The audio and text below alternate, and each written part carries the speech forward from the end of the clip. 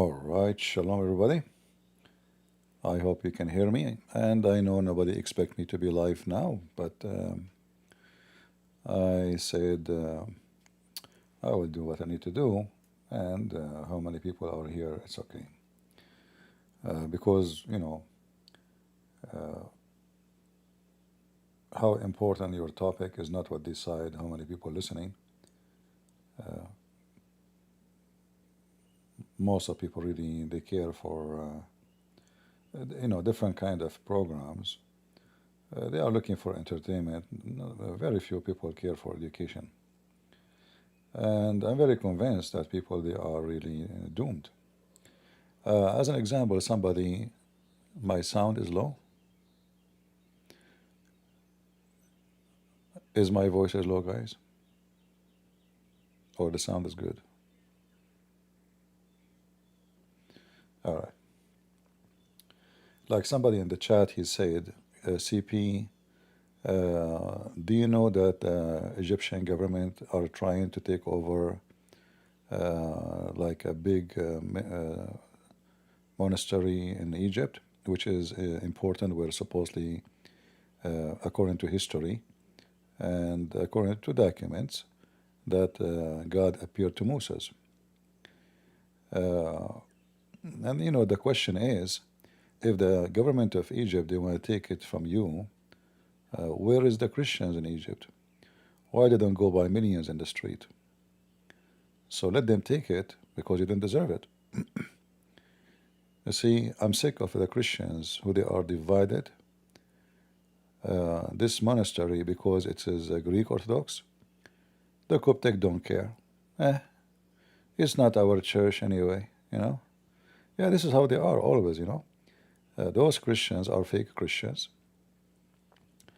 And this is why I am against division, because division is your enemy. And when you don't deserve something, God will take it from you. As simple as that. If those Christians in Egypt, they stood against the government from taking their church from them, they will never dare to take it. There's millions and millions of Coptic Christians in Egypt. Did you see anybody in the street? No. They can make the government collapse, actually. There's whole territories, there's nobody there except Christians. But if you are a potato coward and you don't care for other churches, don't cry for Muslims taking your churches one after one. They are filthy, and you are a coward. Good luck with that. So don't cry for something you don't deserve. This is my response.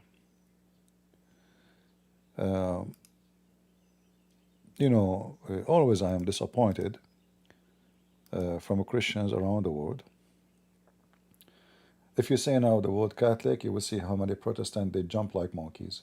If you say Protestant, you will see how many Catholic they jump like monkeys. Monkeys, like Muslims. They forgot the message of Jesus. And instead of we are Christians and we belong to Christ, we don't belong to Christ no more. We belong to the Pope, to the Bishop, to the Patriarch. And again, your division is your enemy. So whatever happened to you, you deserve it. When the Christians become united, I believe they are true Christians. When they are not, like, we don't have to agree.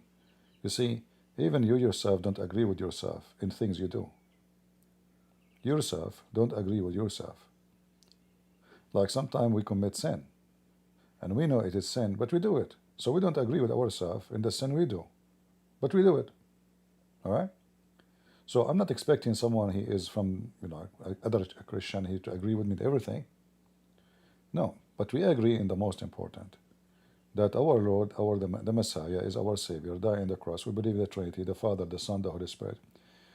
Pictures, icon, no icons, that is not really what make you Christian or not.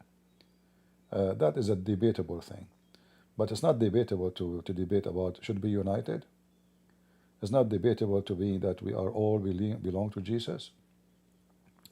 So as long as they are not united, the enemy will take advantage of you, and this is your foolishness. And when you are a fool, don't cry, for you are a fool. Everybody will laugh at you. Anyway,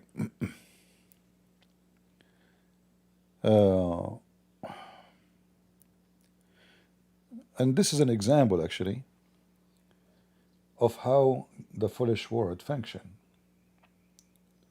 Like we have this Muslim. Muslim mean somebody worship Muhammad.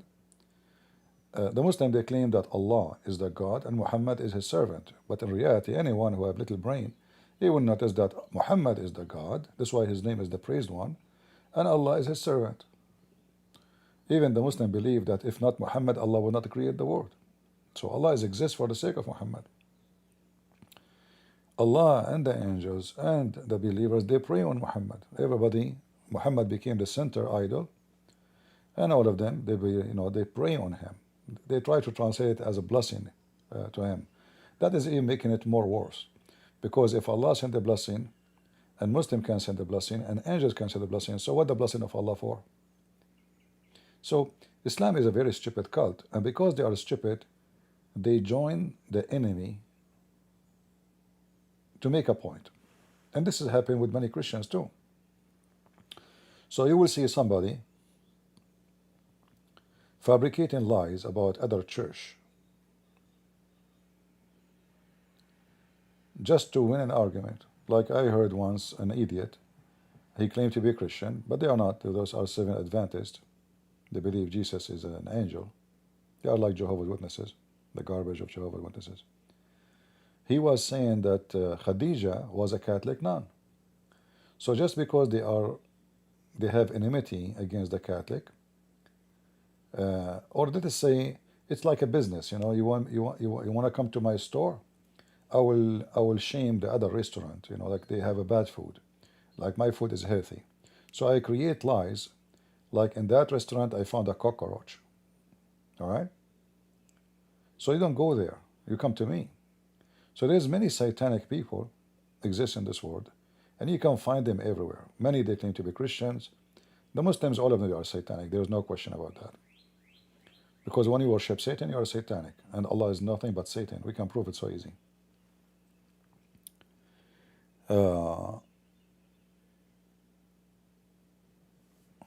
Jehovah's Witnesses are the true worshippers of Yahweh.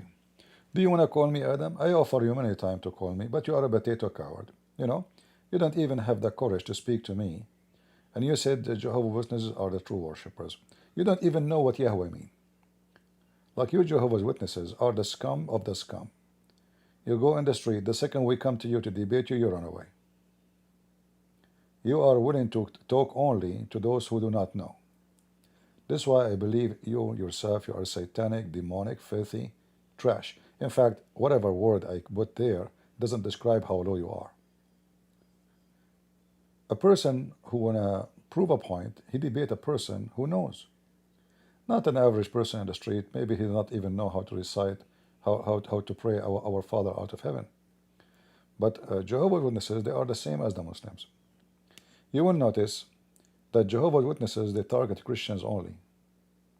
They never dare to go to Muslims. Why? Because simply they are demonic and driven by Satan.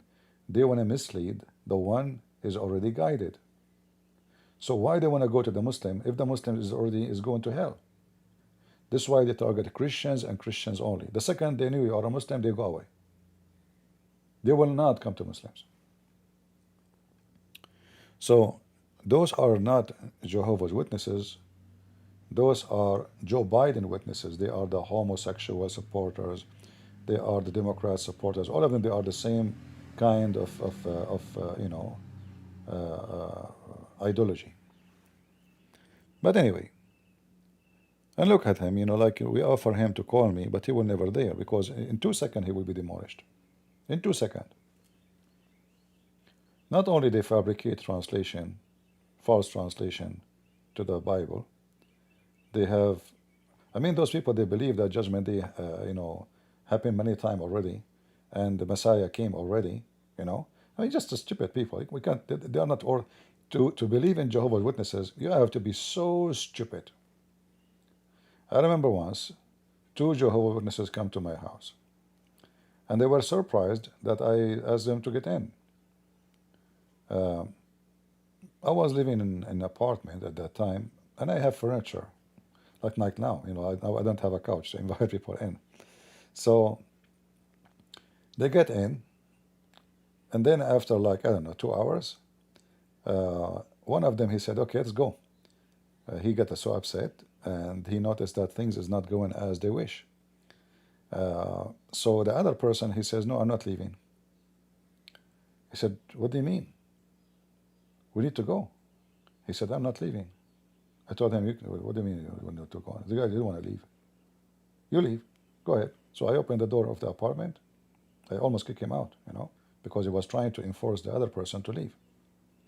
So the other person stayed, and he admit that Jehovah's Witnesses are false. And he said, I want to redeem my faith, and I believe in Jesus. I will never be Jehovah's Witness no more. So this guy who left, they came again with 2 other guys. So now they are 3. It's like seeking revenge for what happened. So now he got more educated Jehovah's Witnesses. All right? And he told them all the point I mentioned before in the 2 hours. They came again, and this time the same thing happened. The 3 came. One of them got upset. He stood up, he want to leave. The other 2, they want to leave. They don't want to leave. And the funny this time, the one who got upset first time is the one who stayed. So Jehovah's Witnesses is so dummy, so funny, so idiotic, and we laugh at you. You are a piece of garbage, literally. But anyway, we go back here to those. You see, this guy here is holding a book in his hand, Dondy. If you remember this guy, I went to debate him twice, and he ran away. They were never there. They will debate someone. The Muslims always, they choose not debaters, they choose victims. To make it simple, it's like somebody, he want to fight a kid in order to look like he's a hero. So the Muslim will never debate someone, let us say, he is a professional fighter. Even though the Muslim supposedly is a professional fighter. I mean, this guy, he make living from what he do, right? Both of them, those potatoes. One is a Jew, one is a Muslim. Both of them, we offer them debate. This coward monkey, Tovia, and the one next to him. But the unique is, you will notice that the enemies, they join together against us. The enemy of Jesus, this Tovia singer, and the enemy of Jesus, this Dudi, both they are teaming together. But the irony is that this donkey Tan is holding a book in his hand, denying that Jesus even exists. The same book he's promoting, asking Muslims to buy, and he used it to refute the Christians. But this stupid idiot, he do not know that by holding that book in his hand, he just denied Islam. You see, it's not a secret that this Tovia singer, a coward, he don't attack Muhammad. He don't dare, because he do business in Indonesia, and he is a businessman. He's a money man. He's a money worshipper. You see, October 7 happened. How many Jews killed? Not a single word against Islam. Never, not even once. He will never say, because he worshipped money, not God. He knew the Christians are peaceful. They will not harm him. But he will not go to Indonesia if he dare to say Muhammad is a false prophet. But the question is, if the one in the left, he believe in the Quran, and the one in the right don't believe in the Quran, so how they both together become team against Christianity? Because the one in the left, this Abdul, he believed that the Messiah just came and his name is Isa. The one in the right, he believed that this is a fraud. This is not, Jesus is not Christ. And all his book is about this. And this stupid, foolish Muslim, he hold the book in his hand saying the Quran is lying. Because stupid Quran says that Jesus is the Messiah, and the book in your hand says he is not, and you are promoting people to buy it. I have to say you are a certified idiot donkey. It's not a secret that Tovia Singer, he have tons of videos. They are saying Jesus is not the Messiah. As an example here, like I just searched, you know, why isn't Jesus the Messiah?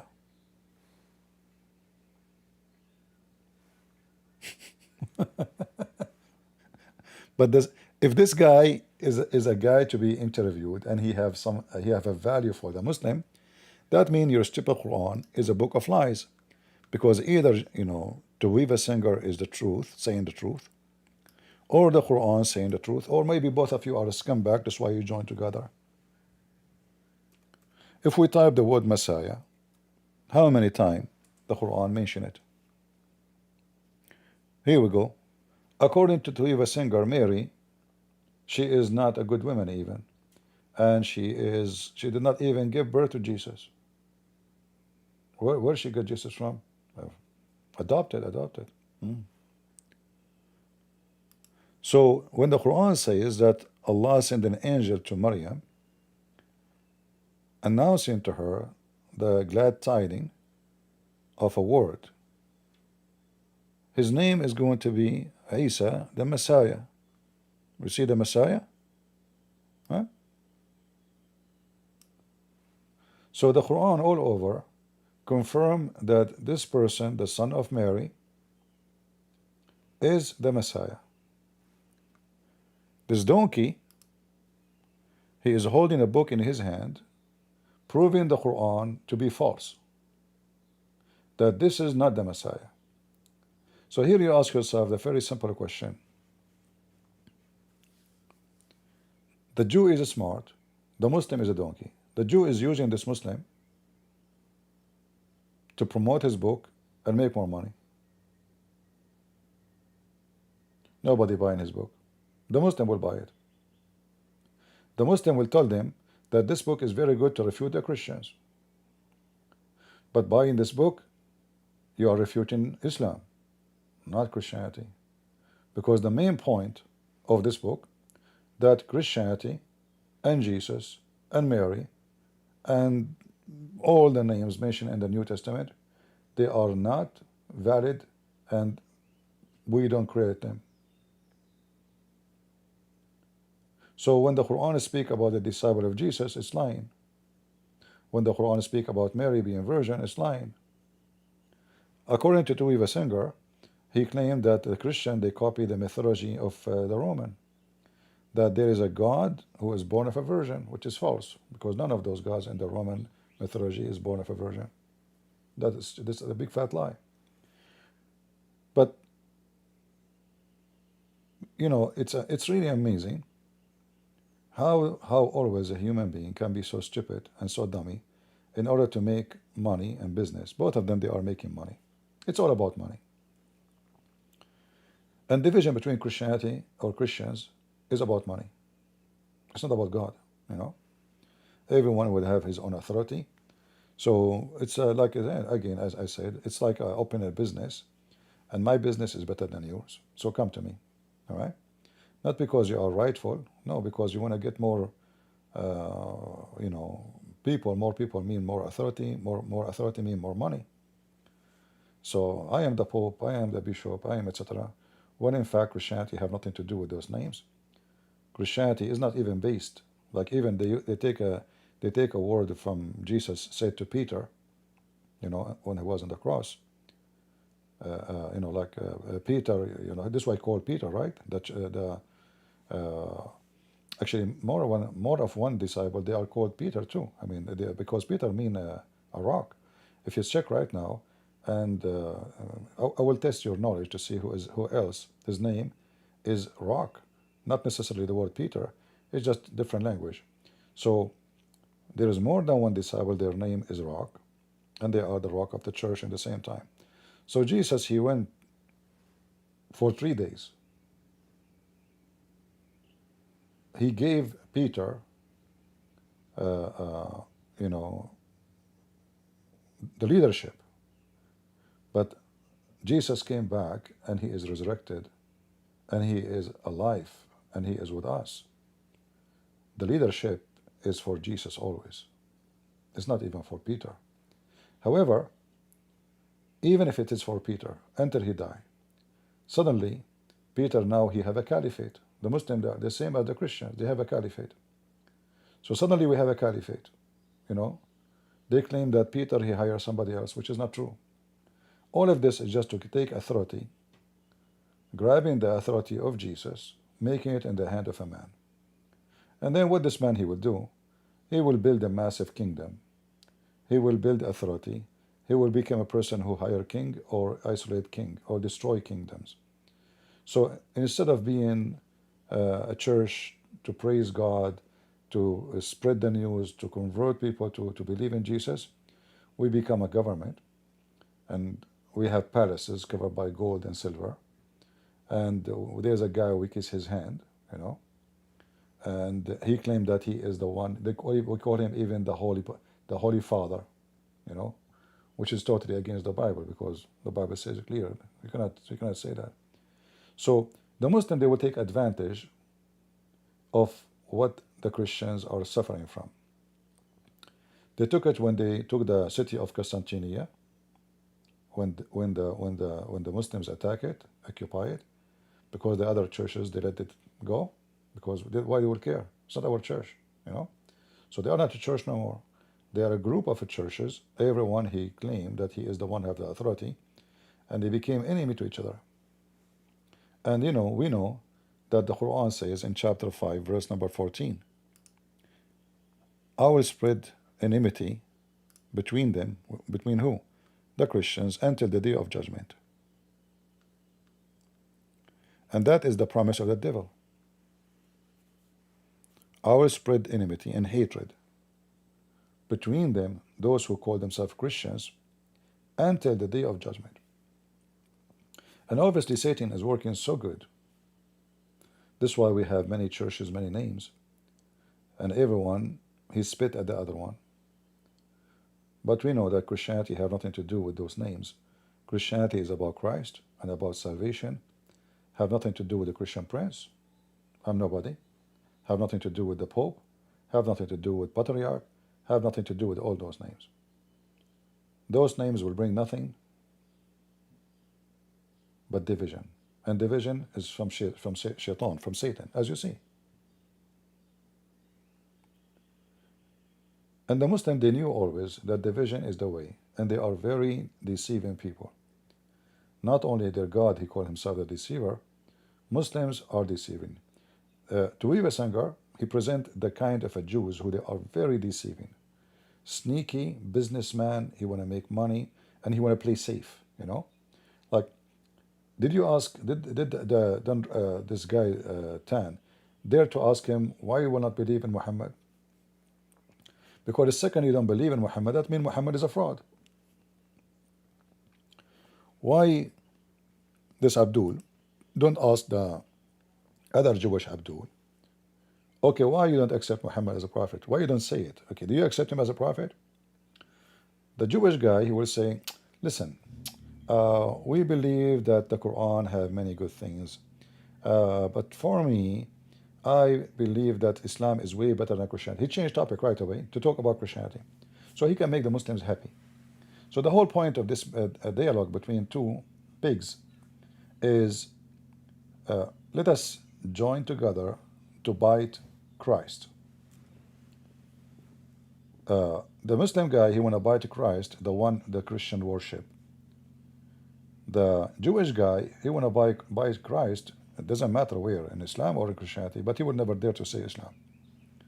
So they team together, and then you will see some horrible, stupid stuff they are sharing together.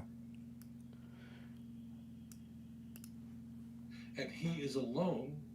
He therefore must be a God of mercy. So, actually, I have a lot of questions for you, Rabbi.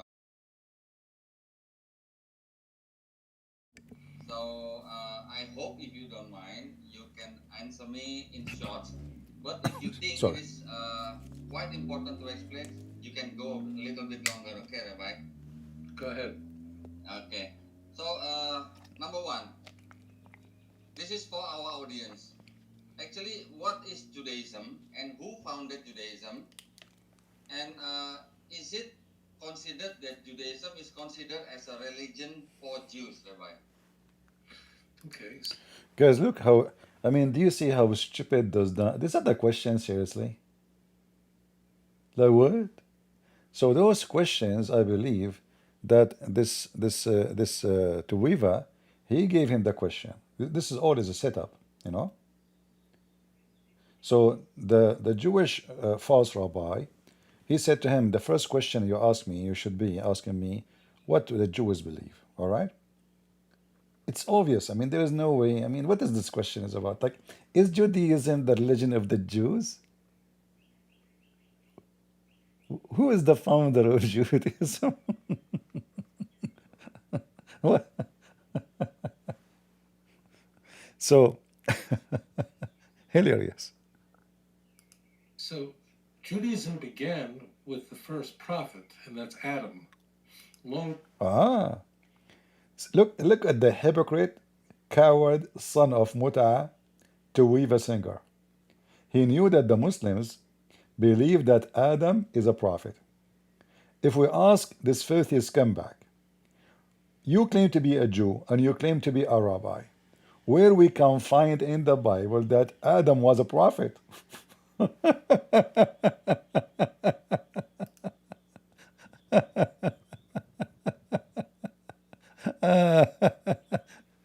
He claimed to be a rabbi. Adam was a prophet. Okay, can you show us the verses in the Old Testament says he was a prophet? Seriously. He was a prophet to who, you donkey? He is the first man. Adam is a prophet. That means prophesy. Okay, what he prophesied? Tell us. Show us the first prophecy of the first prophet, Mr. Adam. So he knew what the Muslims believe, you know. So sneaky, so pig, so filthy, so low to weave a singer. Look at his eyes. This is why this guy will never dare to speak to me, because I will wipe the floor with him in 2 seconds.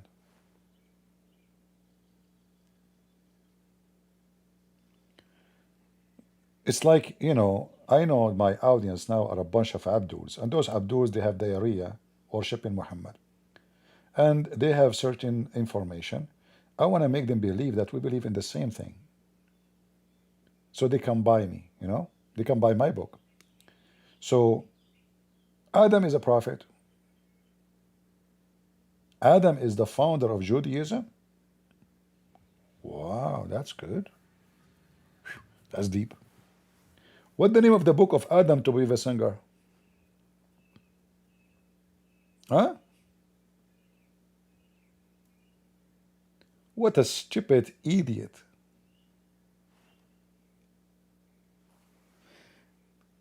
Continue. I mean, the first 3 seconds is a poo-poo. Before the term Judaism was used. Judaism is the faith of the God who Abraham came to worship, who Noah, of blessed memory, served, who Isaac loved, who Jacob adored and worshipped him alone. So Judaism is the ancient faith of monotheism, Tawhid. Another poo-poo. You see how he is filthy again? Tawheed mean monotheism? In which way? Tawheed mean unification. Tawheed as an Arabic word never meant monotheism. This is one of the stupidity of those who use this word. Muhammad is a donkey. His followers are donkeys and they speak Arabic. Actually, I always suspect that even the Quran was in Arabic for a day. It must be translated, because there's many terms in the Quran does not make sense with the meaning of the religion of Islam.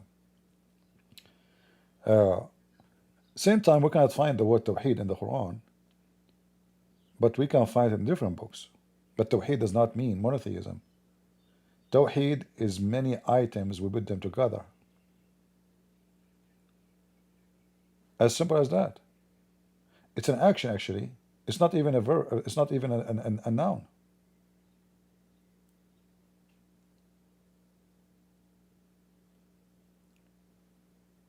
The second you say Tawheed, it's an action. Actually, to do what? To unify object. I can go right now, you know, and take you to the dictionary, and we can see what Tawheed means. Tawheed cannot be monotheism. But here you notice that the hypocrite Jew and the hypocrite Muslims, they are shaking head together. Oh, we agree. But as long this is the case, that means the Quran is lying again. Because the Quran says that the Jews don't believe in Tawheed as Muslims believe. The Jews worship the Son of God.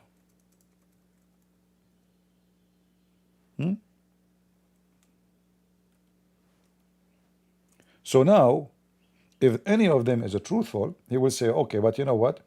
In our book it says that you Jews, you don't believe in the format of so-called Tawheed in Islam, because the Quran says in chapter 9 verse number 30, the Jews, they believe that Uzair, and we know, by the way, there's nowhere in the Old Testament that the word Uzair does not exist.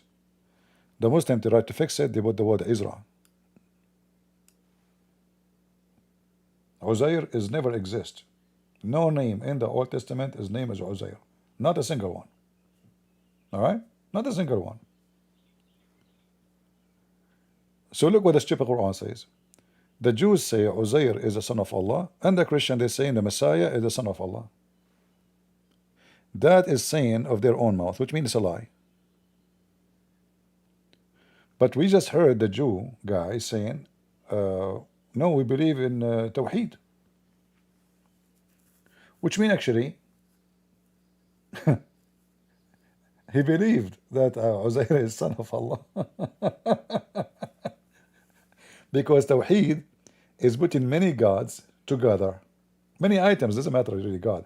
Tawheed can be used for many, like I can say Tawheed al-Dawla al-Arabiya, which means unification of Arabian states. If they are united, we don't unify them, you know.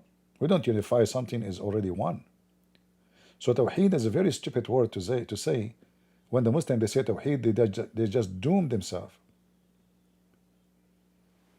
And here we see the Quran saying the Jews believe obviously in Trinity, because listen carefully, according to the stupid Quran, Mary is part of the Trinity.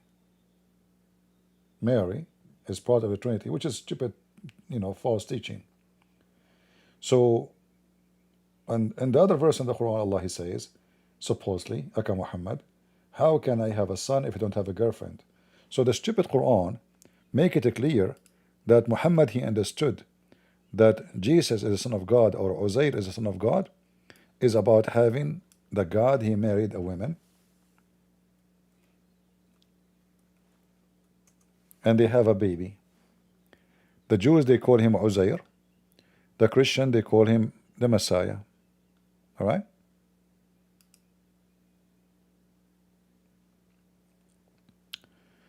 All right? As you see here, the Quran chapter, this is the chapter of An'am, which means chapter of the animals. Look like Allah is an animal. So chapter 6, verse 101, the Quran says, He is the originator of the heaven and the earth. How can He have a children when He have no wife? So the stupid God of Islam, Aka Muhammad, because he is the one who's making these stories, he don't understand neither what the Christians, neither what the Jews believe. Because no Jews believe that God have a son, his name is Uzair. And no Christian believe that Jesus is the son of God because he married from Mary. So the Quran proven in 2 seconds that it's made by a stupid idiot. You know? Other verse in the Quran, just an example, not limited.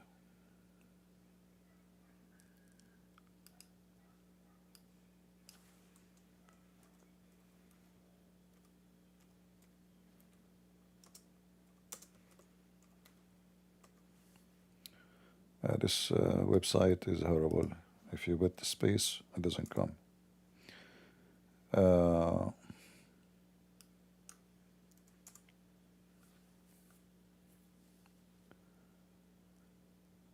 if you go in the Quran,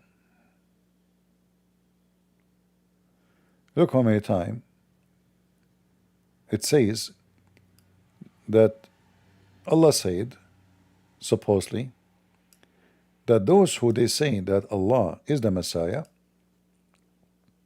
is kuffar. All right? And Allah told the Jews, sorry, the Messiah told the Jews to worship Allah. Okay. But look what happened here, just to show you that the author of the Quran and the followers of the Quran are a bunch of monkeys. If the Christian believe the Messiah is Allah, so what is the Trinity?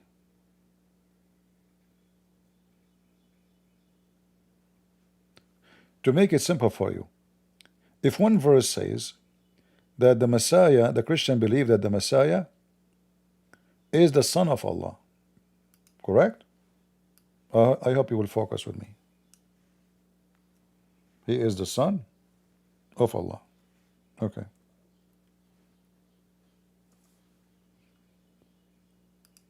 Chapter 9, verse number 30. So chapter 9, verse number 30 confirm that the Messiah, according to the Christians, they say that he is the Son of Allah. Take a note, he's the Son of Allah. But the stupid Muhammad, in different verse, says the Christian believe that Messiah is Allah. It can't be both.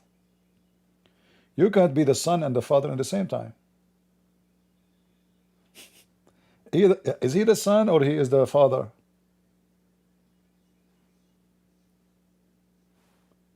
Is he the Son of Allah or he's Allah? Are you with me? Do you understand the easy contradiction? So now, if I ask a Muslim, okay, so the Christian believe in the Trinity. So if the Messiah is Allah, what is the rest? What is the Trinity? Tell me the name of the Trinity. This is the most stupid book ever. Because now there is no Trinity left. It's gone.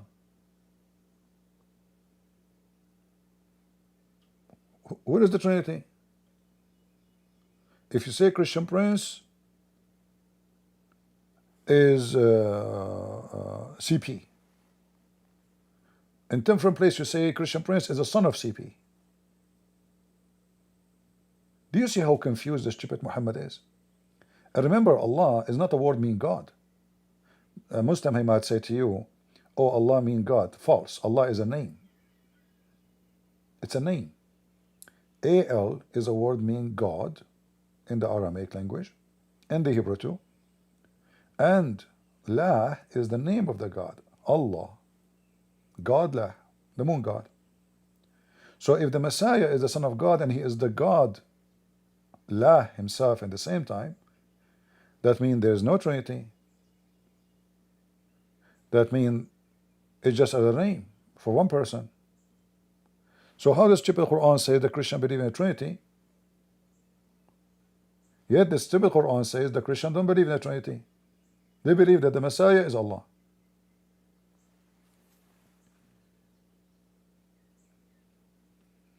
Yeah, Christian Prince is CP. But Christian Prince is the son of CP. Sounds somebody taking too much hashish. Right? So, the more you listen to this stupidity, both agreeing with each other, but they are the enemy of each other, hoping that they can help each other to make more money. The Muslim guy, he sold his God, selling a book considered against Islam in his channel, bringing a guy who believed Muhammad is a false prophet. Okay, question to Dondy Tan. What about inviting Christian Prince to your channel? I went to his channel twice. We know what happened, right? You remember? He made poo-poo in his pant. He's not a man. What you will lose? If you have religion, if you can refute me, you can get... Actually, this will be great for you. Christian Prince versus and Dondy Tan, and Dondy Tan destroy Christian Prince. What do you want more? But because he knew that he is just a piece of shit, and shit will bring shit, will interview shit, and now they are both taking shit so they can say it as a manure. They are trying to make money. Is Jewish, Christianity, and Islam worship the same God, Rabbi? No, not at all. Okay. Look, he agreed. The Abdul agreed with the rabbi. But look what he will say. This filthy false rabbi, he will not say that when he said no, don't take it wrong. He will say Muslims and Jews believe in the same God, not the Christians. All right? Let's listen carefully. Islam and Judaism worship the same God. See? See? I mean, if this Tovia singer, he speak to me for 2 seconds, I will play those videos for him. The Jews will shit on him. Because if you believe in the same God, the Muslims, I mean, in 2 seconds we can destroy this idea. Because the God of the Jews called Elohim, which means a plural word, not word God. And he is a spirit. The God of Islam have different name, La, and he don't even have a spirit. So how they can be the same God?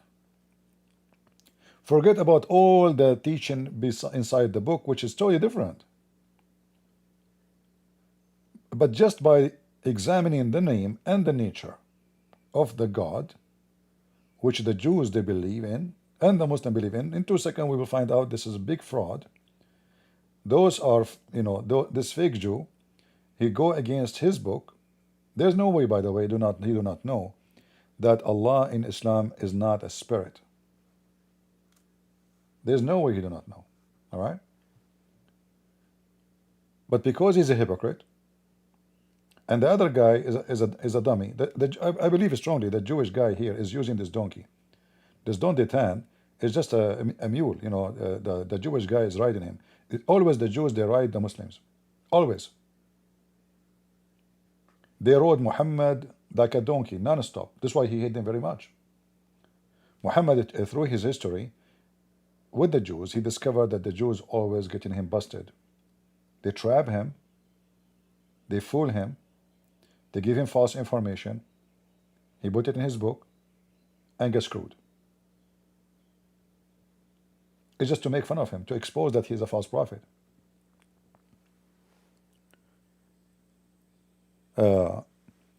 So now, Islam and Judaism, they have the same God. Okay, tell us, Tovia Singer, why? He will say, because we believe in one God. That's false. According to the Quran, you believe in many gods, and you believe that God have son. One God, no other. The tragedy with Christians is they also believe in the true God. Every Christian believes in the true God, the creator of the heavens and the earth. But there is a shirk, a partnership, where they also worship Jesus as God. The second we ask this filthy rabbi, fake rabbi, can you read for us Isaiah? Huh? You see, do you know that Isaiah is a forbidden, like he mentioned Isaiah, right? He mentioned that he is a great rabbi, great prophet. But they will never read what Isaiah said about Jesus.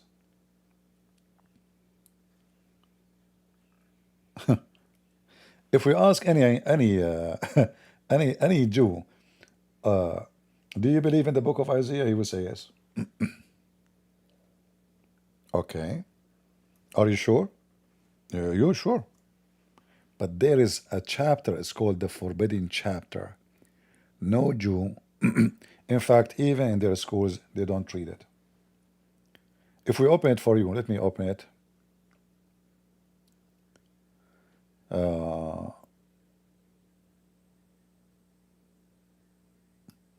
Actually, all of the book of Isaiah is a trouble making for those who reject Jesus.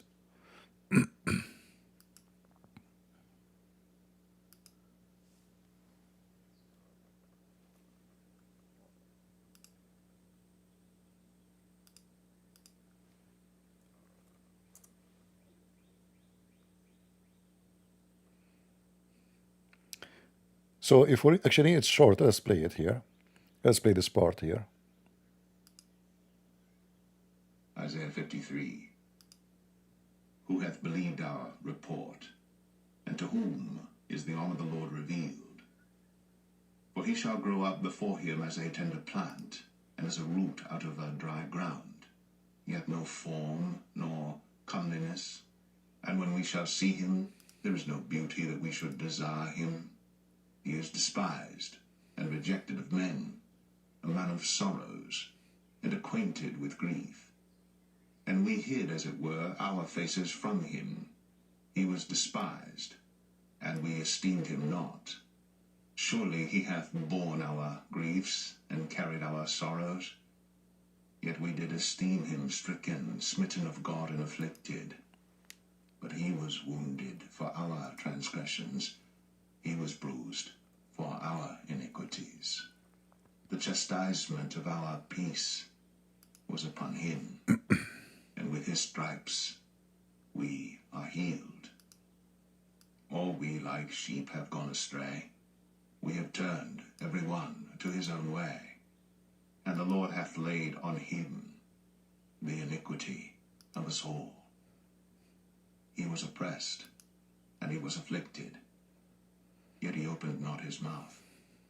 He is brought as a lamb to the slaughter, and as a sheep before her shearers is dumb, so he openeth not his mouth. He was taken from prison and from judgment. And who shall declare his generation? For he was cut off out of the land of the living. For the transgression of my people was he stricken. And he made his grave with the wicked, and with the rich in his death, because he had done no violence, neither was any deceit in his mouth. Yet it pleased the Lord to bruise him. He hath put him to grief. When thou shalt make his soul an offering for sin, he shall see his seed. He shall prolong his days, and the pleasure of the Lord shall prosper in his hand. He shall see of the travail of his soul, and shall be satisfied. By his knowledge shall my righteous servant justify many, for he shall bear their iniquities. Therefore will I divide him a portion with the great, and he shall divide the spoil with the strong, because he hath poured out his soul unto death, and he was numbered with the transgressors. And he bare the sin of many, and made intercession for the transgressors. Now, if we go to Isaiah again, Isaiah is a great book, exposing the lies of people like this man. This is why many who they are antichrist, they hate the book of Isaiah. If we go to Isaiah 9, look what it says here. Amazing.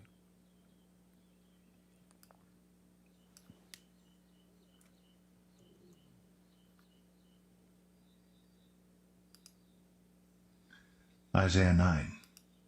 Nevertheless, the dimness shall not be such as was in her vexation, when at the first he lightly afflicted the land of Zebulun and the land of Naphtali, and afterward did more grievously afflict her by the way of the sea beyond Jordan in Galilee of the nations. The people that walked in darkness have seen a great light. They that dwell in the land of the shadow of death, upon them hath the light shined. Thou hast multiplied the nation, and not increased the joy. They joy before thee according to the joy in harvest, and as men rejoice when they divide the spoil. For thou hast broken the yoke of his burden, and the staff of his shoulder, the rod of his oppressor, as in the day of Midian. For every battle of the warrior is with confused noise, and garment rolled in blood. But this shall be with burning and fuel of fire. For unto us a child is born, unto us a son is given, and the government shall be upon his shoulder, and his name shall be called Wonderful, Counselor, the Mighty God, The mighty God. the Everlasting. Hold on. The mighty God.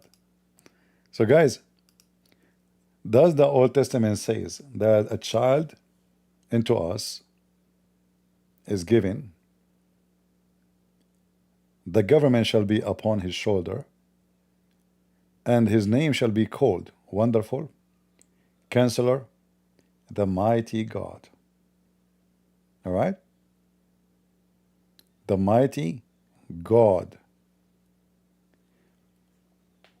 What a child, he would be called Mighty God unless he is Mighty God.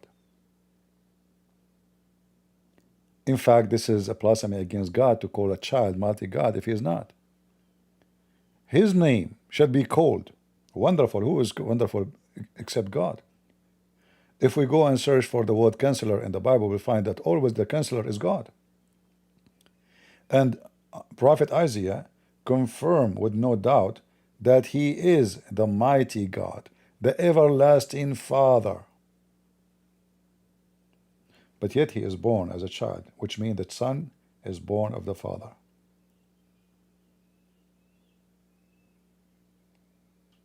Have the same essence, the same nature. Both are divine. The Prince of Peace.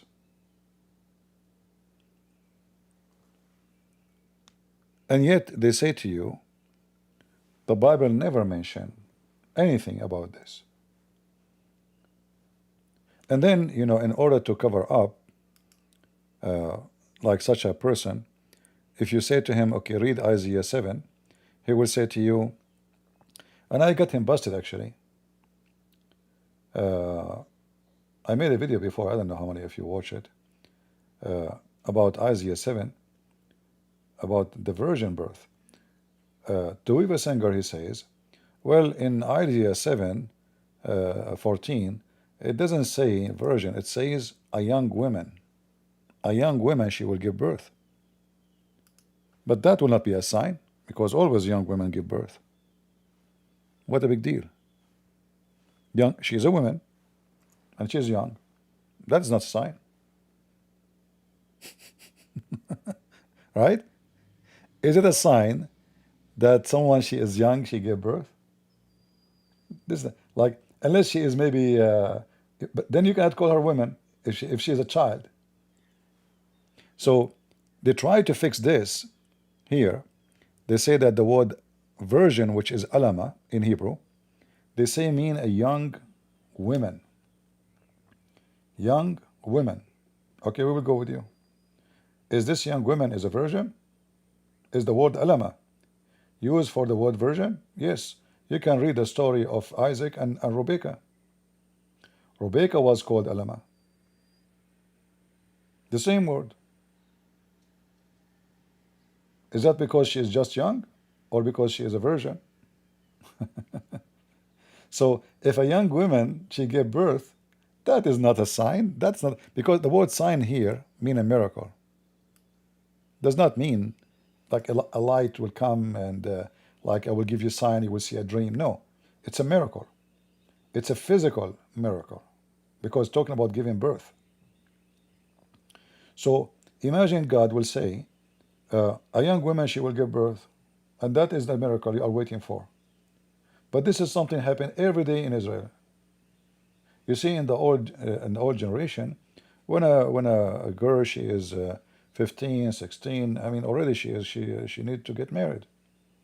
They don't go to school, they don't have university, you know. She is now she is ready to get married.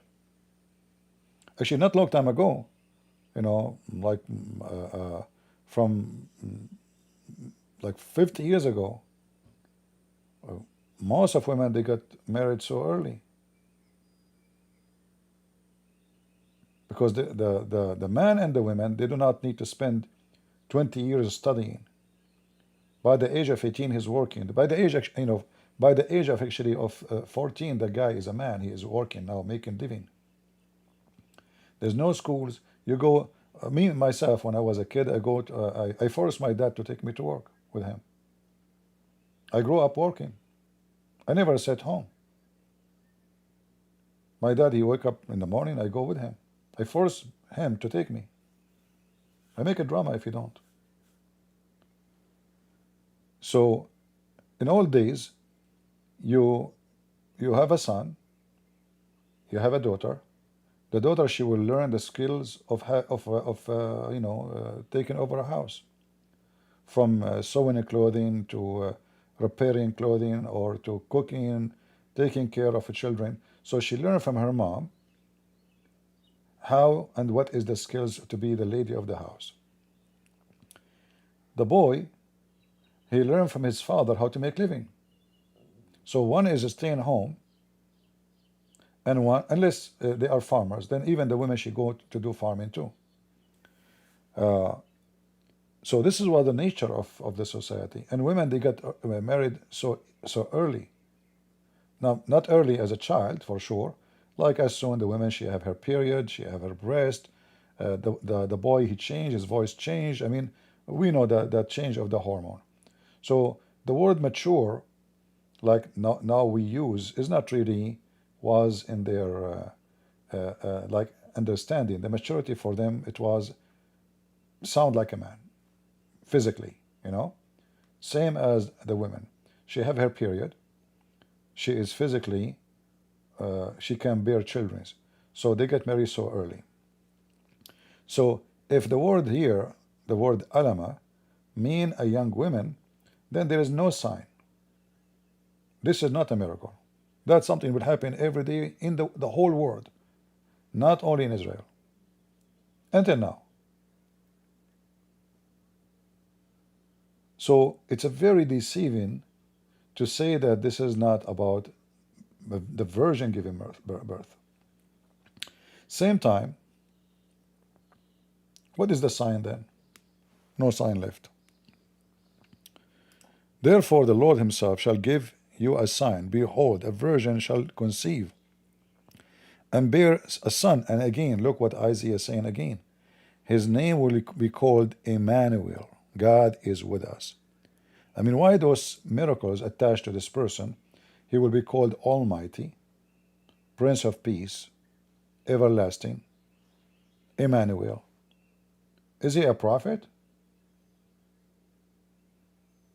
God is with us, which means he's a present, is a present of God. God Almighty. So those deceivers, they wanna make a program avoiding saying the truth to each other. Like, you know what? I consider you Muslims are a piece of shit. And then the Muslim, he will say to you, I consider you the enemy of Allah. In fact, the Quran called the Jews pigs and monkeys. In fact, the Quran claimed that the Jews are the worst enemy of Islam. To the point, Muhammad, he says, that time will come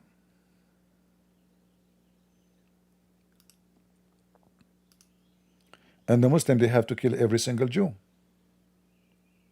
So if the judgment day happened today, Dondy Tan from Indonesia, he will bring a lot of orang Indonesian to look for, to weave a singer to kill him.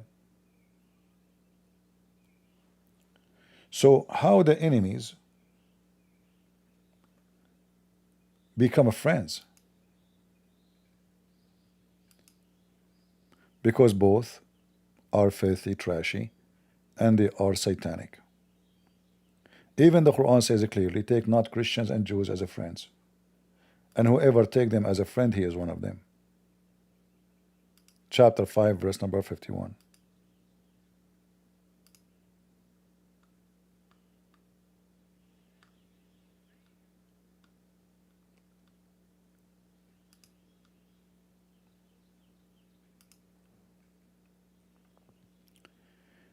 The united dogs a front.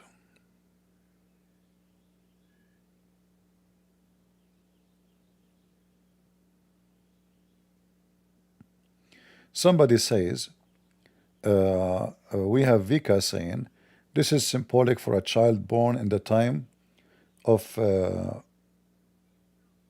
is the lady? Her name is Vika. Let me put what Vika said so we can laugh together.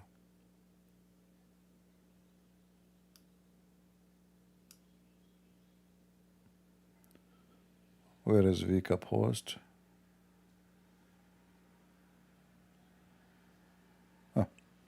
So Vika, she said, this is her post, Isaiah 7:14, God with us is a symbolic name showing divine support. It referred to child born in Isaiah time. Just to show you how stupid this statement is. I'm not saying you are stupid, Vika. I'm saying what you said is stupid, which is the same. I hope I did not hurt your feeling. If that happened in the time of Isaiah, so why the Jews are waiting for him to be born? Now,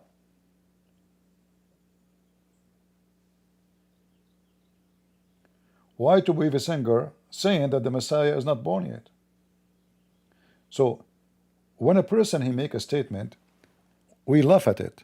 It's laughable, it's stupid, and you know, Muhammad, he says women have half a brain, but not Christian women, for sure. All right? So can you tell me who is this one is born? So what the point of saying is a guy is a born, but okay, who's he?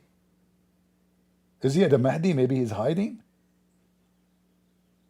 Do you see how stupid those people? So if this is happening in the time of Isaiah, who is he? That's it? All those verses about him, and yet he's nobody, nowhere. Nobody can find him, nobody mentioned him, nobody saw him. So silly, so stupid, so arrogant. Same time, if you read carefully, it says, ask thee a sign. So God will give you a sign. It's not happening yet. You are an idiot. Don't get married. If I'm your husband, I will leave the first night. What first night? First 10 minutes. So this is a sign. This is why he's called a prophet. Prophet, you don't prophesy something happened. Guys, I will tell you a prophecy. Trump will win the election in 2024. Trump is born to us. He's called president. He will be president. What an idiot you are. I hope I did not hurt your feeling, because this is what I do for a living. You are Jewish, actually? Yeah, you are right. This is why you are blonde. I mean, how the Jews became blonde, I don't know. You and Tovia singer. How the Jews became blonde? You must be a very, very, very like deep in the root Jews. Like if we check your DNA, we will have a blue-eyed Jews. You know, since when the Jews are blue eyes and they are blonde? You are not a Jew. The Jews, they look very much Middle Eastern, and they have certain kind of eyes, certain kind of hair. You know, I can show you some pictures from the real Jews, how they look like. Any person, you see him blonde, etc., unless your hair is fake and your skin is painted, you know, like most of women these days, they do. Like, do you have eyelashes, like fake, those wings, airplane, Boeing 777? You walk in the street these days, you do not know who's black, who's white, who's Asian. I mean, everybody is painted. You have no idea who's who. The boobs is fake, the butt is fake, the ass is fake. I don't know if their vagina is fake too. So she is a Jew. Okay, if you are a Jew, then I'm a Jew then. I'm black, blonde, African American from Japan.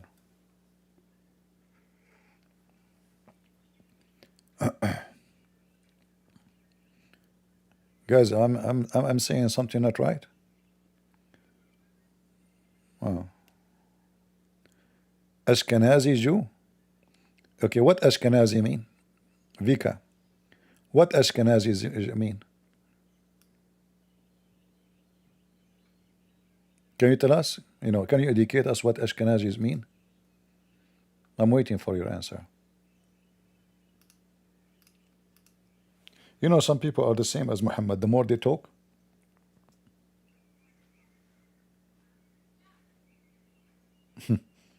the more they make poo-poo.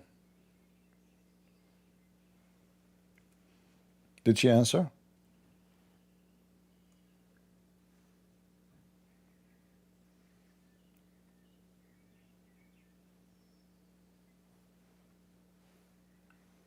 She is Ashkenazi Jews. Did I say anything? She said that, not me.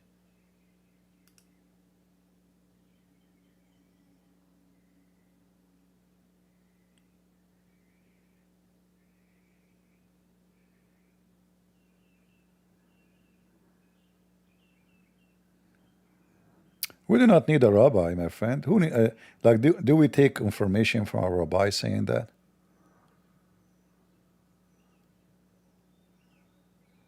Yeah, she just told me she is Ashkenazi. So you are not a Jew. Ashkenazi is not a Jew. You just told me you are like the same stupid Dos Abdul. They say he's a Palestinian. The second you say you're a Palestinian, that means you are not from there. Palestinian means foreigner. Guys, I am an Arab German. Really? Yeah. Okay. How that happened? Okay, I will tell you what happened.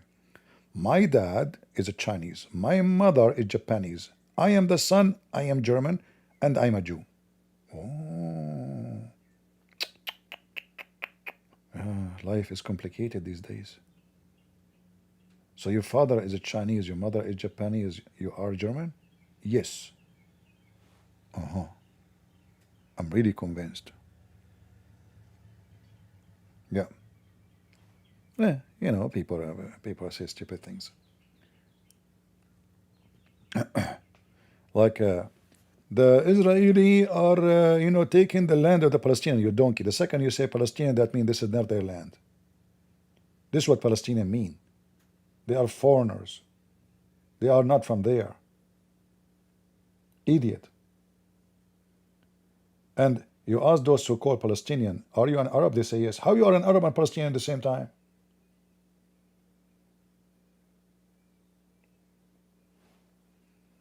Everybody is very confused about his stupidity. You know, like a human being don't speak.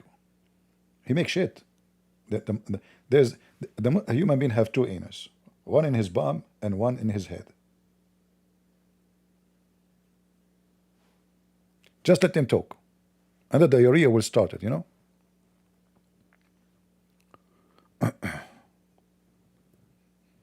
Yeah, this is why they don't dare to debate me. After the Roman expelled, the Jews were okay, no problem. But how you became blonde? Okay, the Jews expelled. I live now in America. Is that going to make me a Native American? Look like them? No. In order to look different, that means you are mixed. And if you are mixed, you are not a Jew. Do you know what the word Jews mean? You are mixed to the point you don't look like your ancestors at all. Zero. So if we check your DNA, how much of your DNA will be a Jewish DNA and maybe German or Russian or Hungarian DNA? I assure you 99.9999999 is not have nothing to do with the Jews. And the one is left is Joe Biden DNA. Or maybe Bill Clinton.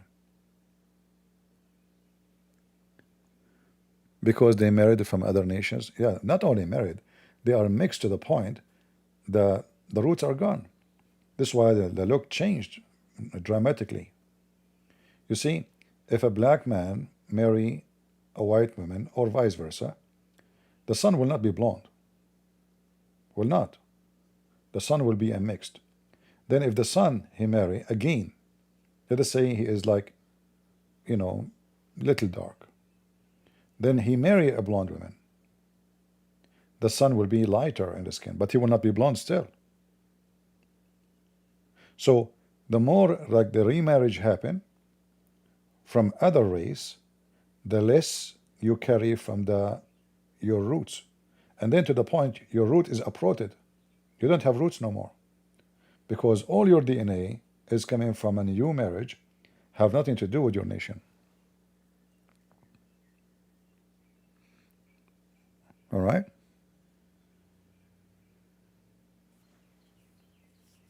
My story, like the reason I say I'm black, blonde, African American, have nothing to do with race actually.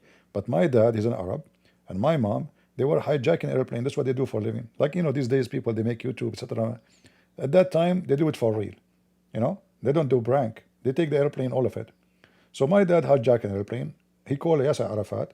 hey Yasser, I am busy with my wife, don't call me now. I'm busy with my wife hijacking an airplane. I will call you later after we get the money. So they hijack the airplane, and there's a lot of Western, Those Western, they saw two Arab, they look scary, so they make poo-poo. They took all their jewelries, but however, each time they want to land in an airport, they don't allow them. And my mom, she was giving birth to me in the airplane.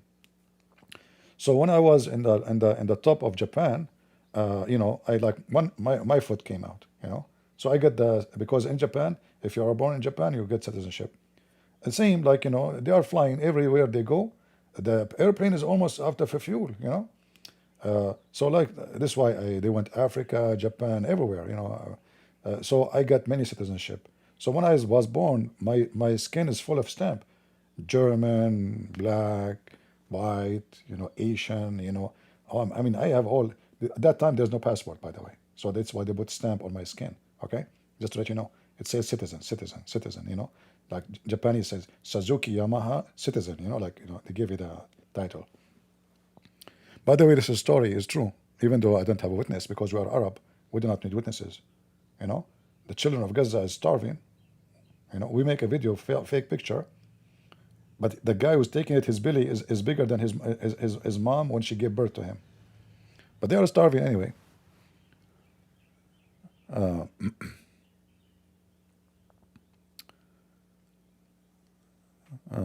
right. Anyway, shall we go back to our topic? Let's go back to our topic. So here, this monkey is explaining, we Muslims and Jews believe in the same God. Yeah, that's why they want to kill you, right? I mean, obviously you believe in the same God. That's why the Muslims, they want to kill every Jew, because we believe in the same God. It's obvious. The Son of God. This is very dangerous. And this is why the Quran says that you Jews believe in the Son of God. Why you don't tell him the Quran is lying? worship the Holy Spirit as a separate person from God, the creator of the heavens and the earth. Guys, did you do what he just said? He just said they worship the Holy Spirit as a separate person. I mean, do this guy even knew how to read the Torah? Do this stupid idiot knew how to read the Torah? So if God in the Torah says, I and my spirit, is that one person?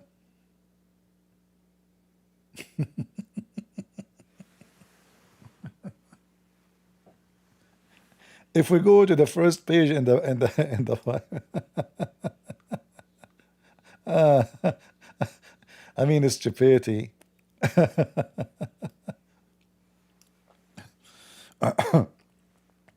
Hold on.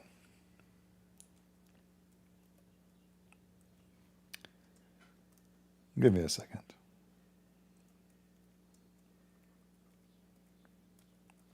We can go to the old, like the first page in the Bible, but there is an easier way. This guy, he mentioned many chapters. Let us go. I think Isaiah. Let me see.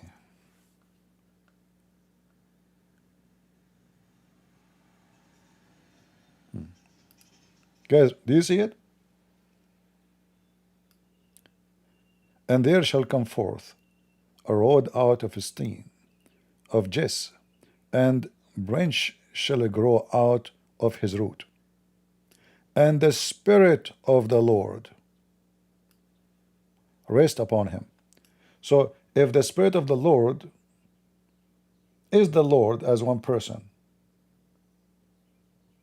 why we say the Spirit, we don't say the Lord?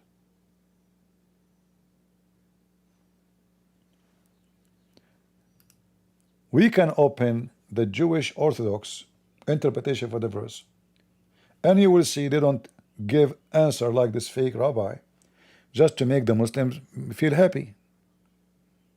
Hypocrite and coward. Same we find in Genesis.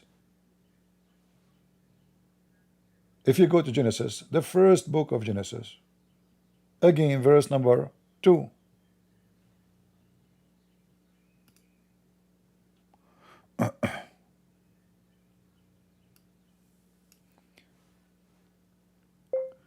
Genesis.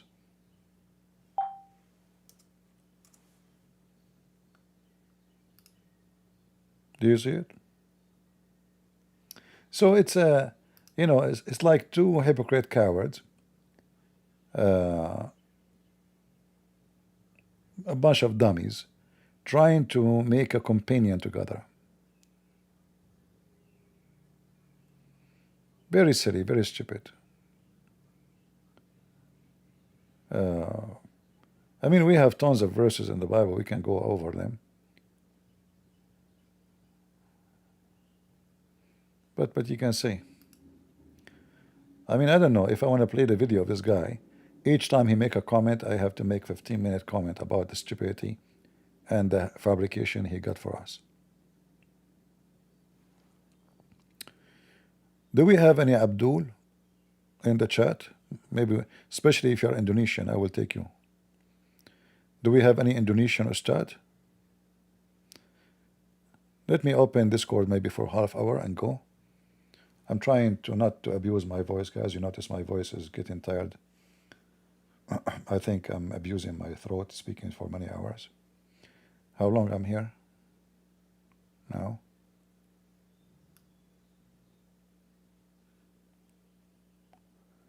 An hour and 16 minutes.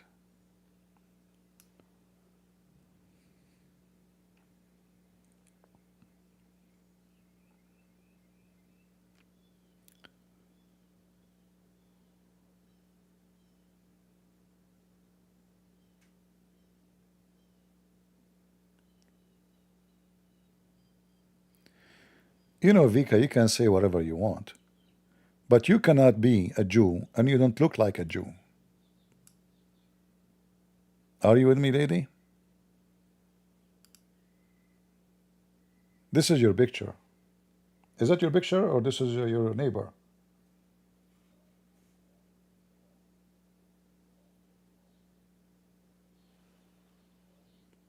A Jew is a son of a Jew. It's not a religion only. Judaism is an ethnic and faith in the same time. So if somebody is a Jewish convert, he should not call himself a Jew. That is a wrong word.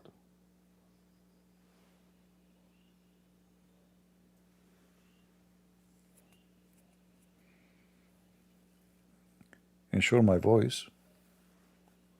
Man, I don't even have health insurance. I just checked, I need to fix my car air conditioner. It costs $2,700. Can you believe it? Man, life is very cheap.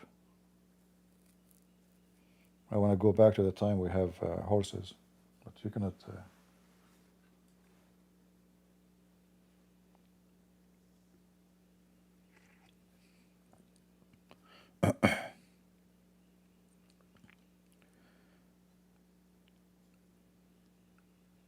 You know, there's many people, they go in denial. Like, the woman is a male just because the guy, he wear a skirt. Okay. This black guy is white. You cannot say that. Why you cannot say that? You are going against what we see. You go against what you see. Hypocrite. This Asian guy is blonde, white. He is a Caucasian. This guy is an Asian. Are you blind? You are blind. You say the man is a woman. You see how stupid they are? This cat is a dog. What's wrong with you? It's a cat. Well, I say to you, it's a man. You say, no, it's a woman. Okay, look at this cat. Does it have balls? Yes. It's a male or female. Don't tell me it's transgender. They are a human being, supposedly, but they can easily recognize the gender of a cat, but they cannot recognize what is between their legs.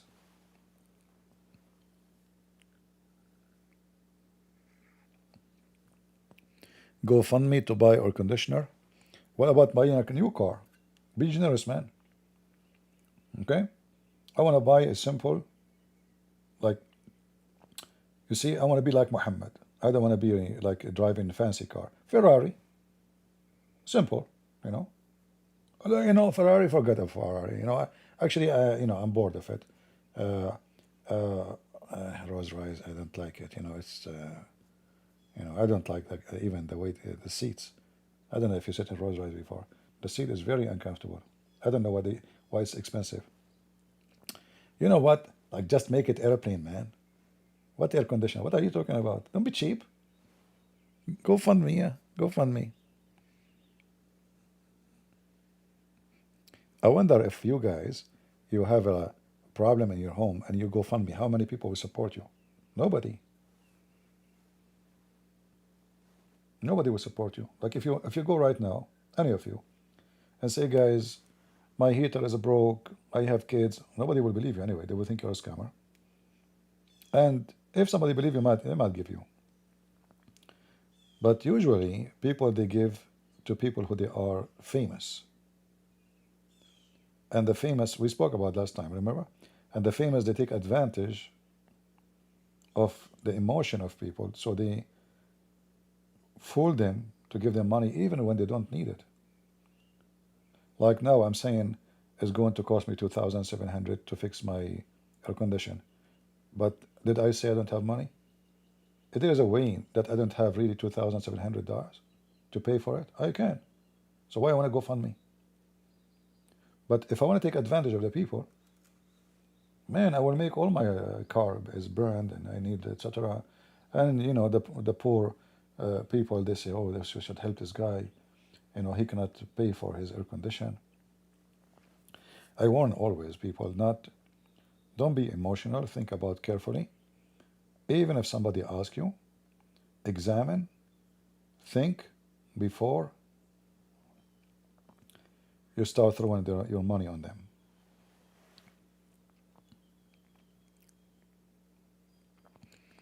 As you see, I'm giving my books even for free.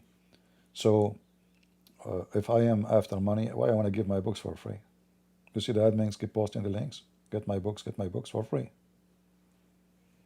Now, I have books for sale on Amazon. You need to support yourself, right? But the majority of my books is given for free. If everyone download one of my books, he gave me $5. I will be rich. But yet I give it for free. But those who worship money, they will never waste a chance, an opportunity to take money from you. That's why if you go to Patreon, you will see, without mentioning names, membership and like level of membership, $10, $50, $100. So the more you pay, like the movie will get better, like the action movie. Yeah. And they make you think, a human being, because a human being is stupid, they make you think that because you have to pay for it, you are special. See, people don't appreciate things for free. Like now, I stayed 6-7 hours. How many people watching the video? Very few. If I make it private, and you have to pay for it, trust me, I will get way more view. Because a human being is so stupid, he thinks it must be something, all right? Because that's why it's expensive. When Jesus comes to your door, he say, believe in me, I want to save you. Get out of here. Yeah? What are you talking about? Anything for free is suspicious.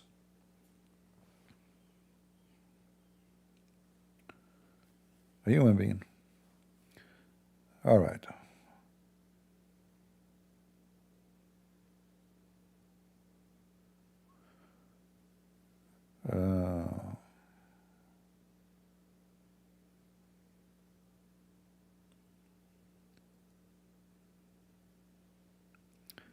Any question for me?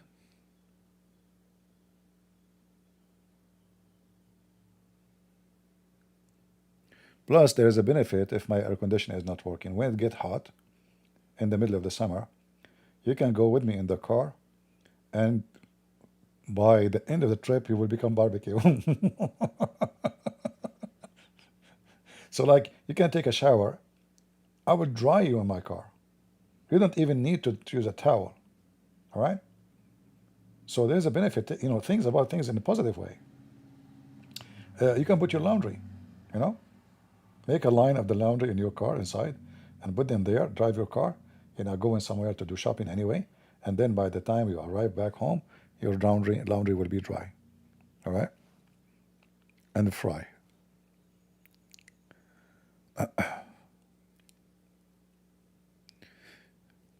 Yeah, actually, there's nothing for free. This is true. Like when we say, you know, we get, you know, salvation for free. Well, Jesus, you know, when he come to us, he humbled himself. He was insulted. He was called names. Until now, as you see, those dogs are biting him, insulting his name. So it was not for free. The price is very high. However, for God, he loved the world. He sent his only begotten Son, not because it's for free, but because he loved you. All right? Otherwise, it's not for free. It's very costly, very painful. But the love of God is beyond description. So he allow you, even if you don't deserve it, to have it.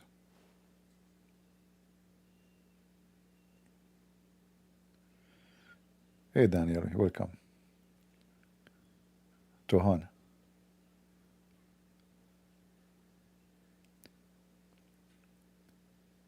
Do we have any Abdul want to join us? Anyone?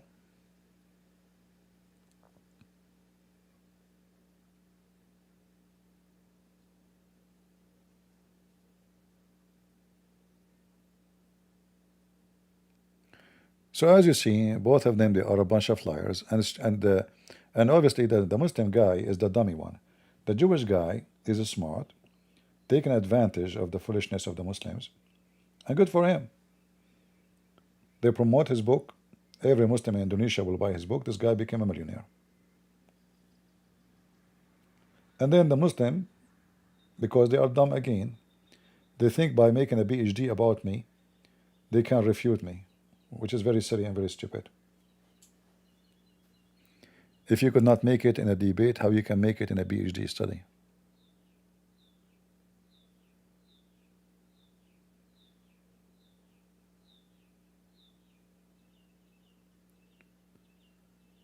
Any Muhammadan would like to join us?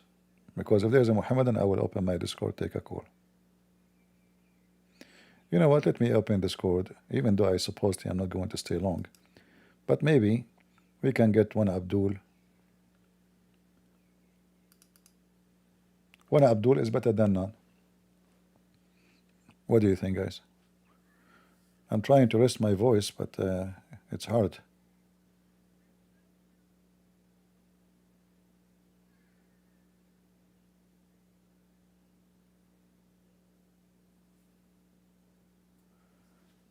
Yeah, Abdul making PhD.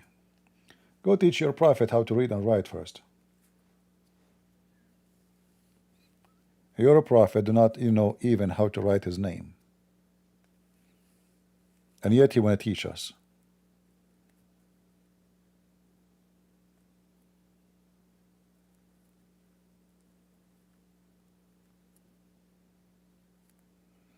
And this Discord says update 1 of 1. I don't know what's wrong with this Discord. Each time you go live, it says update 1 of 1, 1 of 2, 1 of 3. Are they like updating every 2 seconds?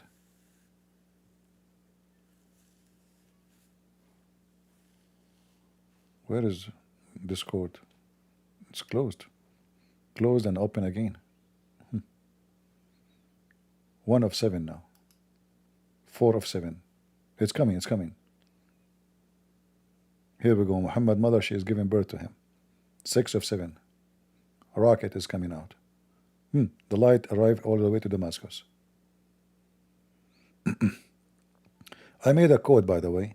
So if you like to join us in Discord, let me put it in the screen. Where is Discord code?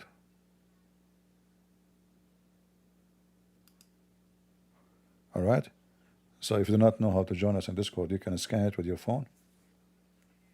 And that is the easiest way to find my Discord.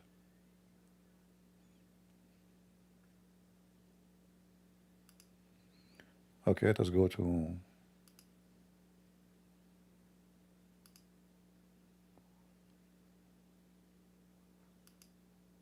what happened to my page? Weird.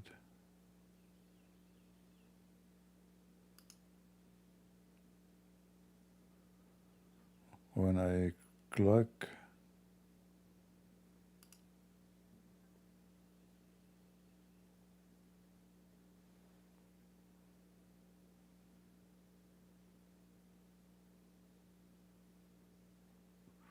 did Discord delete my server? Uh-huh.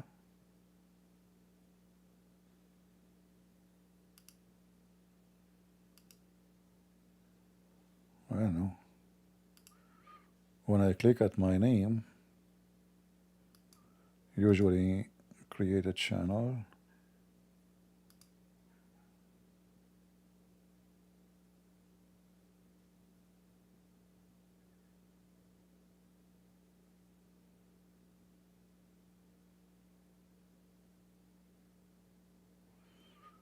I'm not sure what's happening. Where is my server?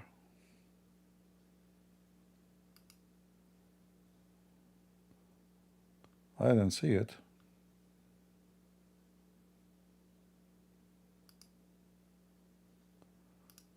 Welcome to Christian Prince server. Something.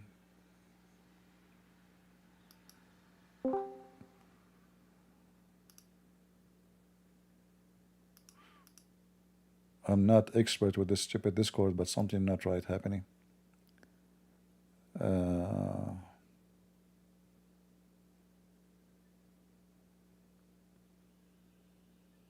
I cannot find my server. Voice connected.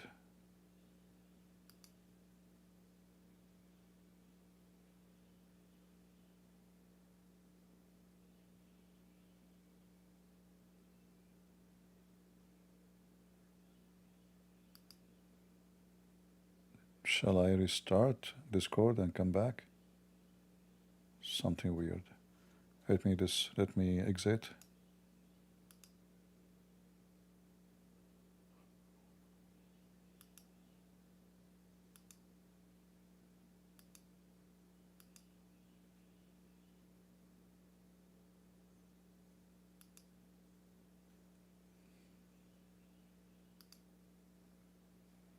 Okay, let us try again.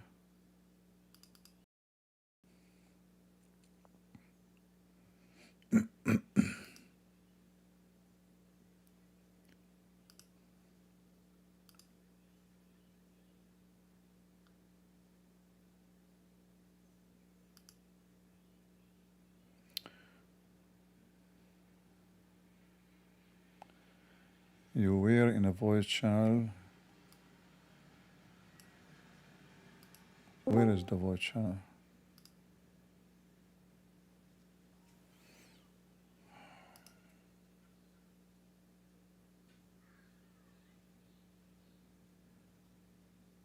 Not sure what.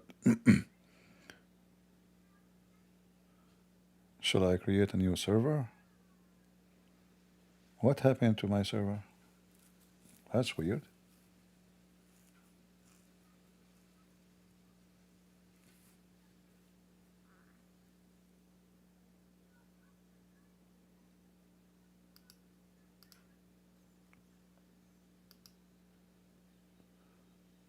Server setting.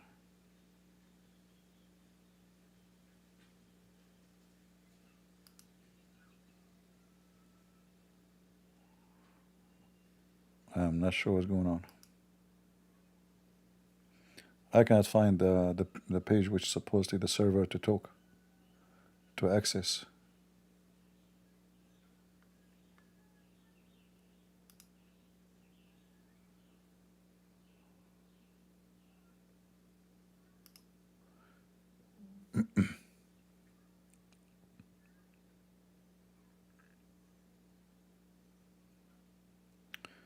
Should I create a new server?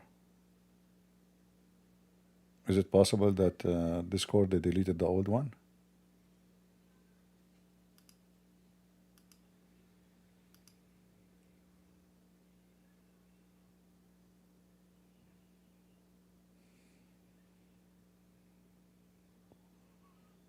Or maybe this is the new one, the new update made it like this. I don't know what happened. Let us see if I create a new server.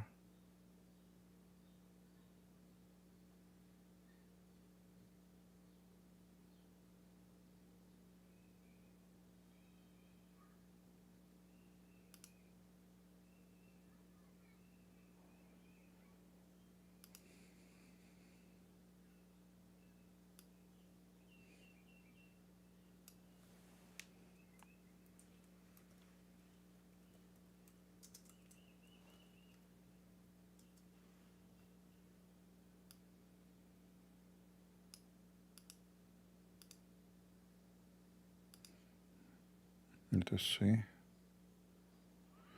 Okay, I created a new server. Maybe now if you scan the code, you will see it. Maybe you will not be able to join. Maybe now I need to make a new code.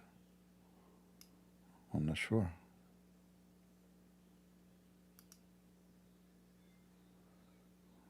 Cancel. And I don't see a voice. What's wrong with this thing? Okay, later I will check it out and see what's happening. I will exit.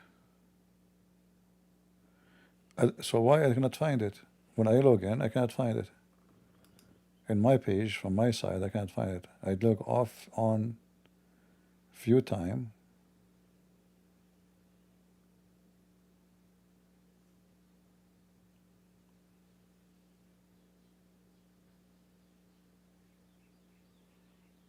I'm not sure what it changed.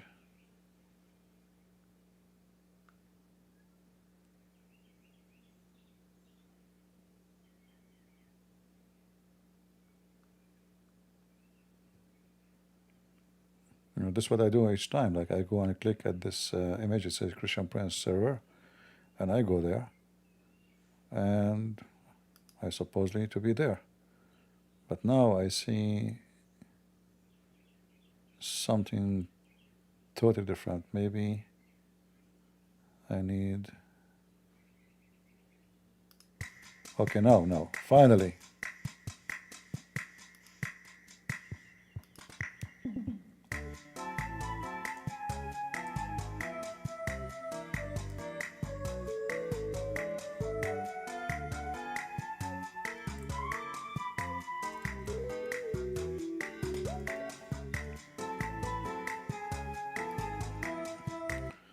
All right, finally, I am in.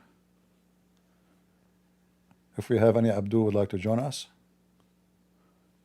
Yeah, it changed like the way I used to click in it. I found when you click, now you have other option. Then it says go to the stage, you know. All right, took us some time to, you know, excuse me, I'm an Arab, you know. Even though we are the one who created computers, as you know, everything in the world is created by us. Suicide bombing, vest, shoes bombing, anus bombing, and anything. So anything I have connected to bombing, we are connected to it. Very, very, very smart people. You can hear me, guys, in Discord? Can you hear me? All right.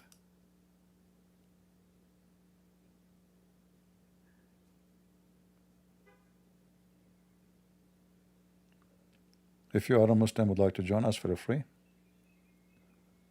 Go ahead, Nathan.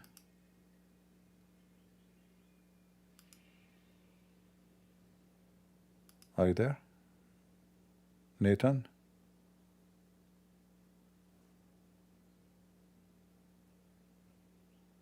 Well, we don't hear you, my friend.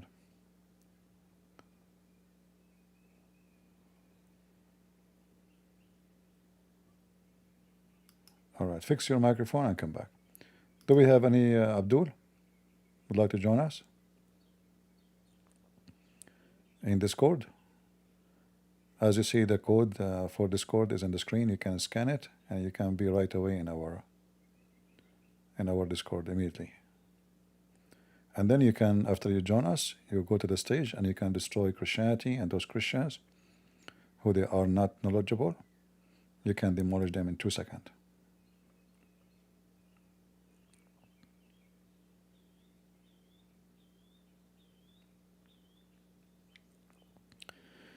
There is Abdul Muslim Indonesian believe that Muhammad is God. In fact, the Muslims don't say that Muhammad is God, but he is their God. I mean, the name Muhammad mean what? The praised one. So they change his name from Mudhammam and Qatham to the praised one. That's God. What it does mean that he is the praised one? He's God. Because the only one to praise is God, not a man. So when they say this man, his name is the praised one, he is obviously their God.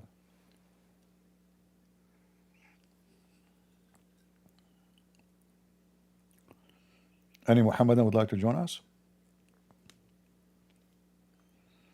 I feel like converting to Islam. I like women, and I want to have like as many as I can.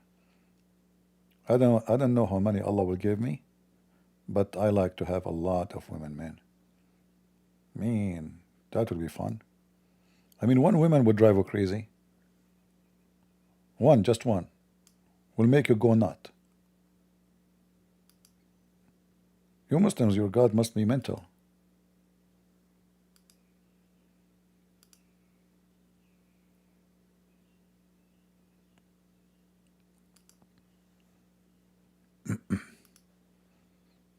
So imagine have like all those women, I would go bankruptcy actually. Like, where are you going? I want to buy. What happened to my credit card? I buy 10 kilos of lipstick sticks, 5 kilos of face painting, and then there is a something called base, base under the paint. Yeah, okay.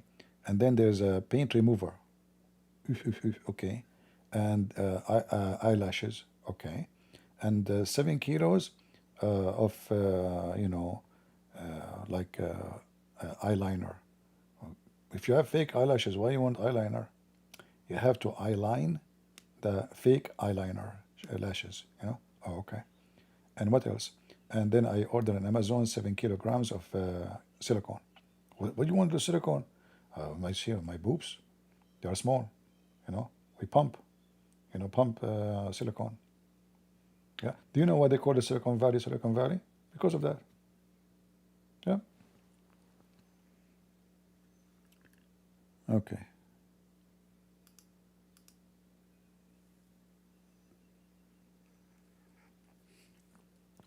Do we have any Muhammadan would like to join us? Anyone?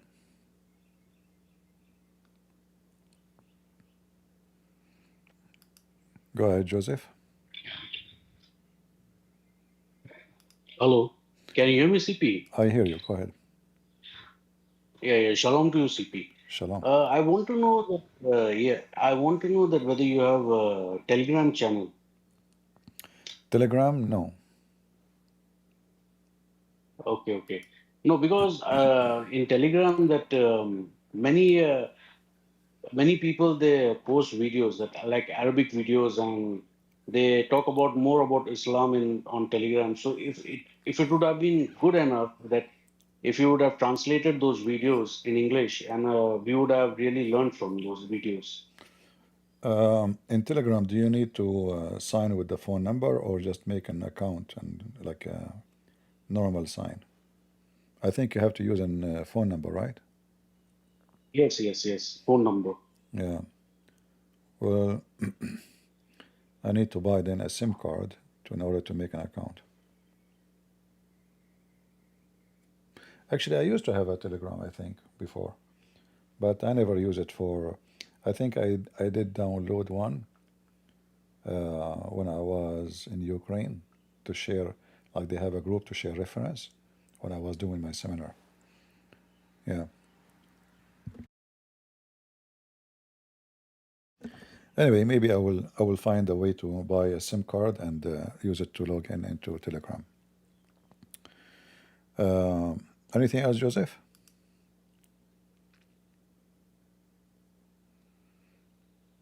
Maybe he's gone. Unique, you are a Muslim, my friend. You want to join us? Do you like to join us, Mr. Unique? Any Muslim would like to join us, please feel free. Just put your hand up and we will be happy to talk to you.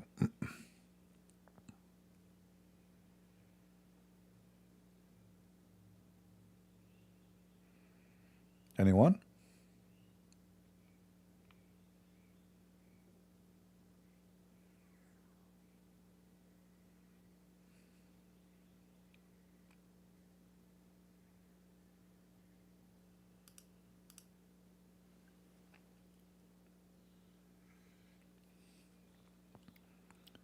I don't see Muslims putting their hand. I see only Christians.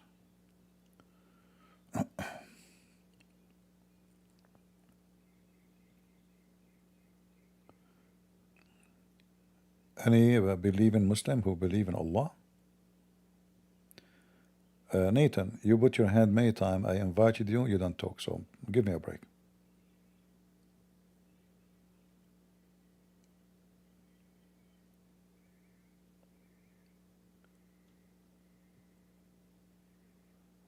We have shortage in Muslims?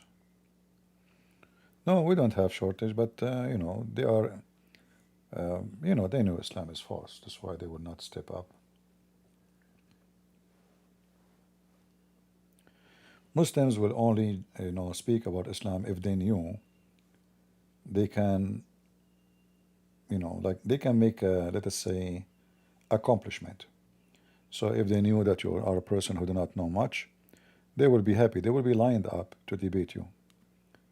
But if you are not, very rare, and those rare, they have to be either they are stupid or they are supposedly smart. They think they can play games with me.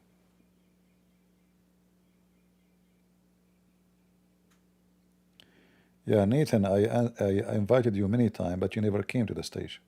I keep clicking at your name and you don't come. So either you are playing a game or there's something wrong with your computer. I'm not sure. Go ahead. Here we go. You're in the stage. Shalom, brother. Brahim. Hello. Shalom, brother. Shalom. Everyone, shalom. Shalom, shalom. I'm from India, brother. I'm from India. All right. Okay. Okay. My question is, Muslim says Jesus last time crucified, and they say Ali, Ali, Ali, lava shabaktani. But Muslim says Allah, Allah. What is the difference? No, first of all, Ili is not a name. It's a word meaning God in Aramaic. Have nothing to do with name. Yes. And Allah is a name. Yeah. And Allah is not one word, it's two words. Al, which is Il, and Lah. So same time, if Jesus saying Ili, Ili, and that Ili mean Allah, so why the Muslim they change the name? What happened? You need right away when the Muslim he say that to you, laugh at him, says, oh, so you Muslims, so this is the original, right? And you Muslim change the name. Ah, it was Ili, Ili, and now you make it Allah, Allah. So you are corrupting your religion. We have to go Yes, to the... yes. I agree, brother. I agree. Yeah, we have to go back to the book where it says Ili, Ili. We should not read the book. It's called Allah, Allah. You know, the Muslim is like a stupid idiot. He thinks he's smart and he can get away with things. But you have to use what he say against him. Usually, Christians, when they listen to a Muslim, they don't use what he said to them. They try to find a solution for the question. But the fact the solution isn't the question. The question itself is against them. I can assure you, almost 100% of the questions Muslims they make, in the question itself is the refutation. All right? Yes, right, brother, right. Same time Jesus was saying, Ili, Ili, this is a prophecy about him. Why we cannot find it in the Quran? Why we cannot find the prophecy about Jesus? Jesus quoting a prophecy from the Old Testament. This is not him saying Ili, Ili. This is a prophecy about him. That's why he says it's complete. Complete what? The prophecy. You know, it's finished. It's complete. So a Muslim try to be smart, we laugh at her. The smart one is more laughable than the stupid ones. Yeah, brother. Are you agree with you this position? But Muslim says Ali means attached with Allah, Allah, Allah, but not Allah. That's Ali. That says Muslim. Ili is just a word meaning God. It's not the name of God. And if this is the case, Yeah. why Allah never said His name? Call me Ili, Ili. Secondly, this is a prophecy about the crucifixion of Jesus from the Old Testament, and that will mean the Quran is a liar. If they believe in what happened in the cross, if they believe that this is what happened, then the Quran is lying, because here we go, Jesus in the cross. The Quran says no, he was not. So when a Muslim asks you this question and says, do you agree that he was on the cross? Do you agree with this verse first? Yeah. If he say yes, it's okay. Agree with. Problem solved.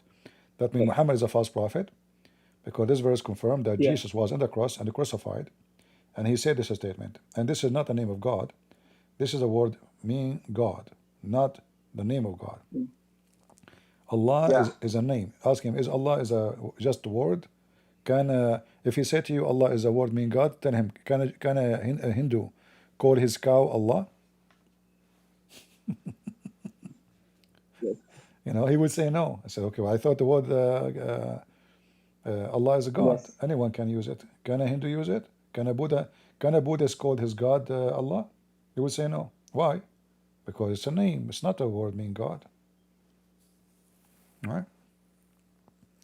Yeah, all right, Just brother. use their stupidity against them.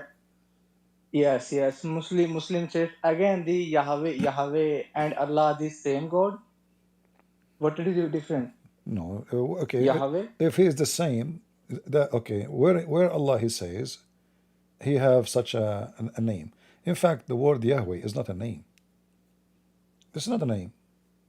Only foolish people, they think, like Moses asked God, what I will tell you, what's your name? What I will tell my people. God, he said to him, I am who I am. He did not say a name. The Jews don't have Yeah. name for God. Jews never use a name for God. Like when they Yes, call brother. him Hashem, Adonai, all those, none of them is a name. Elohim, Adonai, Yeah, El Shaddai. those are Yeah, not what is it? those are not names. Those are words. Like they avoid using the name because they fear to use any word to God. So they use other words which are describing God, not a word meaning, like not a word which is a name. And God Himself, He never gave a name. You know, never gave a name in the Old Testament. I am who I am is not a Yeah. name, but because you are a foreigner, so when you read a foreign language, you think this is a unique name, you know, as a name, but in fact it's just a word, sentence, means something, you know. In fact, all the names in the Bible are not names. Not a single one is a name, including Abraham, including, you know, you name it. Abraham is not a name. The Messiah is not a name. Yeshua is not a name. Isaiah is not a name. Isaac is not a name. Noah is not a name. Adam is not a name. You know, none of them is a name. But this is if you want to study a deep study for the language, you will find that none of them is a name. All of them, they are a message, a story. So God created a human. That is Adam. It's not even a man, in fact, because God, He called even Adam and Eve, called them Adam. Even the women called Adam. So even the angels, like Gabriel, and none of this is a name. There's no names. Those are not names. They are meaning. They have a certain meaning, and they have like a deep reasoning to be called that name. But because you, as a foreigner, you think of them as names, because you don't Yeah. you don't know what the language means. Yeah. If you ask the Muslims, okay, Israel, the Quran keeps saying Israel. What Israel mean? They don't know. And Yes, brother. this is why Yeah. Ahmad Didat was laughing at the verse in the Bible saying that Jacob was wrestling with the angels or with God. So he says, how that happened? But okay, so what the name of Israel mean? The one who struggled with God. This is the Quran adopting the name, and the stupid Muslims, they laugh at it, laugh at the verse in the Bible, because they don't know what Israel mean. What Jacob mean, they don't know. Muslims are the most stupid copy, Yeah. paste religion, and the follower of it is the same. Yeah, I agree with you, brother. That's Muslim says Old Testament, the Law, Covenant, and New Testament. That's not same God, Yahweh, Son, Jesus, and the same God, Yahweh and Jesus. I don't understand. Say again. Yeah, Old Testament and New Testament, the same God, Jesus and Yahweh. As I told you, it's not a name. You know, it's not a name. Yeah, So when we say, is the Old Testament and New Testament have the same God, for sure? You know, isn't it like the Messiah? He confirmed, I came to complete, not to destroy. All right. yeah, So complete, yeah, right. that means he approved every single teaching given to the Jews previously by the prophets, and he quote many prophets of the Jews. So the Christianity, that's why we as a Christians, we consider the Old Testament is part of our holy book, right? Yeah, right. Okay, so why are we asking question if the Old Testament God is the same God? We have the same God. Yeah, New Testament. Yeah, yeah. New Testament, Jesus, and Old Testament, Yahweh is not same God, yeah, one God. Yeah, Not the same what? that's Yahweh's the Son, Jesus. I don't understand your accent is hard for me to understand. Can you say again? Old Testament and New Testament and the same God or no? I answered you already. There's nothing called a new God Yeah, in the Old Testament or in the Old Testament. It's the same God. yeah, yeah. We believe in the same God, Okay. and nothing changed. And Yahweh is not a name. But Jesus work Old Testament not a same match. Jesus work and Old Testament work, Yahweh work and Jesus work at a not same work. I don't understand what he's saying. You are saying in the New Testament we don't use the word Yahweh? Yeah, yeah, No, that's false actually, because if you see, like what Jesus said about a person, you know him very well, John the Baptist. yeah, Well, John the Baptist, his name is include Yahweh. All those names like Zechariah, John the Baptist, all of those, the angels who came to Mary, it's all about who? Who is the one who sent the angel to Mary? yeah, Yahweh. All right. Who yeah, is yeah. who I is agree. who is Zechariah? You know, the second you read the names, you will notice that they are always the same. Jesus was called Emmanuel. What Emmanuel go to who? Emmanuel. El is the word used for God in the Old Testament, the same word used in the New Testament. And again, Yeah. Yahweh is not a name. All right? It's not a Okay. name. All right. Yeah. Because there's no name can describe God. All right? So when when we say Yahweh, we are not talking about a name. We are talking about how God described his existence. Like I am, that he is, exists by himself. I am. That's why Jesus, each time he say I am, like if you go to John, you know, each time Jesus says I am, he is saying I am Yahweh. Because this is the Yeah. word. Okay? I am Yahweh. I am, like I and the Father is God, is one, Yeah. or one. And then when he say, if I open now Yeah. John, let us see, 8,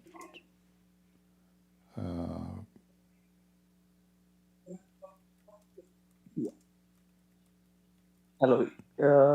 I will show you something on the one screen. verse Have Jews patient. father, Have patient. Hold on. Have patient. Have patient. Wait. All right. I will share my screen with you.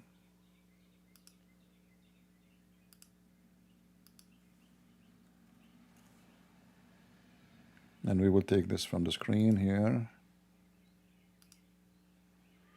And now we share it in Discord.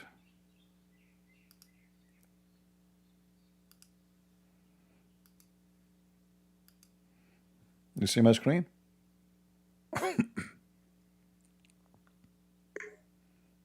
Do you see my screen? yeah, All right. So this is John 8, all right? And Yeshua spoke again, and he said, do you see it? I am the living God. Why it is the living, why it says I am. In other translations says I am. But the fact each time Jesus says I am is exactly the same yeah, as when God, he spoke to Moses, says to him, I am. All right? yeah. So All right. only if we don't have education, we will think that in the New Testament, that word which is given to Moses is not mentioned. And then if you check again, you will find Jesus says that again, like verse number 18, 19. I am the living God. I am the living God. Jesus repeating the same thing. All right?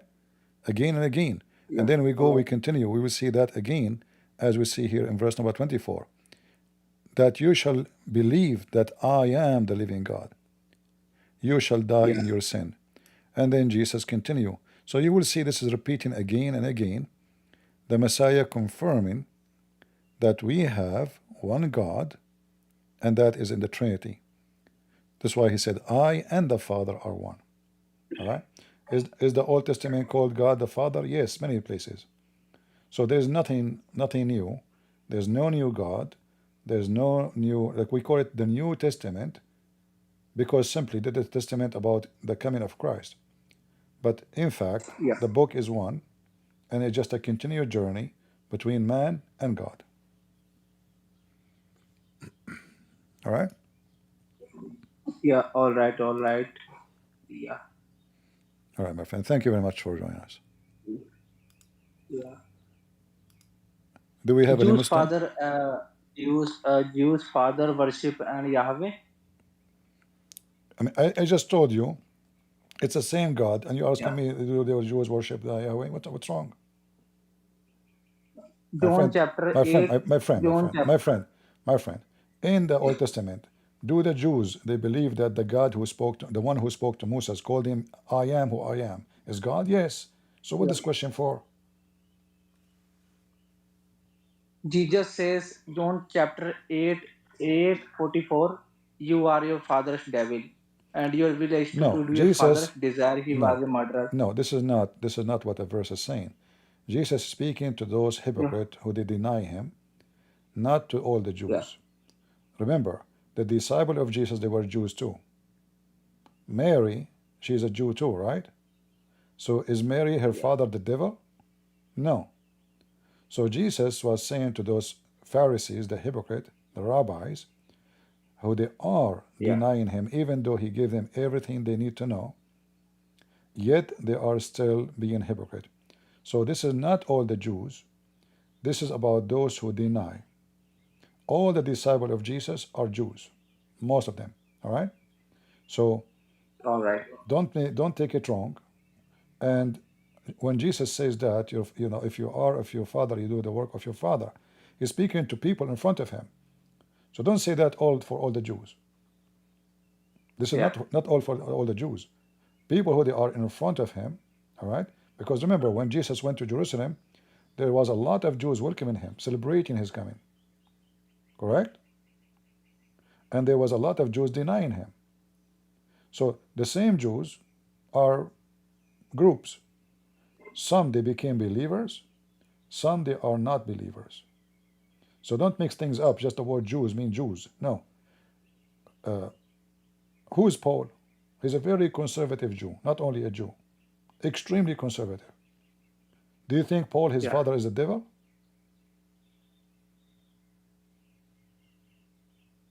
So don't mix things up. All right, let's take another person. Dorian, the mic is yours. Hello, Shalom CP. Shalom, shalom. Shalom CP. I'm Durinam, not Durian. Which is, Sorry. I'm just asking you CP, can you use Indonesia language because most Abdul Indonesia they cannot speak English. The language barrier is a thing for Indonesia, and I'm asking you because so you can help us Indonesia to actually remove the root Islam from Indonesia, because in the past Indonesia was not Islam, was Indonesia was Buddhists or Hindus who had no connection with Abdul from desert. Yeah, I understand, but the problem is I don't speak Indonesian. The only way I can do it is using like a translator. Let me see if my phone will work, and you tell me if it works. I'm going to use a translator here. Let us see. Where is the translator? Here we go. We'll switch to Indonesian. You tell me if this is coming correct. Okay. If there is any Indonesian who would like to join us to talk about Islam, please feel free. I am a Christian prince, and I am here to expose Islam to you. Jika ada orang Indonesia yang ingin bergabung dengan kami untuk berbicara tentang Islam, silakan secara gratis. Saya seorang pangeran Kristen dan saya di sini untuk mengekspos Islam kepada Anda. Was it good? Lumayan. I mean. Does it work? Apa tadi itu kata-katanya? I'm sorry. What did you say? I was playing for your translation. Did you hear it? For English speaking, I hear it, but for Indonesia to English, I did not hear it. Let me do it again. Hold on.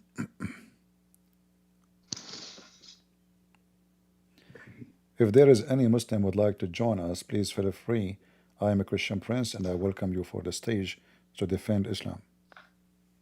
Can I tell you Jika ada something? yang harus saya ingin bergabung dengan kami, silakan secara gratis. Saya seorang pangeran Kristen dan saya menyambut Anda untuk panggung membela Islam. Did you hear it? Ya, boleh. Did you hear it? Aku dengar. I hear it. All right. So this is the only way. If you can bring me Indonesian to talk to me, we can use a translator, no problem. CP, I want to tell you something, that it is interesting that in Muslim in Indonesia numbers are more compared to Muslim to Arab, which have no connection to Indonesia, which is I find it funny. And in the past, Indonesia the number one number of Muslim. Today it's become number second thanks to Pakistan. I find it funny though. Yeah, it doesn't matter really. Actually, the more you are disconnected, the more you can be fooled, because if you do not speak the language, that is an additional way to be a believer in such a garbage cult. The second you start learning the language, like me, I speak Arabic, is my language, so the more I will be able to know, and I will believe Islam is stupid. But when you are a person who don't speak a single letter from the Arabic language, then you will accept more. It's like, those stupid Western, they go to listen to different music. And just because it's a music, they don't know what the word is saying. The word can be very ugly. It can be even, I will kill you. Still, the Western guy will dance for it, Like the Muslim, they will bring the Western, they will bring a Muslim to the even to a church, and he recite for them a chapter saying we should kill the Christian and the Jews. And those Christians, they say to him, thank you for sharing with us. But they don't understand anything, because it's in Arabic. They listen to him, he make it sound nice, So they are stupid, a bunch of dummy. They invite him to tell them in Arabic, we want to kill you. And they don't mind, because they don't know what he's saying. So language barrier is a reason to stay as a Muslim. But the second you know more about Islam, the same second you will start leaving. Okay. Yeah. Okay. If you have, if you can invite any Muslim ustaz, to debate me, work for it, All right? Indonesia is. Let me tell you something about Indonesia, CP. Indonesia is most rely on numbers. They usually when talk come to debate, they come on numbers. when come to 1v1, it's kind of impossible situation for them. What That's why numbers? Dondy Tan do not debate you. We are online. We are not. What numbers will mean? We are online. You need one microphone. They can bring 20 scholars with them, sheikh, ustaz, what they call it, whatever they call them, and I will be alone. Oh, No problem. There's no numbers. What oh, numbers? okay. Who care about numbers? I can bring my cousins if you want. I have more cousins than all the population of Indonesia. Mm-hmm. Yeah. So Okay. this is not an excuse, but they will use all excuses to run away. Then plus Go ahead. Continue, CP. No, CP, I just asking you, you more focus on to handling and removing Islam in Indonesia, CP, because I'll be honest with you, from my perspective, it just Islam have no connection with us. It just like parasite who just embedded in our flesh. We just want to take it off, just like VOC and other colonialism. For us, it's just like another type for VOC, another type that VOC will enslave us because it's another type. But in this type now, in current situation, is type of religion. Uh, so I just hope you city cover more to expose more Islam in Indonesia. So many Indonesia will know the stupidity of Abdul in Indonesia, CP. well, I do my duty, and then I believe that Indonesian should help me. You can invite Muslim to debate me, or you can learn what you learn from me, and you can use it again in your language to fight the garbage of Islam. I mean, I'm more like to invite Indonesia to UCP because there is some Christian in Indonesia try to expose Islam in Indonesia, but Indonesia they are often, especially the people in Indonesia, they are tend to do doxing at each other, like they are do doxing, like they're just straight up people. no problem. Just straight up hate. The one who live abroad, he can do it. If you are living in Indonesia, you cannot do it. I understand. But what about those who live abroad? There's a lot of Indonesian abroad. So share my videos, translate. You can even translate, subtitle, post without even speaking. Just to translate to Indonesian. Very easy. And now, like, even there is automatic translation. You can use it. Bring me Muslim to debate me. Tell them, hey, there's a guy who want to debate him. Yeah. Thank you, CP. All right. This is all I ask. I just want you focus to remove Islam from Indonesia. I'm That's doing it. that. Just completely focus. I agree with Just you. Islam is a parasite, but it's not only in Indonesia. Islam is a parasite in the ass of every human being. So we will destroy it and we will wipe it out. It might take time, but but the internet is a new innovation. Like we don't have like centuries of internet. The internet is just 20, 30 years ago.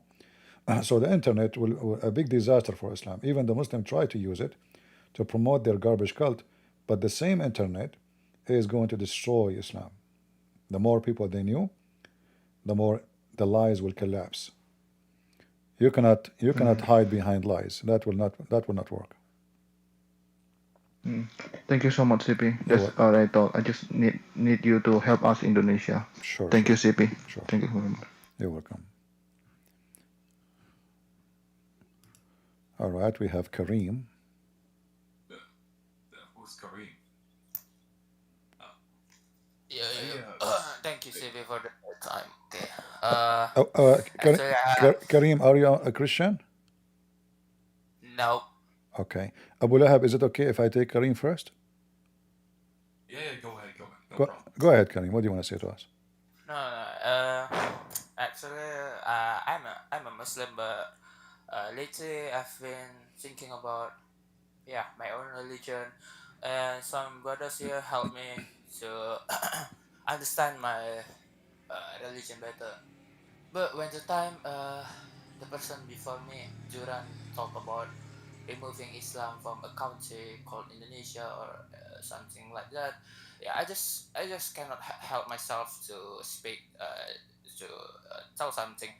Why do you want to remove Muslim from there? I mean, I don't think they are really that offensive. I mean, No, he did not say he want to remove Muslims. He said he want to remove Islam. He did not say we want to remove the Indonesian people from Indonesia. This is not right. He said we want to remove Islam from Indonesia. So we want to save the Indonesian from Islam. Now let me ask you, why you think Islam is good?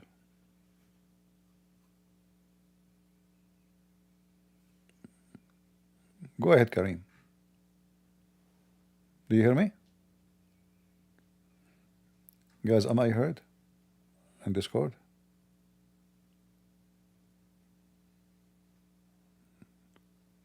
Am I heard? My voice is gone? You hear me, or his voice is gone?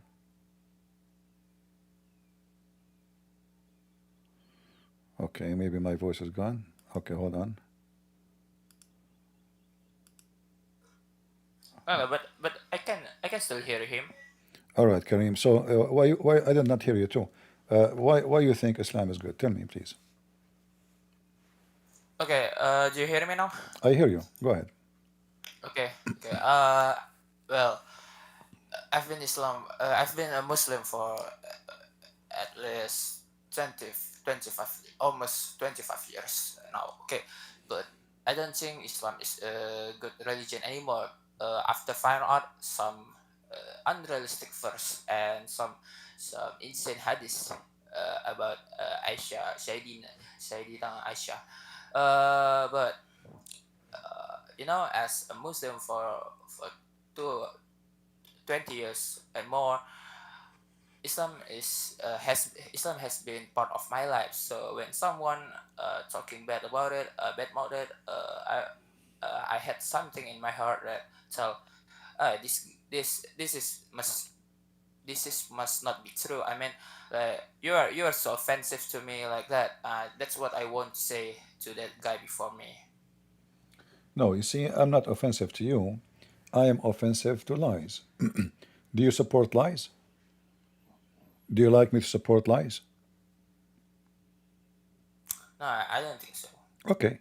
So when I say Muhammad is a liar, and you say to me this is offensive to me, well, I'm just saying he's a liar, and I can prove it.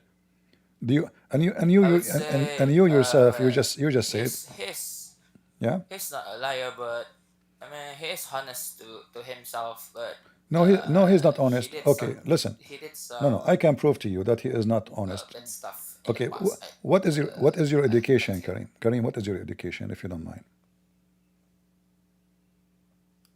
I'm not agree with some of No. his teaching, You even cannot. though he This is is not. our my prophet. This is not about agreeing or not. I want to prove to you that he's a liar. Let us focus on this topic. What is your education, Kareem? Like, do you have university or high school? What is your education?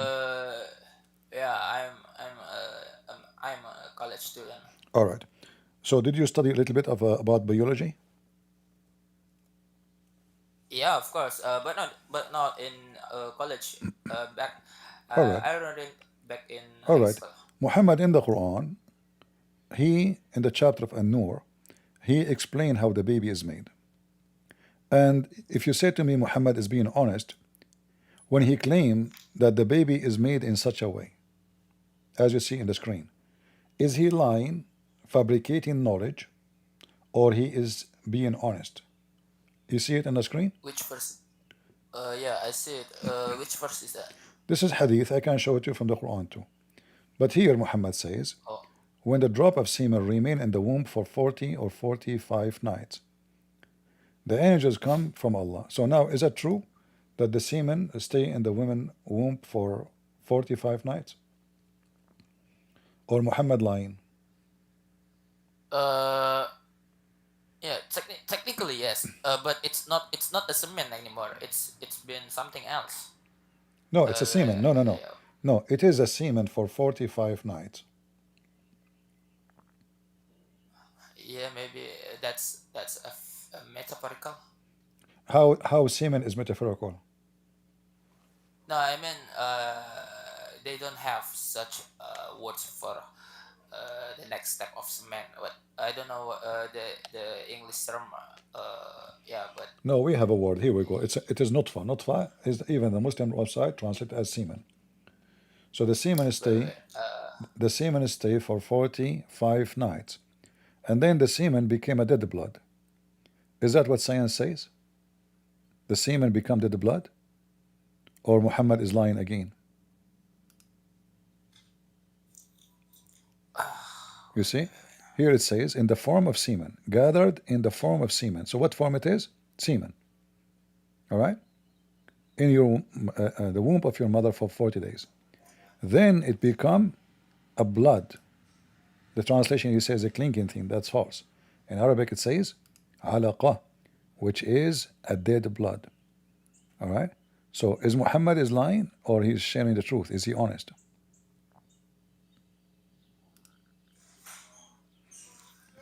Did you study in your school that the semen will become a clot of a blood? No, it will become a fetus. Exactly. And actually, no, the semen will not become anything because the semen fertilized the egg and then the semen disappeared. There's no semen no more. He fertilized and gave the DNA message, and then the one will multiply is not the semen, it is the egg, correct? Yeah. So where is the egg? Here he claimed that the semen is the one who become the baby and first become a blood.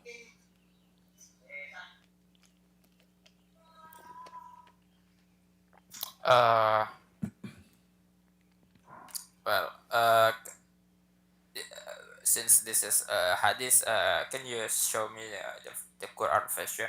Sure, we can go to the Quran. The Quran is saying the same lie. That's why I say I can show you endless numbers of lies about Muhammad. You keep saying, you know, I think he's honest, but he cannot be honest claiming to be a prophet, but you are not. Obviously, you know that you are not a prophet. So here we go. This is in the Quran, and we will type the same word, nutfa. And here you will see that Muhammad again described how Allah created you as a human being. If Muhammad claiming that this is coming from God, well, Muhammad obviously his God is false and he is false. He's lying. Read it. We made the nutfa, which is the semen, into a thick piece of a blood, dead blood. Who is the scientist will agree that the semen will become thick dead blood, and then that dead blood will become like a clot, will become a lump of a flesh, and then we made the little lump of a flesh into bones. Who in the world will believe in that? Well, I mean, that's pretty accurate, isn't it? Is it a lie or it's true? If it's true, then Muhammad is not telling a lie. If it's not true, Muhammad is speaking false, claiming that God told him this, but this is false information.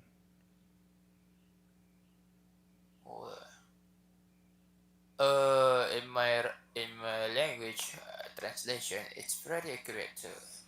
This man came something a blood clot, and then that blood came what's the term?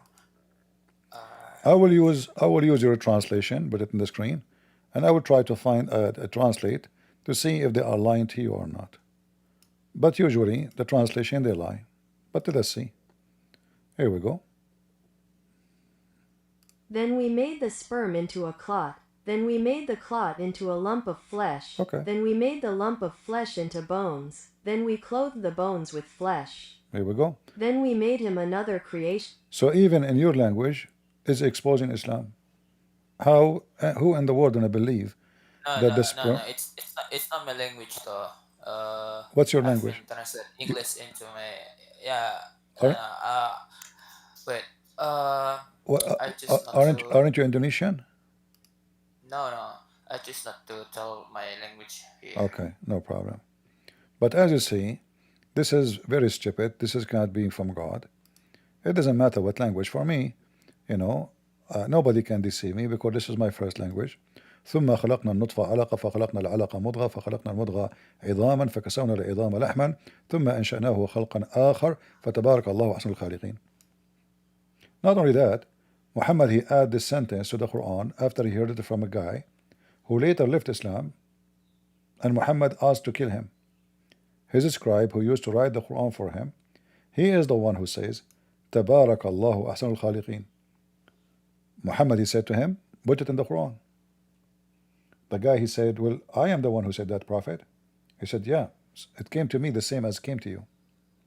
Right away, the man, he knew that Muhammad is a fabricator. He just took what he said, he liked it, he added to the Quran. And this is written in Muslim books, imagine. So is Muhammad a liar based on what you see or not?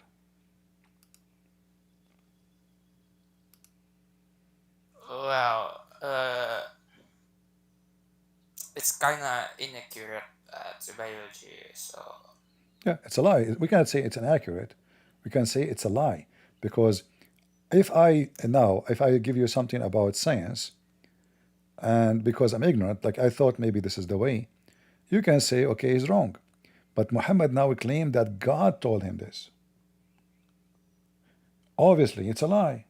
Because there's no way God is stupid. He do not know how he made the baby. Like, I'm the one who made the baby. I do not know how the baby is made. So when you said to me, Muhammad, I don't think he's a liar, and you said I'm being offensive to you when I like speak against Islam, you are not being fair, because I'm not being offensive to you. I will be offensive to myself if I cover up the lies of Muhammad. Do you want me to be a liar too, or say the truth? yeah, I'm here because I want to hear the truth. Exactly. So don't say I am being offensive to you. I don't know you. Do I know you? I don't know you. I am speaking about Islam, not about you. I'm not here to speak about a guy, his name is Ahmed or Muhammad. There is many, they are good people, they don't know. And we are here to come in to help them. If you want to listen, you can listen. You don't want to listen, it's up to you. All right?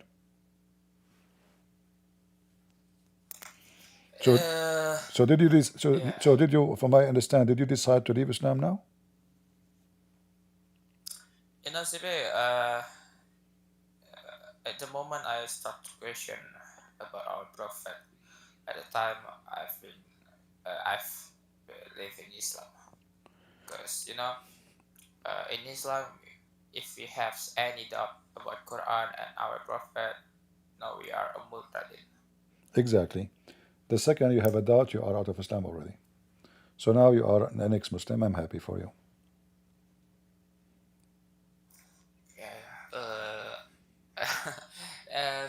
Actually, I don't have many things to talk with you, because I raised my hand before just because that guy before me talking about removing Islam. I don't know, maybe there is something in my heart that disagree with that, but still, yeah, even myself is questioning Islam right now. Let me tell you before you leave, Karim. If I say to you, in order to talk to me, I'm prophet of God, but in order to talk to me, you have to pay me first. Is that a good sign? Does that sound like a prophet of God? I have to pay him? No, it sounds like a businessman. Businessman, exactly. This is what Muhammad is about. He asks for the fifth of the booty. He is a special, not like the Muslims. He have unlimited numbers of wives. Muslim can have only 4. If his eyes fall into a woman, her husband must divorce her so the prophet can have sex with her. Is that a prophet of God? He teach morality. If he see your wife, he like her, you have to give her to him so he can sleep with her? This is nothing but an act of satanic gang, reader. So this man, Muhammad, is very evil. He used the word God in order to control you. And then he used you to be his defender. So he will be safe. So he sleep with your wife, he take your money, he abuse you, all of this in the name of God. If his eyes fall into your wife, you have to divorce her immediately. This is not only a businessman now, this is a pervert. What kind of a man? He go to his own son's wife, and the wife was alone at home, and he flirt with the woman when she is married to his son. Imagine if I am even a prophet, I go to my neighbor. I'm not a prophet, let's say a Christian prince. He go to his neighbor and he started flirting with the married wife. What do you think about me then, Karim?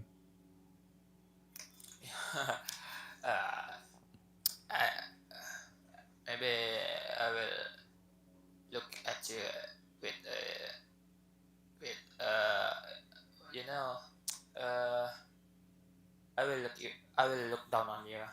Exactly. This is not about only a liar.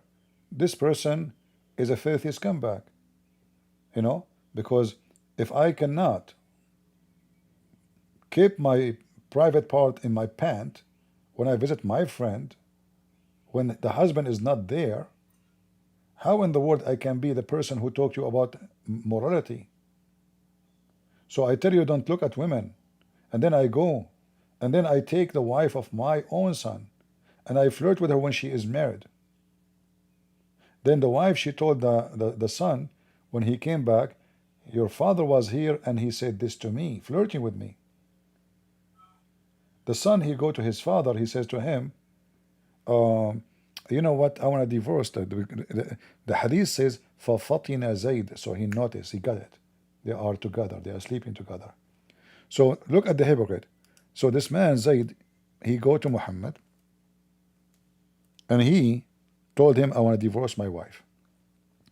The hypocrite Muhammad in chapter 33, verse number 37, he said to him, no. Keep your wife, man, keep your wife. A second ago, he was in his house cheating him with his wife. The man came home, his wife, she told him what Muhammad's father did. He go there, he deny it, and he says, no, keep your wife. And then Muhammad, he want to take her still. How he can make it happening? Because he was afraid people will start talking, he took his own son's wife, which is a shame for the Arab. So he fabricated this verse in the Quran, saying that Allah told me, not me, it's not me. Allah told me, why you are telling your son, keep your wife to yourself and fear Allah, but did you hide to yourself what Allah has already made known to you? By the way, all of this, the Muslim translation, when you see brackets, is false anyway. So Allah told him, I will give you this woman. Like, why Allah want to give the woman? She is married to a man. He have many wives already. So Muhammad, he used Allah as a proxy to make people subdued to him. So you will not question why. So now he forbid adoption just to take this woman. Adoption is very noble act, to adopt a child. He have no parents, just because he want to have sex with this woman. And then he fabricated verses claiming God told him, why you are telling that guy keep your, what kind of God he don't want a married woman to stay with her husband? Why does God, Allah, rebuking Muhammad, saying, why you say to the man, stay with your wife? Shouldn't Allah be happy that he said that?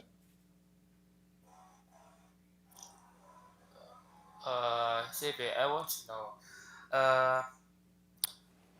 yeah, how do you know many things about the Quran? I mean, did you take some formal education on theology or something like that? I am qualified to be a judge in the Islamic court. I have degrees in Islamic law. But this is not what my education is about. I learned all the garbage of Muhammad from myself. Because in Muslim school, they will never teach you those questions. They will never give you attention to those stupid things. It's my work. My degree does not give me, my degree is how to judge between people in the court. Is not about to find mistakes in the Quran and how filthy Muhammad is. This is not what my degree teach me. So we learn certain things about how to deal with Islam, but not how bad Islam is. So all the education I have is my own. No teacher, all the teachers are Muslims. They are big imams, you know. They will never say anything of those things. They will never ask those questions. It is something you have to figure out yourself, and you have to do your own research, and then you will learn. As Jesus said to us, you know, study the books, search for the truth, and the truth will set you free. So the truth set me free. That's why when you say I am being offensive, I'm just sharing the truth. But the truth is offensive. Always the truth will hurt somebody. If you are dirty, and I say to you, you are dirty, but I'm saying being truthful, you will get offended, correct? If you say to me, CP, Yeah. if you say to me, CP, look, your zipper is open, and I see pee-pee in your pant. Okay. Oh, I'm offended now, but okay, your zipper is open, it's true, and it's your pee-pee is there. So why I want to be offended from somebody saying the truth to me? So people don't like, and this is for everybody, not only you, not only Muslims, even some those call themselves Christians. The second you say the truth to them, they get offended. So we have to separate between somebody is offending me just to offend me, saying lies about me, or somebody just being truthful with me. In fact, the person who's he care for you is the one who share the truth with you. So if you are taking drugs, if your son taking drugs, are you willing to be offensive to him and say you are being stupid when you take drugs? Sure, you do. What you want to say to him, taking drugs is good? You have to be offensive, and Islam is a form of drugs. It's a self-destruction. It's a society destruction. Look at Indonesia now. You will see a woman, a child. She is 6 years old. She is wearing hijab. They destroy even the childhood of a human being. Why a girl? She is 6 years old wearing hijab. She is a child. Should be playing. What the hijab for? So now suddenly they made a child a woman, sexual object, and men are like pervert, like Muhammad, going after children. So now we have a child. She is 4 years old. She wear pant, and the top of the pant there is a skirt, and the top of the skirt there is a dress, and the top of the dress there is a hijab. She is just 6 years old. We suffocate the girl. Why? Because we follow Muhammad, and the second you follow Muhammad, you become a pervert. Who is the one who will think about a child as a sexual object unless he is a pedophile pervert? The whole society is society of pervert. Because the second you make your children wear hijab at the age of 5, 4, that proves that you are a pervert. The one who forced the girl to wear it, and the one who look at the girl. You are afraid that your girl, your daughter, she is 5 years old, she go in the street and somebody will do something to her. That means Islam did not make the society better. Islam make you a bunch of pervert. Even dogs, they don't go after puppies. They don't. The dog, he will sniff the female to see if she is ready to mate. Muslims don't have that. They go after children. So did Islam did something for you, or Islam destroy your society? Islam teach you can take a secret wife. Islam teach you can lie to your wife. The wife, she can lie to her husband. So what kind of society is? I remember once a Muslim woman, she told my mother, I told my husband to buy a new like for the visitors, they have fancy couches. She told her husband to buy a new one. My mom, she told her, you bought them just 6 months ago. Why you are, she said, oh, you don't know. We Muslims, if the husband, if we don't make him spend money, he will save enough money to have a new wife. So I have to keep always. So they put cigarette on the couches to burn them in the purpose, to make them damage. So she can complain. And then she can get new ones. And that way, he will not have enough money to save money to have a new wife. The curtain is the same. The kitchenware, everything is damaged. So he will keep buying.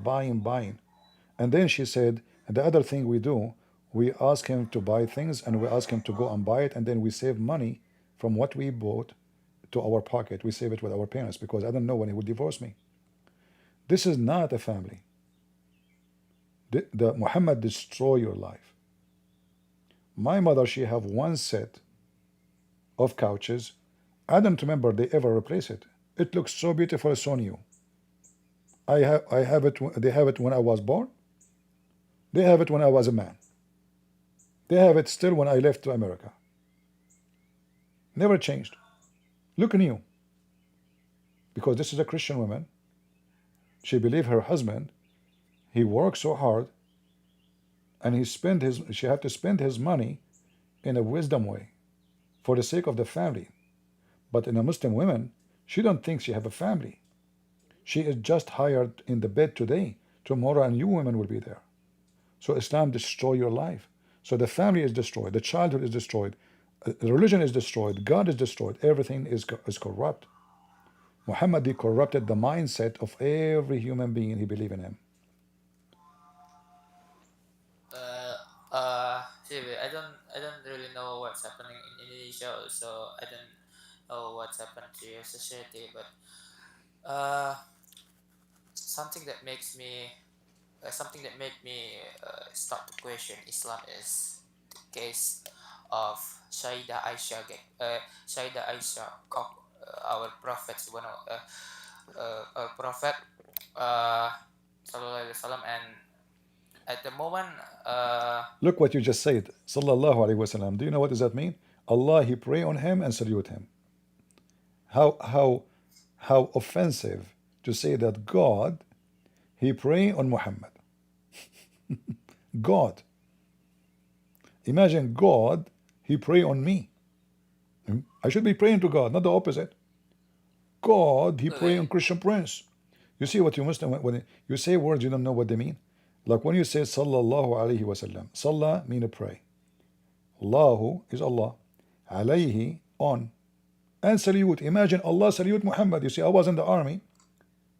If I meet someone, he is my boss. He's a major. So I salute him. He don't salute me first. I have to salute him first, because he's higher than me. So the lower he salute first, the higher in the rank. In Islam, no. Allah salute Muhammad. Have you ever heard of God saluting his maid? Who is Muhammad? He's your God. So when you say sallallahu alaihi wasallam, you are simply insulting anything about God, making Muhammad obviously God, to the point Allah himself is serving Muhammad. Go ahead, continue. but I thought sallallahu alaihi wasallam is something like may Allah what is that bless him like that. No, you see, the Muslim, they try to fix it. They say blessing. The word salah, I'm sure you know the word salah. Salah, I mean prayer, right? Yeah. Okay, Yeah. so salah is a past tense. He prayed. So it's a lie when they say blessing. All right? And at the same time, let us say it's a blessing. Let us fix it. Just to show you how we expose the lies of the Muslims. The Muslims, they are trying to defend somebody nobody can defend. Allahu wa malaikatahu yusalluna ala nabi.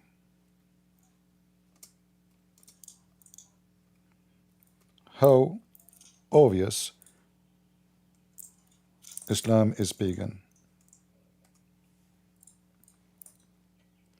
All of this, but let us see here.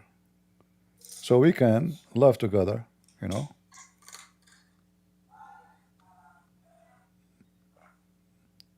Let us see, go here. Yusalluna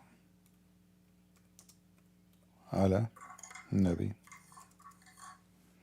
What is this? If we say what the Muslims say, look at the translation, look what they did. Grace, honor, blessing, mercy. All right. Let us take the lies of the Muslim says that salah here means blessing and grace. If Allah, he bless you, why the angels need to bless you? The verse says, Inna Allah wa malaikatahu yusalluna ala nabi. Can the angels give a blessing or God bless you? God. It says Allah and the angels doing what? Salah. So if the angels, they can do the same as Allah, that means angels are Allah too. They are God. If I say Allah and the angels raise you from death, did I just say that Allah and the angels can raise you from death? Correct? Yeah. Okay. So they lie in the translation. And if Allah, he give blessing, who need the blessing of the angels or any blessing? Because no blessing from a human being, and angels cannot bless you. Angels cannot bless anybody. The blessing comes from God. In my version of Quran, here is Allah and His angels. So Allah and His angels send their salawat to the Prophet. All right, but let us take it as you said. That is the most stupid statement ever. Why? Because if Allah, He blessed me, do I need anybody else? I mean, there's higher? No, actually, well, technically, he is the highest. Okay, so who need the angels and the believers and what is this? What is this? Just an addition, I think. Already, Addition? already I'm blessed by Allah. Why it says the angels and the believers and oh salute him? What the heck is that? He became the center of the world. So it is in Arabic, it's so clear. Salah means prayer. And if we say it's a blessing, that's false. But if I use it as a blessing, that is even more horrible. Because we made the angels equal to Allah. The Muslims, they try to fix it. They say, oh, Allah, He sent the blessing. Who delivered the blessing? The angels. That's stupid. Because the Quran says, if Allah wants something to be, He said, be is going to be. You do not need the angels to make it happen. So if Allah blessed Muhammad, is it like a delivery? Is it like physical? Is that like a dish of food? Need delivery of the angels? No. It is not a message. It is a blessing. So if Allah and the angels are blessing Muhammad, then Allah is not God. The angels are God because they can do the same. Both they can do blessing. You see, when your mother, she says, my son, bless you, she is naturally the one is blessing you. This is short of, may God bless you. Your parents cannot bless you. I cannot bless you. I cannot bless myself. Can you bless yourself? No. See? Who is the one who will bless us? God, correct? Yeah. So, if Allah already blessed Muhammad, there is no need for the rest of the drama.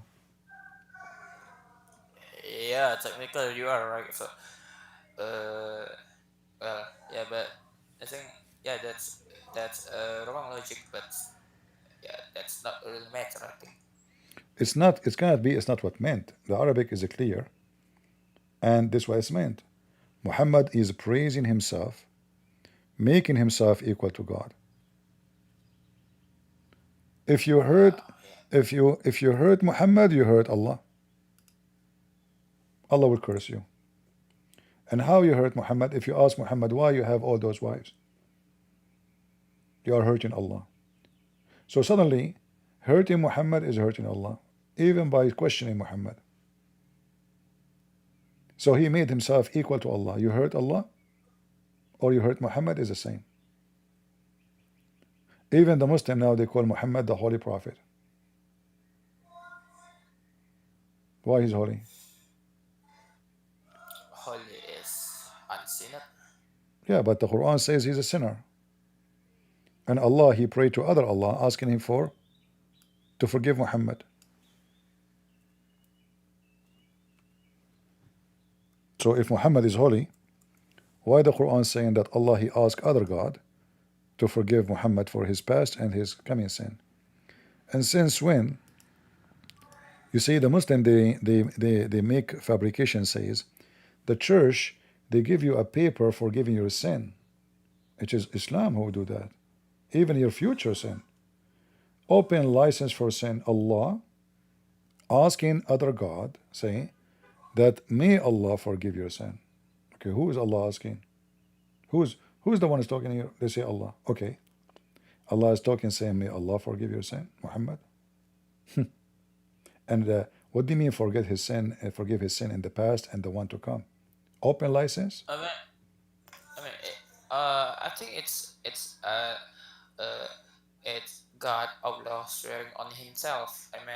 Yeah, saying on His name. No, you cannot say that because you see the word may? May?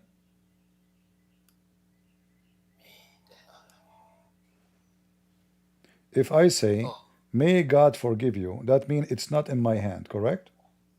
I'm making a wish. Yeah. So Allah making a wish to who?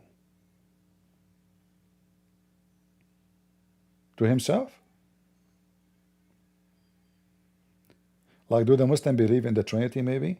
So maybe this is the Son speaking to the Father, saying, forgive them, Father? They don't believe in Trinity. They believe Allah is the one who's talking, and they believe Allah is one person. Okay. So Allah, the one person, is he suffering from mental illness? So he think himself there's multi-person? What do you mean, me? Allah is not sure? It's possible? Possible not? He's making a wish. Either you are God and you forgive, or you don't forgive. What may you mean? Wait. Do you know the asbab nuzul or the reason of this surah? Because I think this will make sense if an All right. angel gives this Okay. to Tell me. our prophet. Okay. Tell me what it says in Asbab al-Nuzul. Go ahead. Yeah, I don't know either. So I want to know if you know the asbab nuzul of it. Sure, I am the one who knows. If I do not know, who knows? All right. So if we go to book of Asbab al-Nuzul, and we'll put it for you on the screen in a minute. Let me open the browser.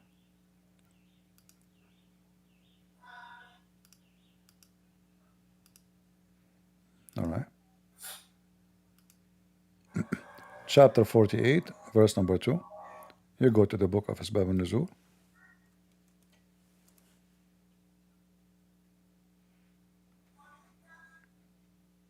I want you to look carefully. This is the chapter, right? 48? 2, correct? Okay. 48.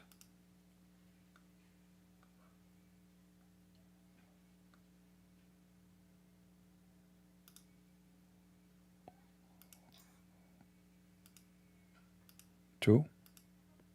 And this is Asbab al-Nuzul.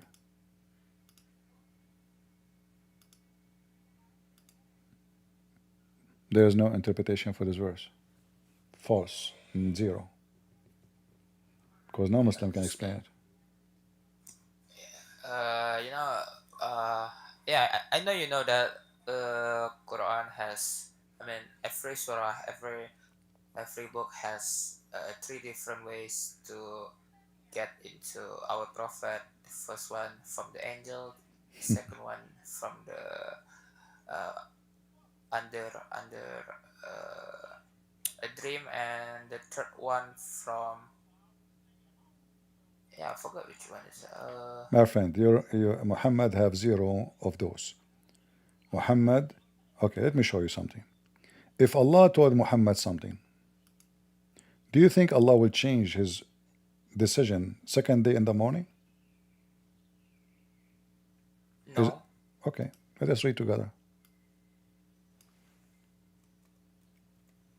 You are the one who mentioned Asbab al-Nuzul, right? Not me. Yeah. All right. So chapter 2, verse 106. Let us go to Asbab al-Nuzul. 2, 106. And laugh with me.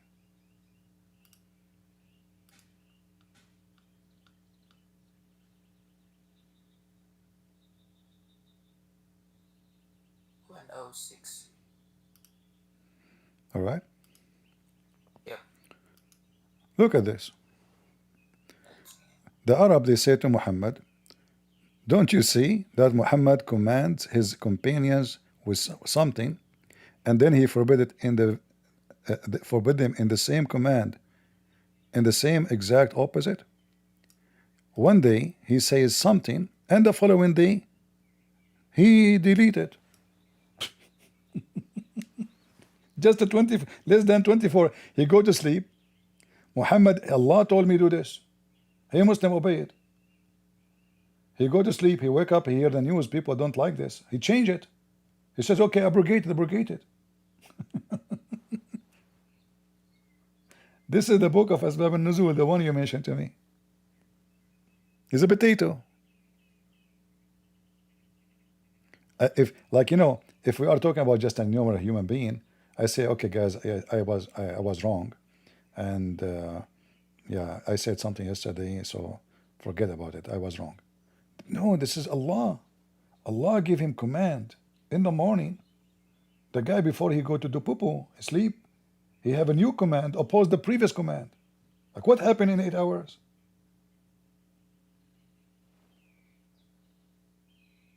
Do Muhammad even have the same God? Or he have multiple God? Like one say do this, the other one says no, forget.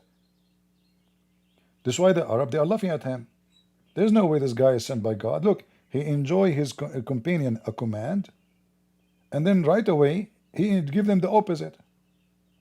So is mut'ah forbidden or not? Do you know how many times he forbid the mut'ah, allow the mut'ah, forbid the mut'ah, allow the mut'ah, forbid the mut'ah, allow the mut'ah? Which one is it forbidden or not? And why it's allowed? And why it's forbidden? And then why it's allowed again? And why it's forbidden again? And then why it's allowed again? Is that a joke?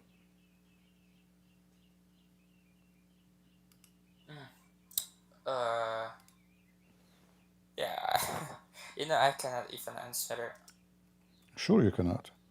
No Muslim can debate me, my friend. And you are already out of Islam anyway. I'm happy for you. But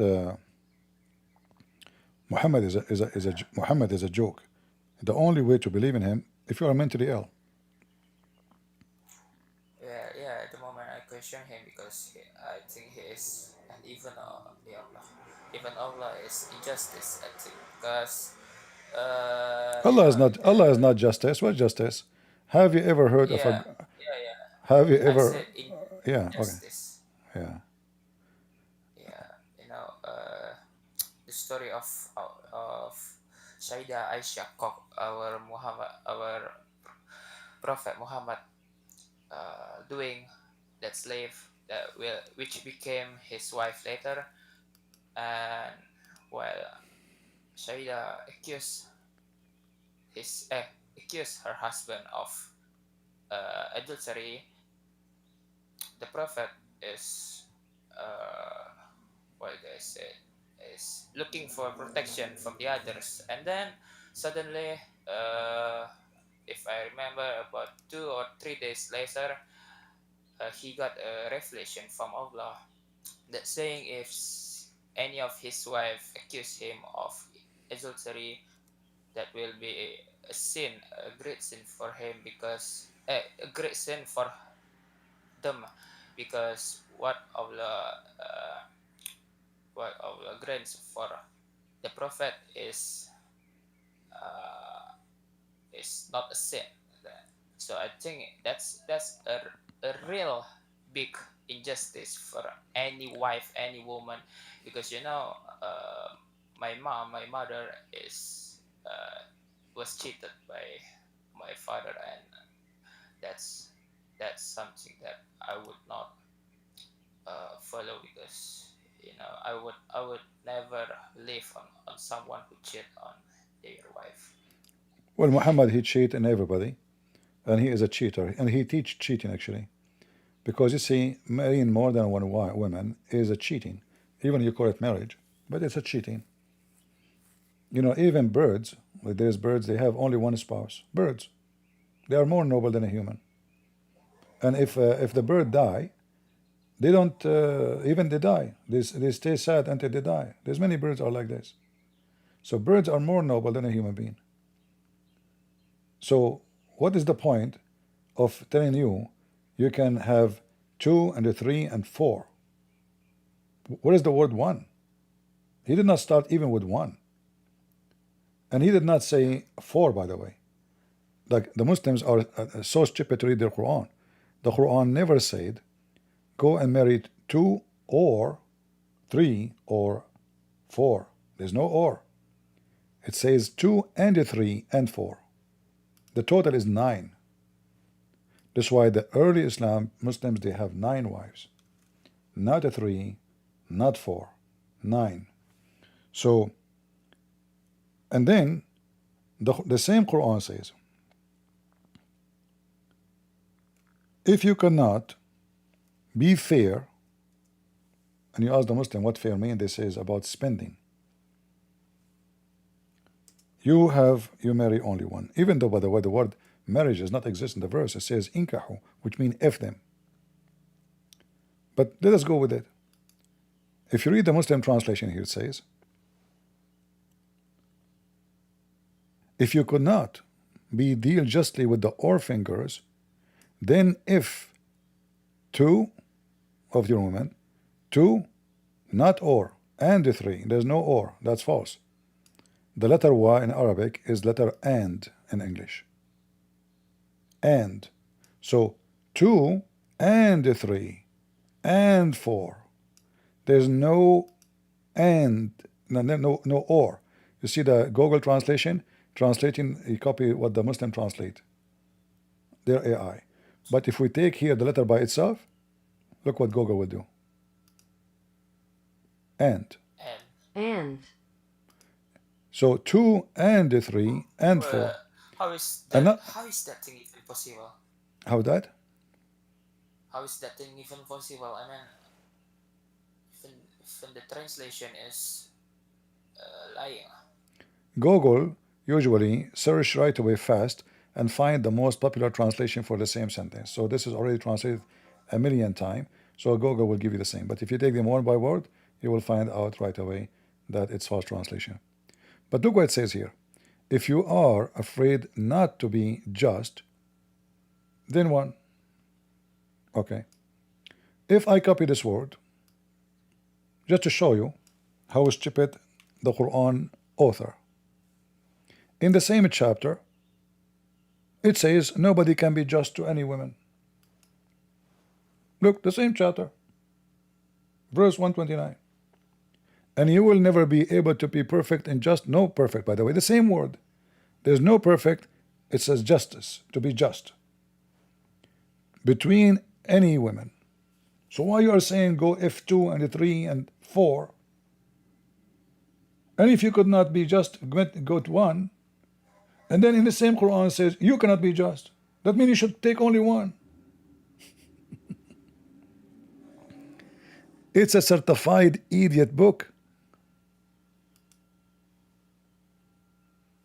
It says here, if you cannot be just, get only 1. Okay. Then in the same stupid chapter, it says you cannot be just. It's impossible.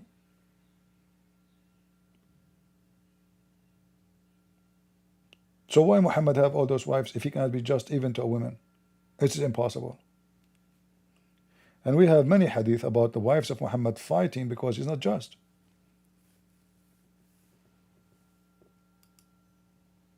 All right. Anyway, my friend, thank you for coming. We made Abu Lahab wait for long. I'm happy for you that you decided to leave Islam, and good to have you. Yeah, I want to know before recipe. I want to know if you have some class or like some books from your own that I can read for myself, because I'm not daily active on this server. You can ask the admins. I have my books translated to many languages, and many of them they are for free. You can go to that link and you can check, because you do not tell me your language, so I do not know. You can see if you can find my books and you read for free. All right? Okay. I'm so grateful for that. I'm so grateful. Thank you. You're CP, welcome. thank you. You're welcome. Thank you so very much. And if you have a question about Christianity, for me, I would love to invite you to accept Jesus, but I will not, for us as a Christians, accepting Jesus is for your benefit, not for my benefit. So before you go, I would love to ask you, what do you think about Jesus? Well, he is good. I don't hate him. Instead, I love him because he is one of the great prophet, and also one before our Muhammad.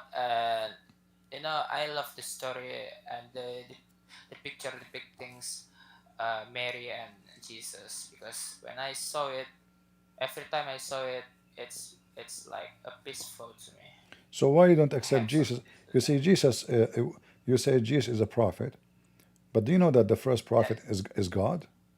God is the only prophet, because all prophecy is coming from God, not from the man. The man is just someone, he tell you what God said. So we call him prophet, but literally the only true prophet is God. So Jesus, you call him prophet, it can be true, but Jesus is the same person who forgives sin, the same person who resurrects people from death, the same person who have amazing wisdom no man have, the same person who is alive right now, the same person who no grave can contain him, the same person who felt peace with him. So what is missing in your side to accept him as your Lord and Savior, because I see everything about him as God. He can resurrect me from death.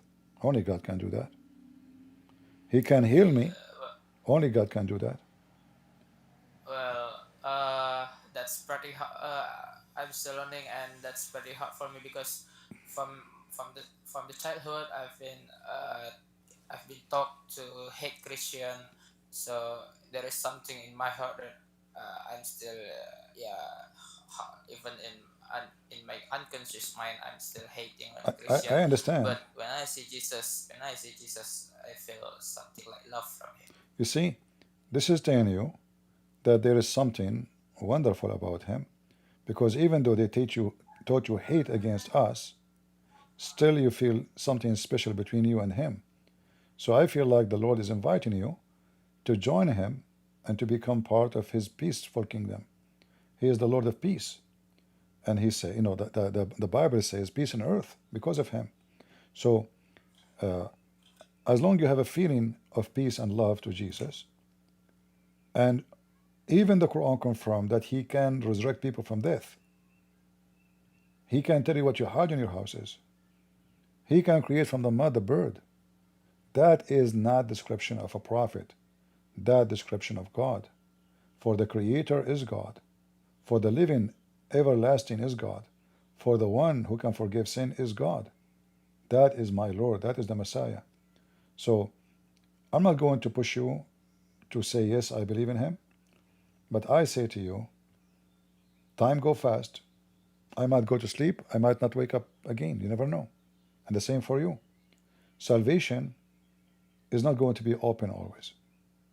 The second we die, our opportunity is gone. And my duty as a Christian to say to you, Kareem, you're a nice person. It is your chance to accept the Messiah to be saved. You are not doing me a favor. I got nothing from it.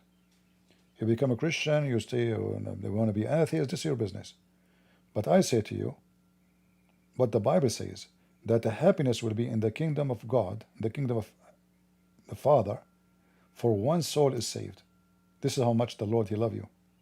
You are very important. Even though compared to God, we are nobody. We are like an ant in this universe. Not even an ant. So still, a happiness will be in the kingdom of God for your soul to be saved. He loves you. You felt the love of Christ in your heart. You mentioned that to me already. And he is listening. But he is maybe wondering why this person, he knew your heart. He loved me. He feel peace with me. But why he don't come to me? So you need to think about it. And from your heart, you make a decision. Yeah, I guess I will say it silently in my heart. So yeah, You will we're say working on it. you will say silently in your heart what? That you accept Jesus?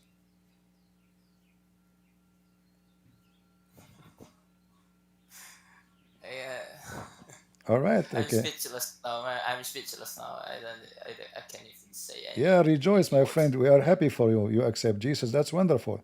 So you don't need to be silenced. That's a happy day. That is a happy day in heaven. So imagine how it's going to be in your heart. We are happy for you. I'm glad that I invited you before you leave to accept the Lord. And keep coming here so you can learn more about the Bible.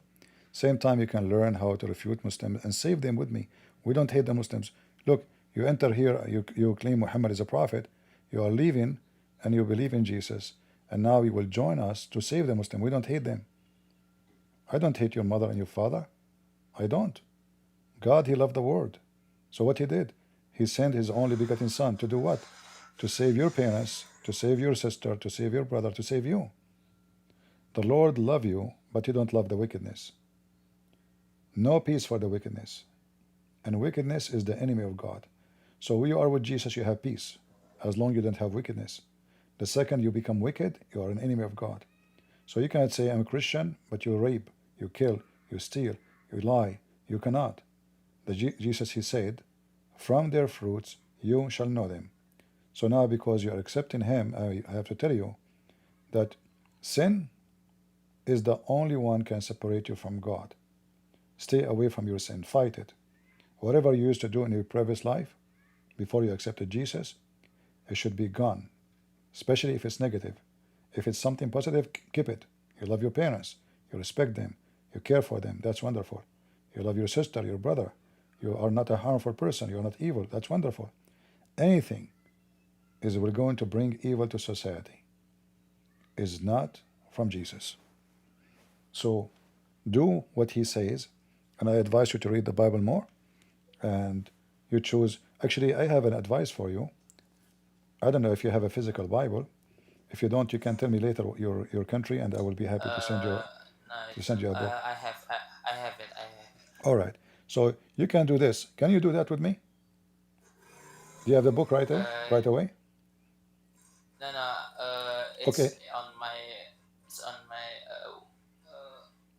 On my concept. Okay. Later, I want you to do this. When you get the Bible in your hand, just like open it, like whatever it's open. And I will assure you, Kareem, the Lord is going to speak to you in those verses. Don't open page number 1. Just put your fingers in the book, open it. Whatever in front of you, read it.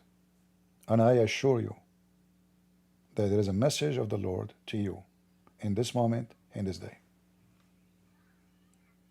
What do you think? You would like to do it?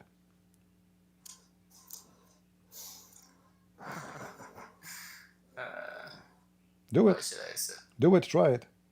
You know, me myself, I do it too. For how long I'm a Christian, I always do this. I say to myself, let me see what the Lord want to tell me today. I just open, let me see. Whatever there, it's always speaking to me about my situation today. It's always provide me wisdom and peace and knowledge. I see something new. The Bible doesn't matter how old it is, but never old. That is one of the most amazing thing about it. Never old. You can read any of the parable of Jesus. You will see we are today in the time of technology, in the time where they want to go to Mars. Still, it is speaking to you. Nothing changed. The same as was speaking to a person who's a farmer, it is today speaking to you as a person with computers and technology and airplanes and rockets. It will be a personal message to you. So I advise you to do that from time to time, and you are welcome anytime to join us. Yeah. Thank you, CCP. I'm so grateful. Men cannot try, but somehow I want to have a tear in my cheek. But so I want to say something before I leave All right. here. I will not say what you tell. I will not tell anyone about what you want me to tell, but I want to believe. I want to follow someone in my PFP right now. You know. All right. Well, we are happy for you. You know, what is in the heart is more important than what is on the tongue. We pray that the Lord will bless you and will guide you and give you more wisdom. All right? Yeah. Thank you. Thank you. Take care. All right, Abu Lahab. Sorry for making you wait, my friend. The mic is yours. No problem, my friend, no problem. All good. If anything, it took me so long, I even forgot what I came here for. You remind me of myself. I'm old. You know, I'm 120 years old now. I forgot what Allah told me a second ago. He gave me Quran. I forgot it. You are suffering from the same. Anyway, you are the uncle. You are the uncle of Muhammad. No wonder. You know. Yeah, sure. Yeah, so basically I came here for the Qur'an problem. You probably heard about this argument talked about like a million times already. So Yeah. I'm just here to What about? ask you a few questions. Sometimes when you read the Qur'an, there are like few differences, like Malik Yawmuddin and Malik Yawmuddin. No, Muslims usually just say, well, it's not really big of a difference. It's kind of like going the same meaning. And then you go to different verses that actually have complete different meaning, like Surah Al-Safat number 12. If you check like Riwayat Khalaf ibn Hisham and Hamza, it will say Bal Ajibtu. It basically says by you wonder. But I wonder Bal Ajibtu. But in Hafez version it says Bal Ajibta. you know? Yeah. It's like a completely different meaning. When I usually bring this argument to Muslims, they usually go like, well, yeah, the two verses are different, but they usually give me like a completely different answer. Sometimes they tell me, well, like the imam in my mosque, he told me, yeah, sometimes stuff like this can happen, but it doesn't really affect Islam because the change in here is a change in a story, not in hukum or law in Islam or Sharia. You see my screen, So right? You see my screen? Yes. I did not change it since you came. You can choose any word in the screen and you will see how the Muslim corrupt their book. Because when they added those vowels to the words, they changed the meaning. Okay? Exactly. So like الصلح or الطلح, خير or حير, أحضرت or أحصرت, الأنفس الأنفس or الشح or الشخ or السح. All of those are new meaning added when they added the dots and the vowels into the Arabic language. And then there's other issue, like even there's the whole word is missing, like the الشمس تجري لمستقر لها. This is the reading of Hafs, but Ibn Mas'ud, which is named by Muhammad, and Ibn Abbas, which is named by Muhammad, they say الشمس لا تجري لمستقر لها. This is not only now a different reading, this is a different sentence. One, they can't be both. One, it says the sun run to its fixed course, and the other one says the sun does not run to a fixed course. Which one? So if we go here in the Quran, and this is Ibn Kathir,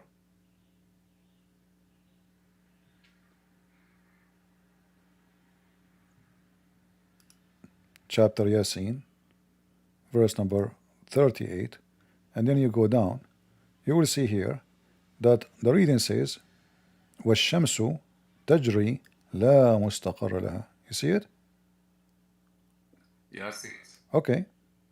Is that different reading now? Or this is horrible. One, it says the sun run to a fixed course, as you see. The other one says the sun does not run to a fixed course. So this is not just the reading, it's the opposite meaning, and it is missing words and adding words. Both cannot be true, because which one of them, do the sun run or the sun does not run? The Muslim, they have to make decision to see which one. And if you look here, you will see that this is the Quran of who? Ibn Mas'ud. Hafs is not even exist in the time of Muhammad. Uthman never been named. Muhammad, 70 or 100 years yeah, after Muhammad. 200 years. This is 200 years after. Ibn Mas'ud, he was one of the four Muhammad he told the Muslim to take the Quran from. خُذُوا الْقُرْآنَ عَنْ أَرْبَعَةٍ, correct? Take the Quran from four. But none of those who wrote the Quran today for the Muslims is from the four.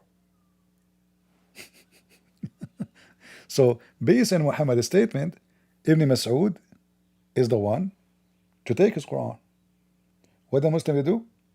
They take the Quran of the one, not the one Muhammad says take the Quran from him. Ibn Mas'ud, he was upset from mentioning Zayd. He said Zayd Sabi. Zayd was a kid. Since when Zayd can teach Quran, can recite Quran? So they have many problems with those. So the reading is a joke. Have many reading is just other way for Muhammad to get away from his lies. Because in one verse he says something, second day he repeat the same verse, he add or he take off. So how he explained that? He told them Allah gave it to me in 7 different reading. Then if we study, we will find hundreds of different readings, not 7. Hundreds. What 7?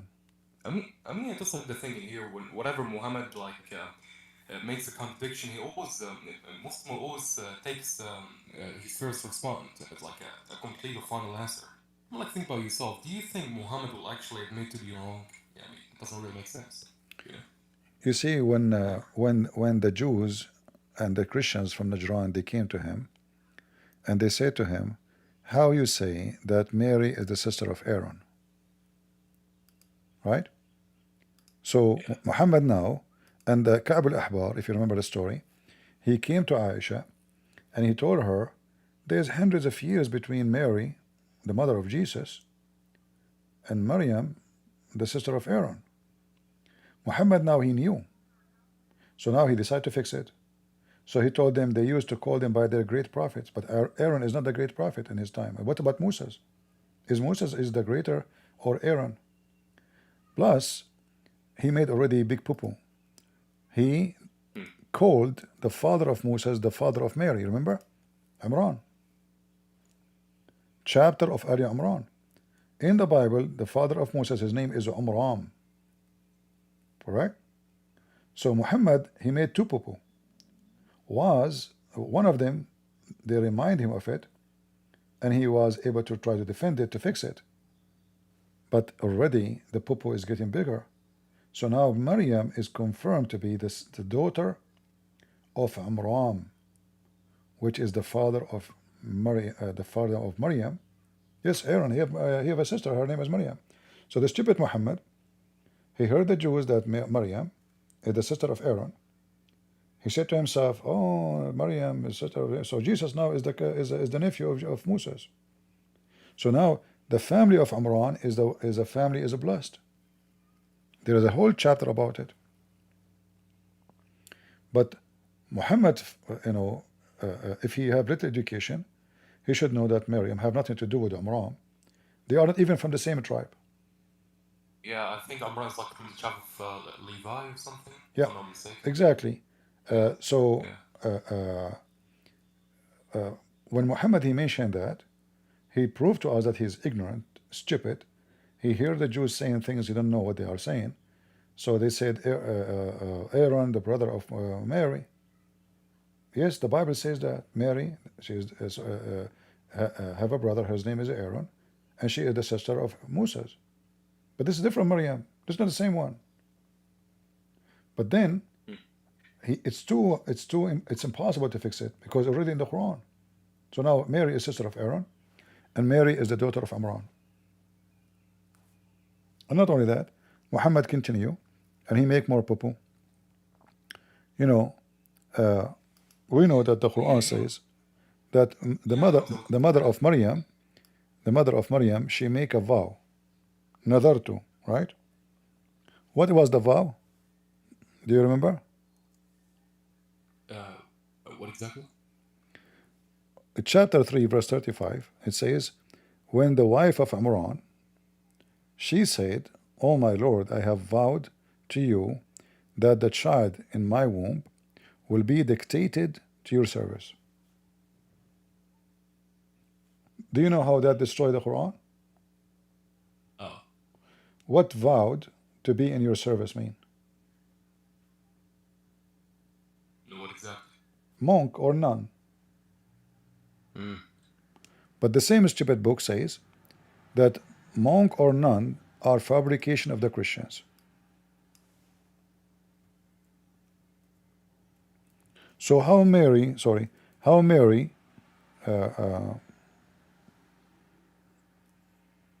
she was accepted, or let's say by her mother promise to be a monk, to be a nun, but monkhood or nun is a fabrication. This is chapter 9, verse number 31. All right. So having monks. Actually, this is about the Rahbaniya. This is the verse I want. Chapter 57, verse number 27. It says that becoming monks is their own fabrication. They've invented that. So taking a vow to be only in the service of God is a fabrication. Mary, in the Quran, she was in the service of God, and she is not even the one who made that promise. Like Can the parents make a promise in the name of the child? Obviously they can. And then the child, because his obedience, he obey. And then this child, Mary or Maryam, she lived in a monastery as a nun. No man see her. The only one can see her is Zechariah, as the Quran says. And then when Zechariah, he go to her, he found food in her room. Nobody see Mary. Nobody talked to Mary. She was what you call in Arabic habisa, like the nun who is jailed voluntarily. So she see no men, she see nothing in the world. She go inside the monastery, she never leave until she die. So according to the Quran, Allah, He provide Mary with food, with supply. So Zechariah, when he entered into Mary, he says, where is this food coming from? She said to him, Allah. So the stupid Quran is full of contradiction. One verses say something. Is that different reading too? This is contradiction. You know? So Zechariah, he entered in verse number 337. He entered upon her, and he to visit her in the mihrab. Mary is not only in the monastery, she is in the mihrab. And that is forbidden for the Jews. A woman, she cannot go to the holy corner in the temple. She is there. She lived there. She sleep there, according to the Quran. And Zechariah, he enter, and he see her, and he say, who is the one is supplying you with all these things? Mary, she say, this is from Allah. He provides sustenance to whom He wills without limit. So the same book says being a monk is false. The same book says Mary, she was nun, living in a monastery in the holy, in the most holy corner in the temple, and she don't even have food from anyone except from God. It's just a stupid book. So this is beyond different reading and different, this is just a stupid book. Muhammad is like a person who is suffering. He is a person, suffering from flight of thoughts, and he learned every day something new. So he decided to put it in his book, and he forgot what he said yesterday. This is why in the Quran it says, Allah will cause the Muslims to forget the Quran. Have you ever heard about a God says, I will make you read the Quran, recite the Quran, and you will never forget it? And then the same God says, we will make you forget. Which one? So Muhammad, he forgot Quran. Allah promised him not to forget Quran. The same Allah says to him, any verses we cause to be forgotten, or abrogate, or cause to be forgotten, delete, we will make something similar or better. Why Muhammad, he said such a statement, we will make something better? That is a big poo-poo, because God will make better Quran than the Quran. Yeah, contradiction. Obviously. This verse about Zechariah kind of like remind me of different verses, like Surah Maryam, number 7. When it talks about like يا زكريا بشرك بغلام اسمه يحيى. Yeah. لم نجعل له من قبل سميا. Talks about how we have never named anyone John before until now. When historically there are like records of people named John even before Yahya ibn Zechariah. There in that verse, the second the Quran used the word Yahya, the Quran is in trouble, because do you know what Yahya mean? John, basically. Yeah, but what the name contain? This is coming from Yahweh. So when the stupid Quran, Zechariah, Yahya, those are Yahweh. So how come Yahweh doesn't exist in the Quran? So how the name? Yeah, because if we go, let me ask the stupid chat GPT. I will ask Lily to ask her. Where is the word Zechariah coming from? The word Zechariah comes from Hebrew, It's a masculine given name, and it's a theophoric name, meaning it contains the name of a deity. Specifically, it's composed of two Hebrew elements, zekar, meaning to remember, Yai, Yah, a shortened form of YHWH, which is one of the names of God in Hebrew. Therefore, the name Zechariah means God remembers, or So this is Yahweh. So how the stupid Muhammad, he copy names, he put them in the Quran, and those names will condemn Islam. Because Allah is the name of the God of Islam, not... How is that, sorry for interrupting, but how is that exactly like a problem when it comes to Islam? Does Muhammad say in Hadith that he rejects the name Yahweh or something like? I don't remember any Hadith mention that, but I can do more research.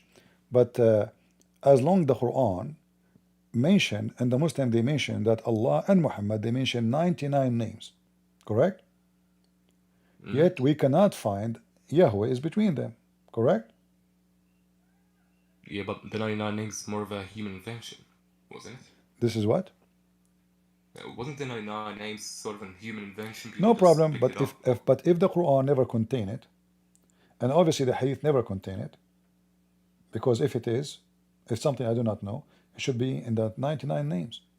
So more than 70% of the names of Allah are not even exist in the Quran. However, the Muslims agree that Allah have 99 names, but is any one of them is Yahweh? No. So how Zechariah, all the names actually expose Islam. Why the most important angel to Allah is Gabriel? Okay, if Gabriel is the most important angel for Allah, Gabriel exposes Islam because the name does not belong to Allah. His name should be Gabriel Allah, not El. Mika Allah, not Mikael. So why the word El is not appearing in the Quran? Why it appear only with names Muhammad he stole from previous books? You know what I mean? Muhammad is he don't know. Muhammad he do not know. He thought those are just names. You know? Israel, he thought those are names. If he knew what Israel mean, he should not add it in the Quran. If he knew what Zechariah mean, should not add it in the Quran. Mikael, Gabriel, Azrael, all the name. We do not know what they mean. Like the Quran, I don't know if you have old copies of the Quran. There was verses where it says Ibrahim and verses says Abraham. Okay, which one is correct? Because Ibrahim cannot be the same as Abraham. You know, who is it? Because it's not the same. No, it's not the same. It's not the same. It's not the same. You see, you don't add letters to the words. Like in English, when we say, sorry for jumping, but doesn't that also happen with like the name Jesus? Like the Assyrians call him Aishu. Yeah, I was going there before you stopped me. But you see, this is just different languages. Like in the Aramaic, sometimes the letter S pronounced as Sheen, sometimes as Seen. So Shams, the same word, Shams, which means sun, Shams. All right. So Yeshua, like in Arabic, you speak Arabic. What is the name written in your Bible? Yeshua, correct? Yeah, the Bible says so. Yeah, the Hebrew, they say Yeshua, the same letter.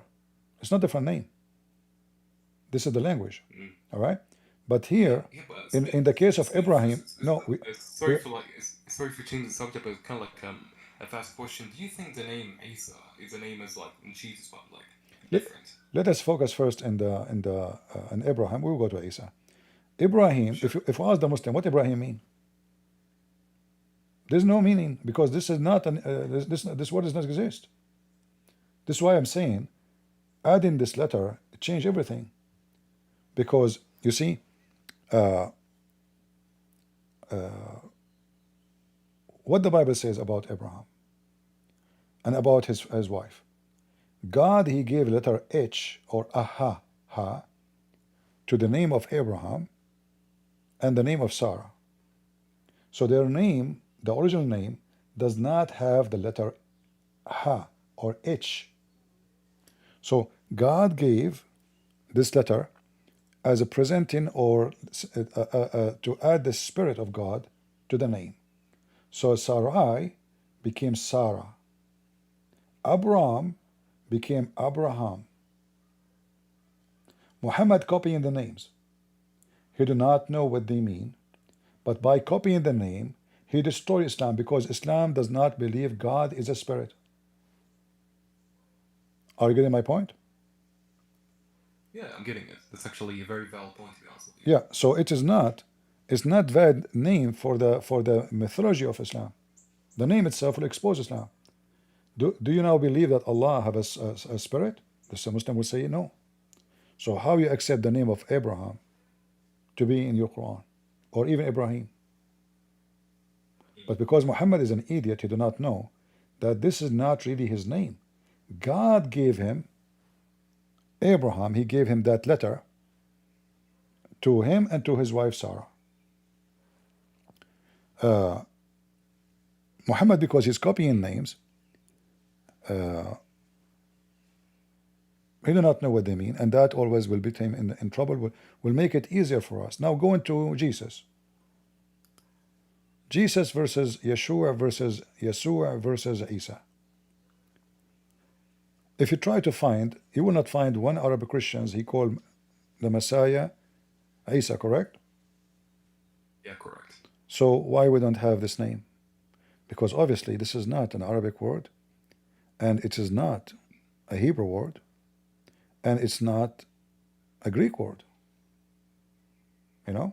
Yeah, but my theory is that Muhammad probably took it from the Assyrians, because the Assyrians call him Maishu, and the name, like Islamic Arabic, is Isa, and okay, there are like some similarities between them.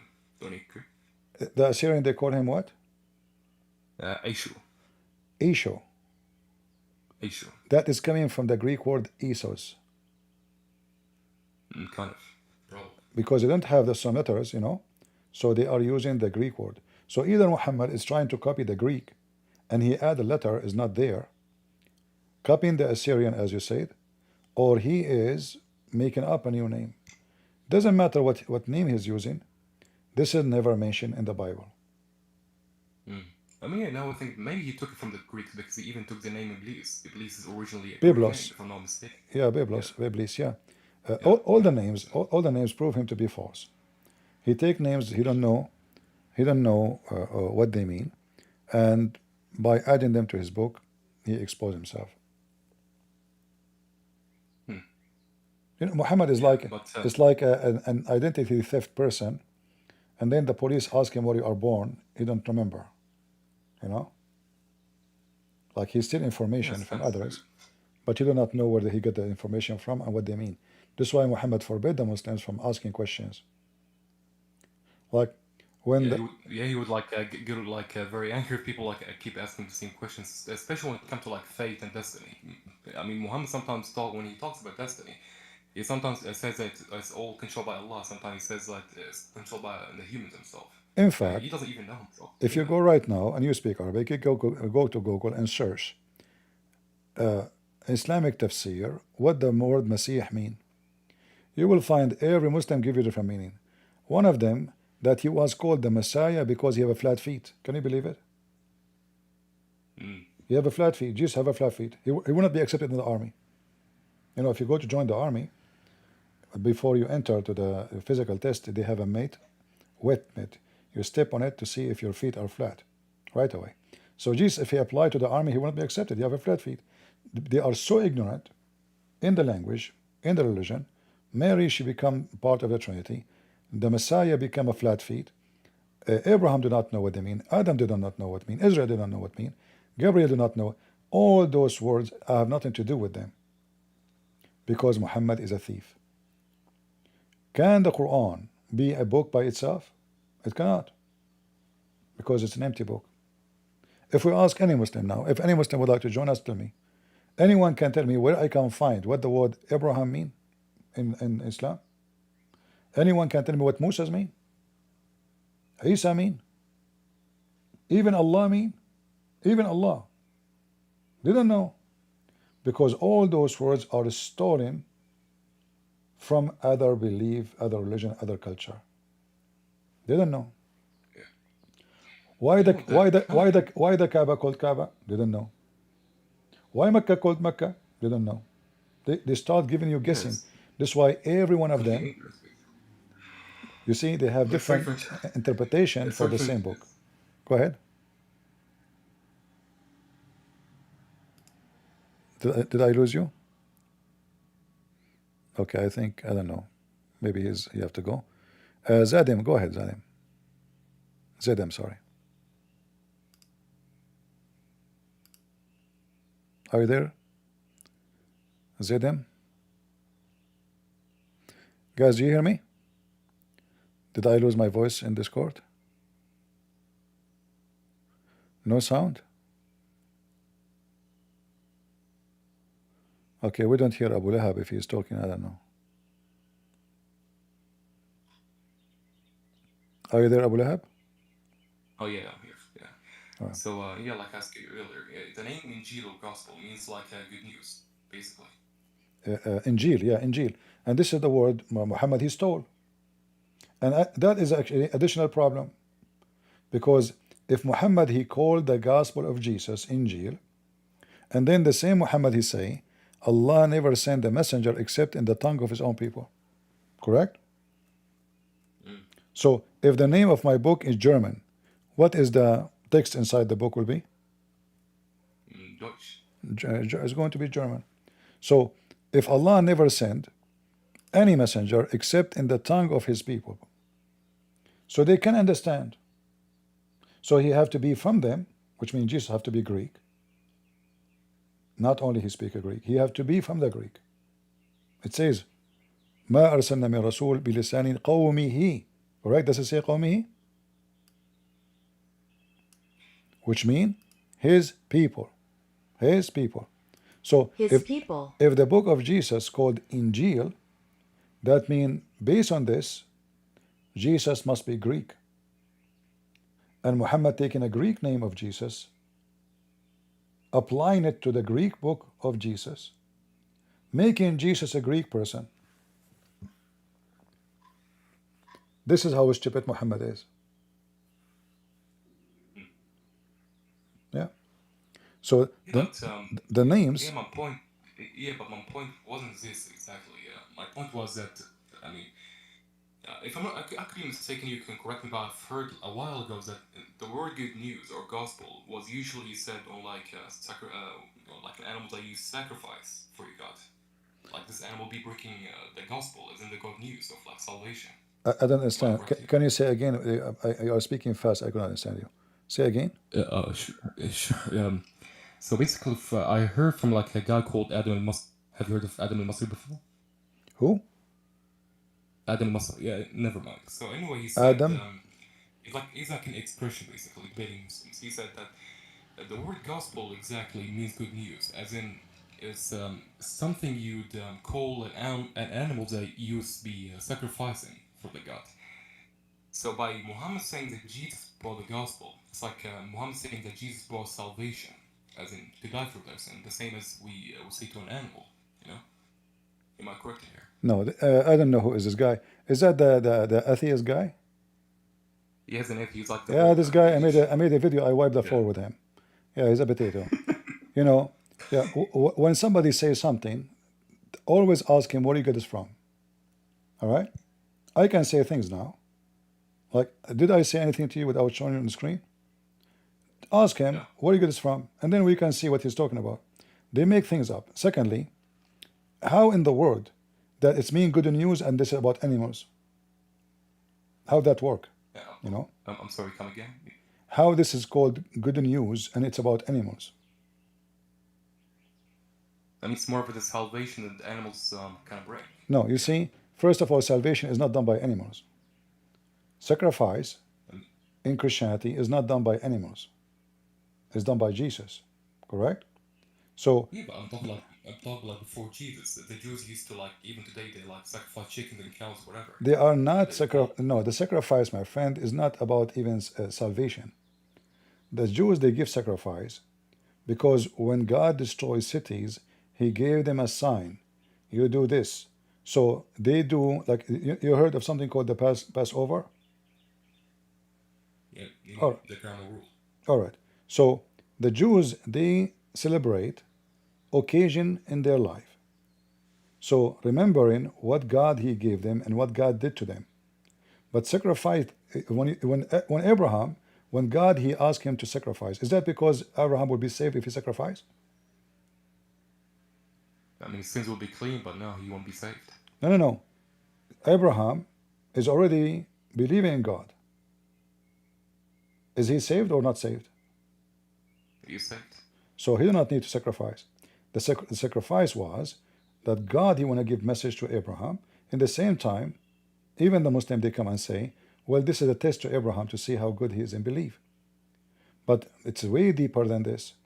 So when God, He asked Abraham to give sacrifice, not because Abraham will be saved if he did it or not, but because God will give a message that the sacrifice is going to be my sacrifice, not yours. So always a human being, like if we go in the Quran and we type the word Qurban. Qurban is not an Arabic word.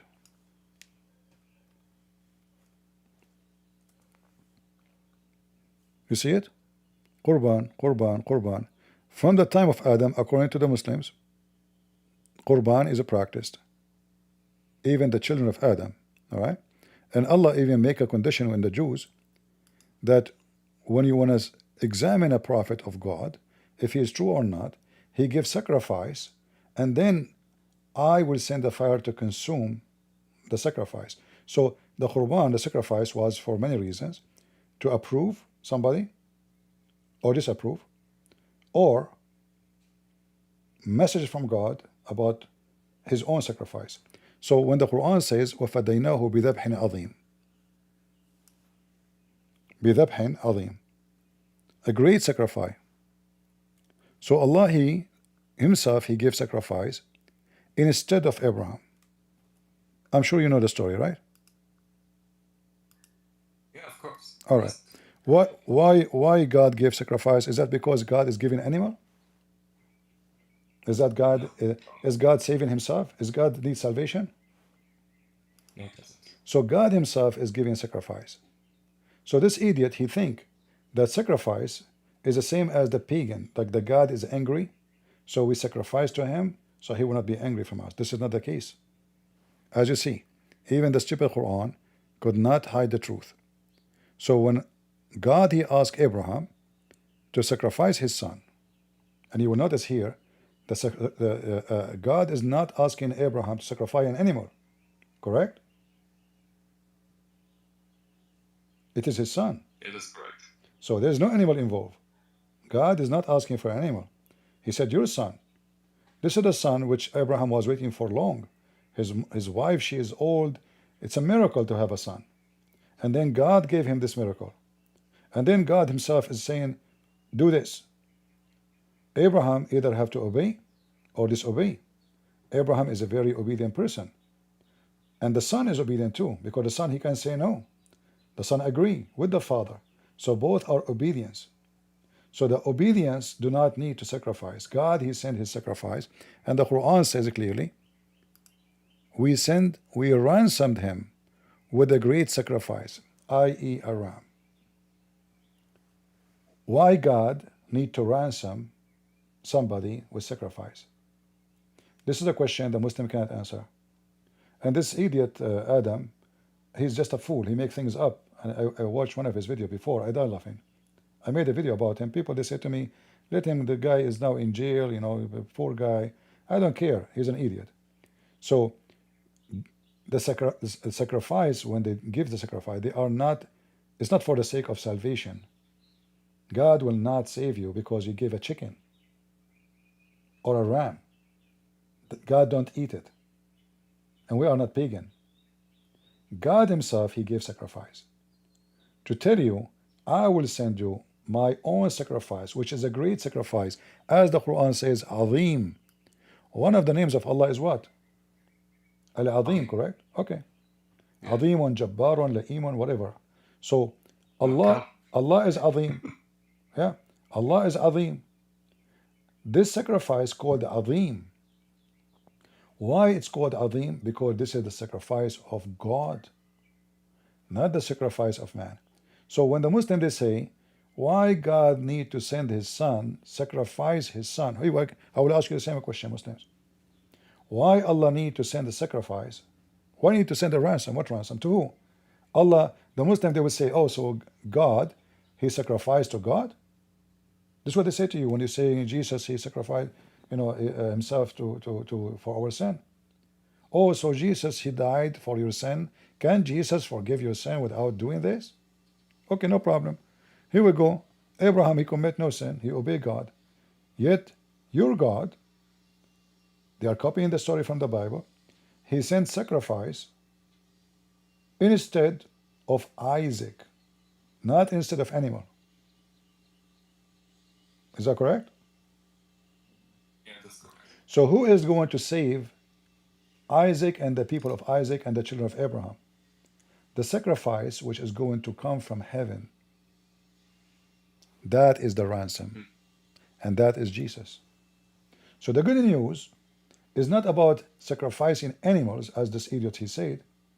Is about we have hope, we have salvation by the coming of Christ, not only by Christ sacrificed himself in the cross, because the Christ coming to earth is sacrifice too. God humbled himself, that is sacrifice. God, he walked on the earth, that is sacrifice. God being insulted, that is sacrifice. All of this is God humbling himself, except all this against him is sacrifice. And the top sacrifice he did is when he died in the cross. So only ignorant, they say such stupid, ignorant statement. I mean, maybe I like misunderstood him or whatever, but I don't know, like his whole point was that how the name Injil kind of like destroys the whole Quran. The name of Injil have nothing to do with animals. That's stupid, first. Secondly, I mentioned to you, the name Injil will destroy the Quran because simply this is a Greek word. This is number one mistakes of Muhammad. And that will make Jesus. You see, we don't want to make theories and fictions like those people they do, like this Adam. I can make theory now. I can say Muhammad does not exist. Theory is a theory, stupid. Either you can prove it or you shut up. If you have reference, show us. If you are making things up, people will laugh at you. I never say anything about Muhammad, like fabricate things just to gain a point. If I say something, like now you asked me, you said if there is any hadith about there's no Yahweh, correct? I was honest with you. I said I never heard it before. I can say yes, oh yeah, there is. But that would be not right. I never heard it. So I'm not going to approve or disapprove. I can say what the Quran is saying, what the Hadith is saying, and we have the 99 names of Allah. If I find ever a hadith like that, I will put it in the screen right away. You never know, it might be exist. There's nobody can claim full knowledge of the garbage of Muhammad. This religion is a collection of garbage in these books. So you will finish your life before you finish reading about the stupidity of Islam. And as you know, every Islamic sect, they have different books. So you might find something like that in different book, in different sect, somewhere. Like the first time I heard that there is hadith says, when Allah decided to create himself, he made the horses sweat, and then he created himself from the sweat of the horses. I could not believe that there's such a thing. How in the world somebody, guys, don't post those stupid pictures in the chat, please. Come on, ugly. How even a human being would think for a second that his God is created from the sweat of donkeys, because horse is a donkey anyway. Hard to believe. But if I mention it and I cannot find the reference, people will accuse me of lying. So I know this reference, but I never mention it until they publish it in the internet. Because if I mention it, people will say, what is the reference? I say the reference, this is he lying. It doesn't say that. But now I have the reference in front of my hand. I can say, okay, here we go. We go to this book, we read, let us put it on the screen, even in Arabic. Until now, there's no translation for this hadith. Right? But now at least we have a proof. So anyway, my advice to you, atheist or a Christian or a Muslim, when he says something to you, ask him where. Yeah, If you sure, don't, that's for stars. if you do not know, so you are speaking without knowledge, you know. If he says somewhere, okay, show us, you know, and then you can do, you can go and search yourself and see if you can find such a thing. And then if you find it, then he's saying the truth. Maybe he heard it somewhere, but you know. But anyone he claimed to have knowledge, he have to come with reference. I mean, I believe he came with a reference in the video. I can send to you, but it's like in Arabic. Is that a problem? You sure you can give it to me? I will put it right now on the screen. Yeah, sure. All right. So I'll send you here. All right.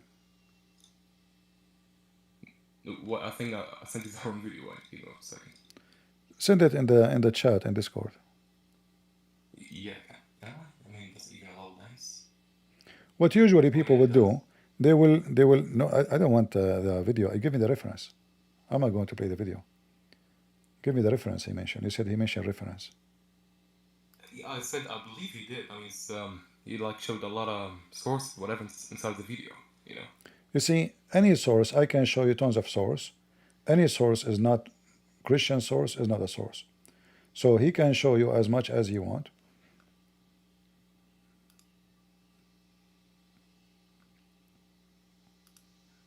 If I open his experience an incredible. If I open his video, let us see how long the video. It's like a half an hour. I mean, you can like skip one. That is long. Yeah, he was like responding to some Muslim that tried to refute him. I can't find the original video. Yeah, but this is not the way to respond. Let us see if I can go. يرد عليا بالسرعة دي يبقى ما اعتقدش ان الفيديو بتاعي كان تافه برضه. You can like skip for like 15 minutes. It's like, okay, but do you know exactly where?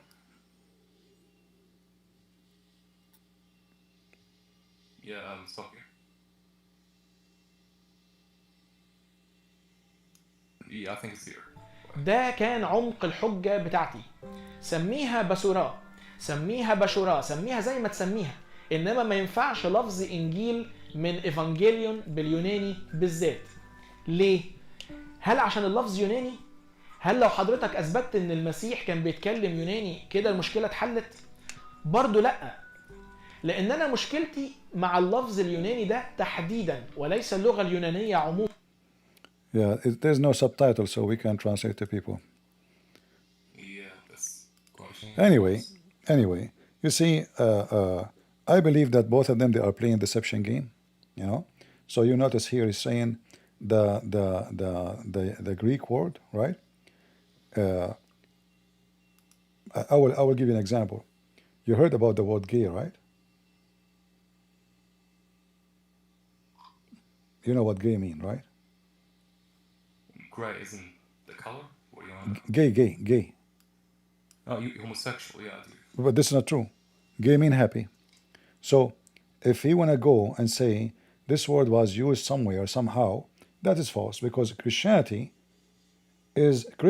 is the one who named their book in such a way, not only in the Greek, in other languages too, because the Bible is not only written in one language. So it's mean the good news and mean the good news only. Good news of what? Of salvation. Have nothing to do with animals. So this guy, he's been an idiot, the same as the Abdul. The Abdul tried to refute him using... To be honest, when I say animals, I'll just give an example. It's not real something he said. I didn't really think there was a problem here. He didn't really say animals. I don't know. It's you who watched the video. I don't know. I'm just responding based on what you said. It's you who said that, so I don't know. You have to be sure what he said. Yeah, but for us, my friend, for us, it's not up to this guy and that guy. The Injil is simply in Arabic the word bishara, correct? Bishara. It's a glad tiding. It is like you receive a news. It's not about animals or something physical. It is a news, announcement of a good news, happiness. All right. So, when we go in the New Testament, or even we go back to the Greek words, you see the logos as an example in the Greek language used by the pagans, the same word. When John he wrote the gospel, he is not coming with a new word. There is tons of debate about the word logos by the Greek pagans. So the logos is very well known by them. So John, he present God to them in a language they knew. So he used the word logos, which they knew very well, and they studied so deep. Can I say that the logos of the Greek is the same as the logos of the Christians? No. Can I say that the word gay of the homosexual is the same as the word gay written in the old Bible translation? No. The word gay in the old Bible mean happy. Happy person. Happy day. The word gay today is used for homosexual. The rainbow in the Old Testament is a promise of God of no flood. The rainbow today is homosexual. So only idiots who try to understand what Christians believe based in something is not exist, not for the Christians. When we speak about Muhammad making a mistake using the word Injil, because that will make Muhammad making Jesus a Greek person. Otherwise, the word Injil is a true word, is approved by us, and it's true. Nothing wrong with it. And we Christians, until now in Arabic, we use the word Injil, correct? Every single Christian. In fact, the word Injil for the Christians is used for all the book, the Old Testament and the New Testament. When I say I'm reading Injil, even though it's supposed to be just the New Testament, but we mean to use it in the language for both. You hear me? And it kind of like a weird question about what was the Old Testament also named Injil? What kind of good news does it bring? The good news in the Old Testament, as an example, if you go to Isaiah, you read chapter 7, chapter 9, chapter in the book of Isaiah, you will see that there is a good news about the one, the Messiah will be born to us. He will be the Prince of Peace, God Almighty, the government in his shoulder. That is the good news. It's not necessary to mention the word exactly. So it's a mistake to think, like, do we have a word is called the Trinity in the Bible? No, you don't. Okay, so what is, if there is no Trinity, do the Muslim have the word Tawheed in the Quran? No.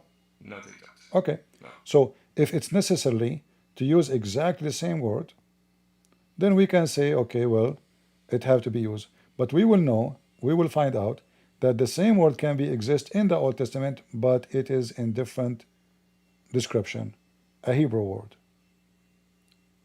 Like the same as in any language, the word can be translated, and the Bible and even the Old Testament, written in many languages. Like we know that the first Greek translation for the Hebrew Bible was done in Alexandria. You know that? The city of Alexandria, when the Jews there, they struggle with the language because most of people they start speaking the Greek language. So they find themselves they will be disconnected, and their kids will not be able to carry on their faith.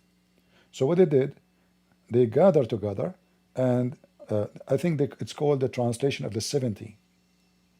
Translation of the 70. So they gathered together to translate the Old Testament to the Greek language. But when you translate, you will not use exactly the same word. So you might find in the translation in the New Old Testament the word good news, the word Injil, but this is not in the original one. It's a translation now. The Bible in Greek language, at the end of the day, is a translation of what Jesus said. The Greek people are not Hebrew, they are not from Israel, and when Jesus was speaking to them, as we know, he was speaking either in Hebrew, and obviously it was mixed with Aramaic. Jesus, he knew Greek for sure. He spoke to the Greek Romans, to the Romans. So for sure he knew the language too. And he's the Lord, he speaks all languages.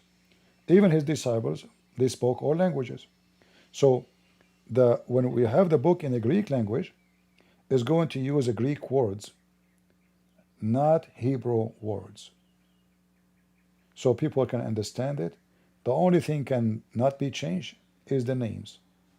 But any name is a meaning is going to be different, because you have to match the meaning, not the word only. You know what I mean? So that can explain why the original New Testament was written in Greek, because Greek was like the main language back then, the same as English nowadays. The Old Testament was not written in Greek, no. No, sorry, I mean the New Testament. No, the New Testament written in many languages, not only in Greek language too. But I'm talking about I'm talking about the Greek one. I'm talking about like the main one, the first one. Yeah, you see, the disciple, they went and spoke to nations. So when Paul, he go to Rome, is he going to speak Hebrew? No. Okay, so he will speak a Greek. But doesn't mean that Paul, he heard what he heard from God was in a Greek. Right? He is a Jew. His language is a Jewish language. So he will receive messages of God in his language. So when he go and teach, he don't have to use the same language because people can't understand. Like we as a Christian, we pray to God, we praise him in every language. It doesn't matter if you are an Arab or a Jew, a Hebrew, or a Greek, or this is what the Bible says.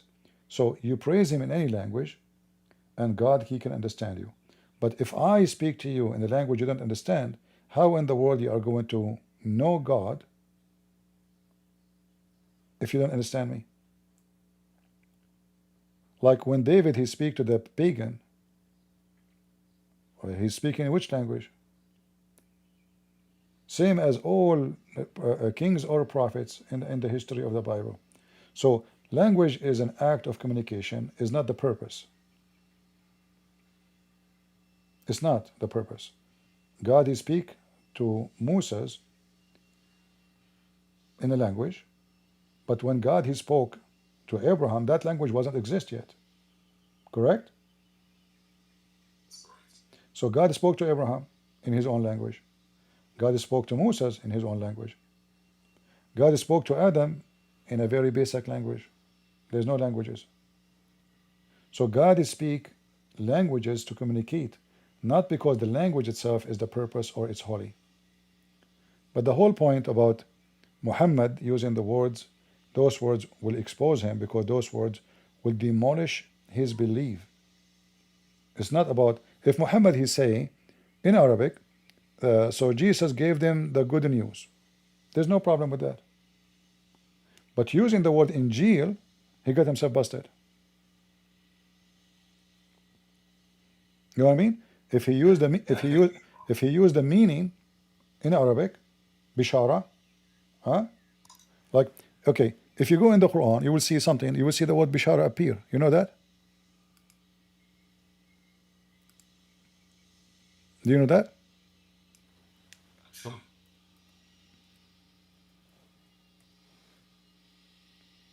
Bashara, bashara, bashara, bashara. And then when it's come to Mary, look what it says. Yubashiruka, to Yahya and to Mary.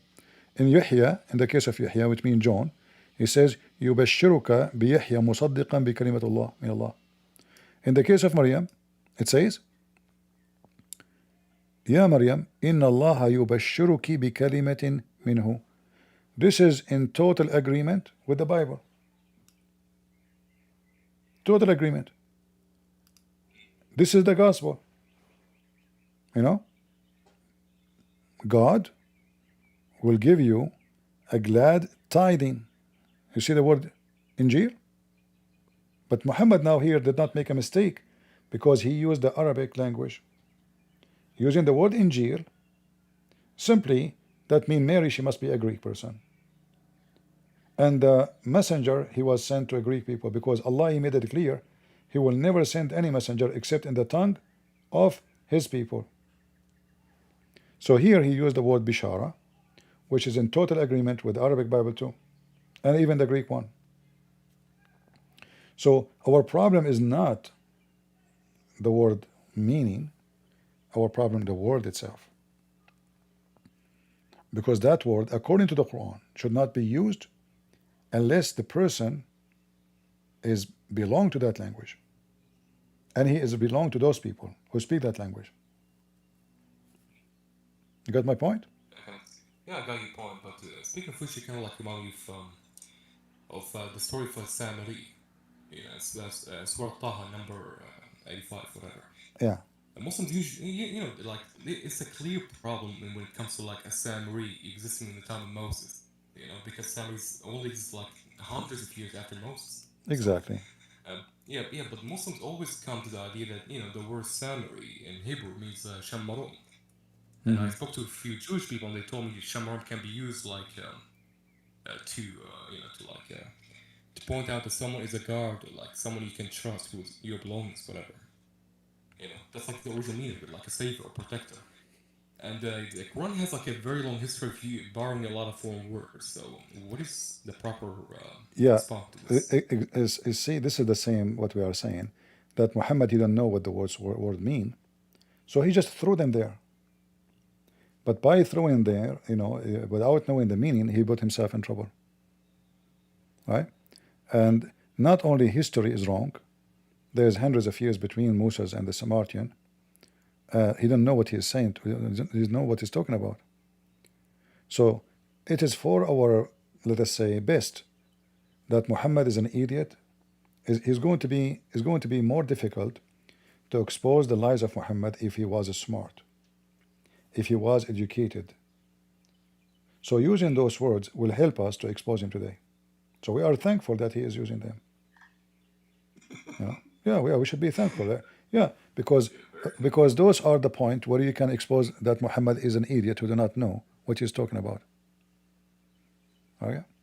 Like when you say, فَمَا خَطْبُكَ يَا سَامِرِي. Samiri is not a name. Cannot be a name. Yeah. So when Muhammad he used this sentence, he's just making a big poo-poo. He is making it clear that this is not a name of a person. That is a person. His ethnic is a Samiri. So how the Samiri he met with Moses? How in the world they came to exist together? Idiot. No? Yeah. I recall once asking a Muslim about this problem. I shit you not. He literally told me maybe Samir was a time traveler. I'm fucking with you. He was what? Traveler? A time traveler. Time traveler. Yeah. Well, Muhammad he always travel in time. You know, like when Moses and Adam they have a debate. How in the world does debate happen? You know? How Adam he met with Moses? Where they met? I mean, how they can meet? And how Muhammad he heard the conversation? And from which book he got this conversation? Muhammad is just a fool. He copy names. He copy. This is why in the Quran, if you go in the chapter of At-Tawbah, Bara'ah, it says that Muhammad is an udhun. What does that mean? He is an ear. Anything you say to him, he put it in his book. That's what ear means. It's an insult. That's why it says here, they try to hurt the Prophet. Why what? By saying he is an ear. This is not about Muhammad, he listened to you. No. Muhammad, he listened and he adopt what you say. Like a Jewish guy, he walked by.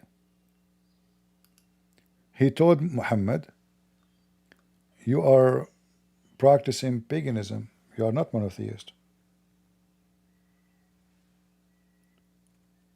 Did Muhammad debate the guy? No. He just told them, he told the Muslims to do as he said. The guy accused Muhammad clearly that he is committing shirk. He is polytheist. Muhammad, he was so subdued and he accept what the Jewish guy said. And as you see, this is sahih.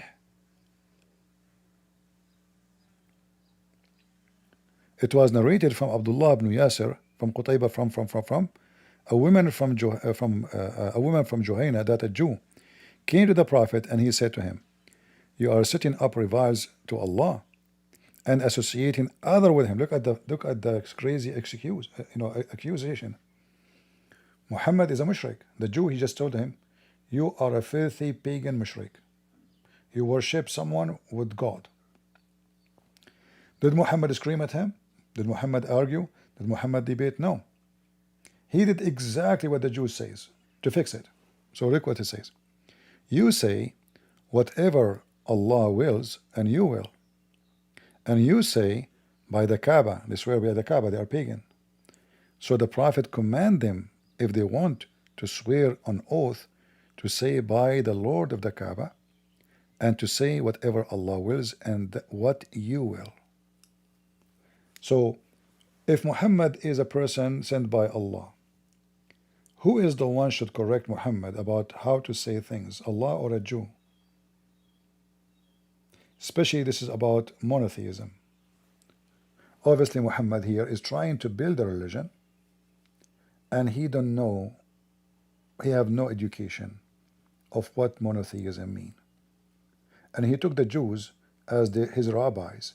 So a Jewish guy, he said, he accept what the Jewish guy said, because those are people of knowledge, and he is a donkey. And this is how the Jews actually, they put him in trouble in many places. All right?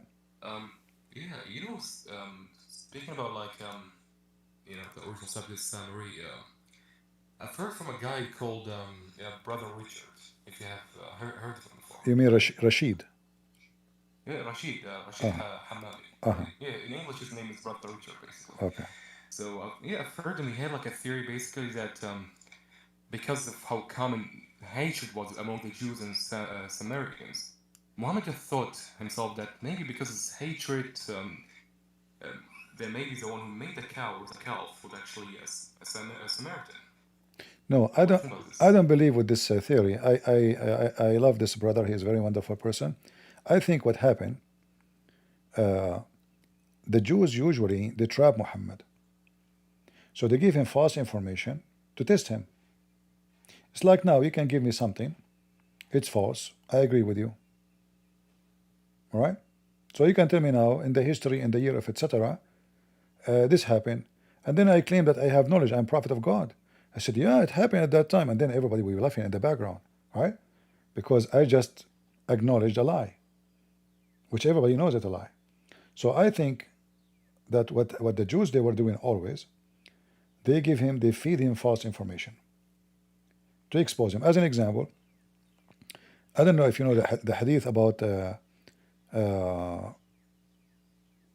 when a Jew, he came to Muhammad, he asked him, he says, I will ask you 3 questions, only prophet of God know them. You know the answer. Do you know the hadith?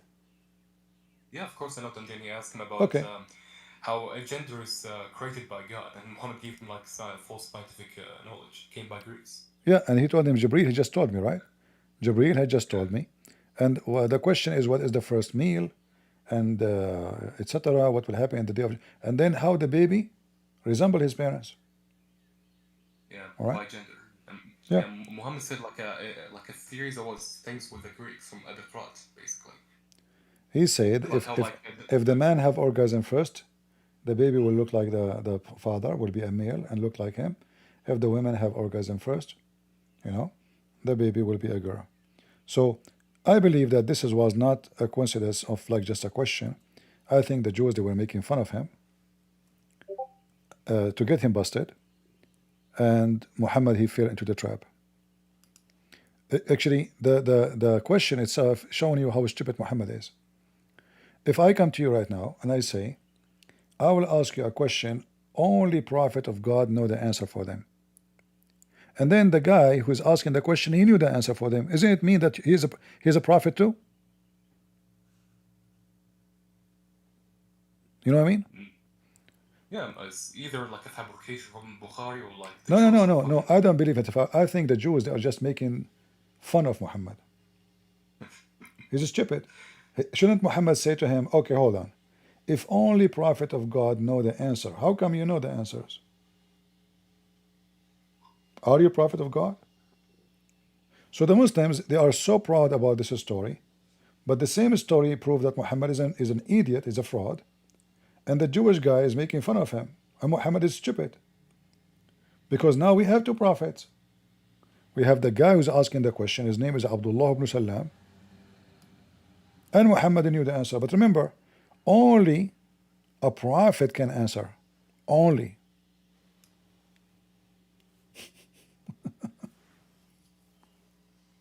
How the guy he knew the answer to? He's just stupid, like he's just dummy. It's like a child, making stories. And the Jews, so the Jews, they keep putting him in a trap after trap, and he is like a mule. He keeps falling into the trap. This is why at the end, Muhammad, he hated them very much. He wanted to kill them all. Because trap after trap, he was exposed by them horribly. The same as the story of Zulqarnain. The same as the story of the seven sleepers. All those questions came to him from the Jews.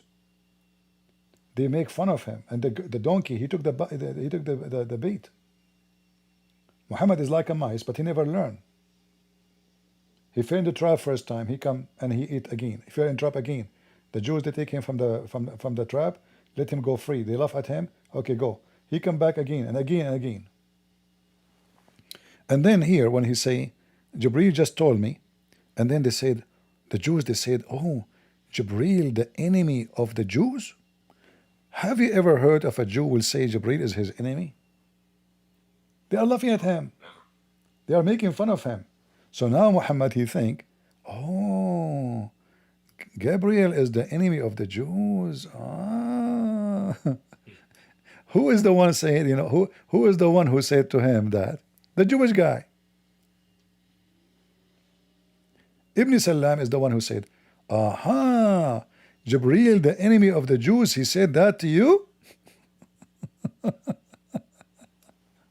make any sense. Why a Jew will say Jibreel, the enemy of the Jews, says that to you? And if Jibreel is the enemy of the Jews, so who's the God of the Jews? If this is an angel of God mentioned in their book, how Jibreel become the enemy? Muhammad, he take whatever they say to him. Here we go, he put it. Oh, the enemy of the Jews, Jibreel is the enemy of the Jews. Okay. Yeah. And then he says, okay, as for the sign of the hour, will be a fire that will collect people from the east and the west. And I bet you, if you go and search in the Talmud, you will find this. And then he continue. They ask him, what is the first meal in the paradise? Have you ever heard of a stupid question like this? What do you mean the first meal? First meal in paradise? What is that? He just made it up. He just made like a random answer. Like, they are making fun of him. Muhammad, he told them actually not the fish liver. It's not the fish, it's the whale. You see, the whale have a part in his body, in his sexual organs, make a hormone.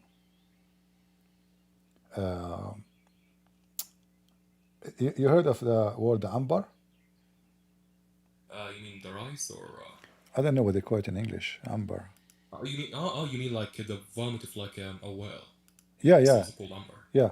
So yeah, they will eat from that, and that supposedly will increase their sexual appetite and make them powerful in bed. And then, this is the first meal, not the fish liver. This is a lie translation.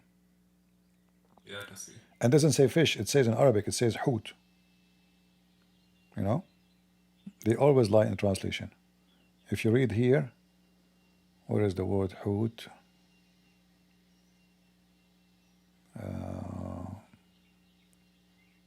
See the word hoot. Whale. Well, yeah. The whale. Yeah.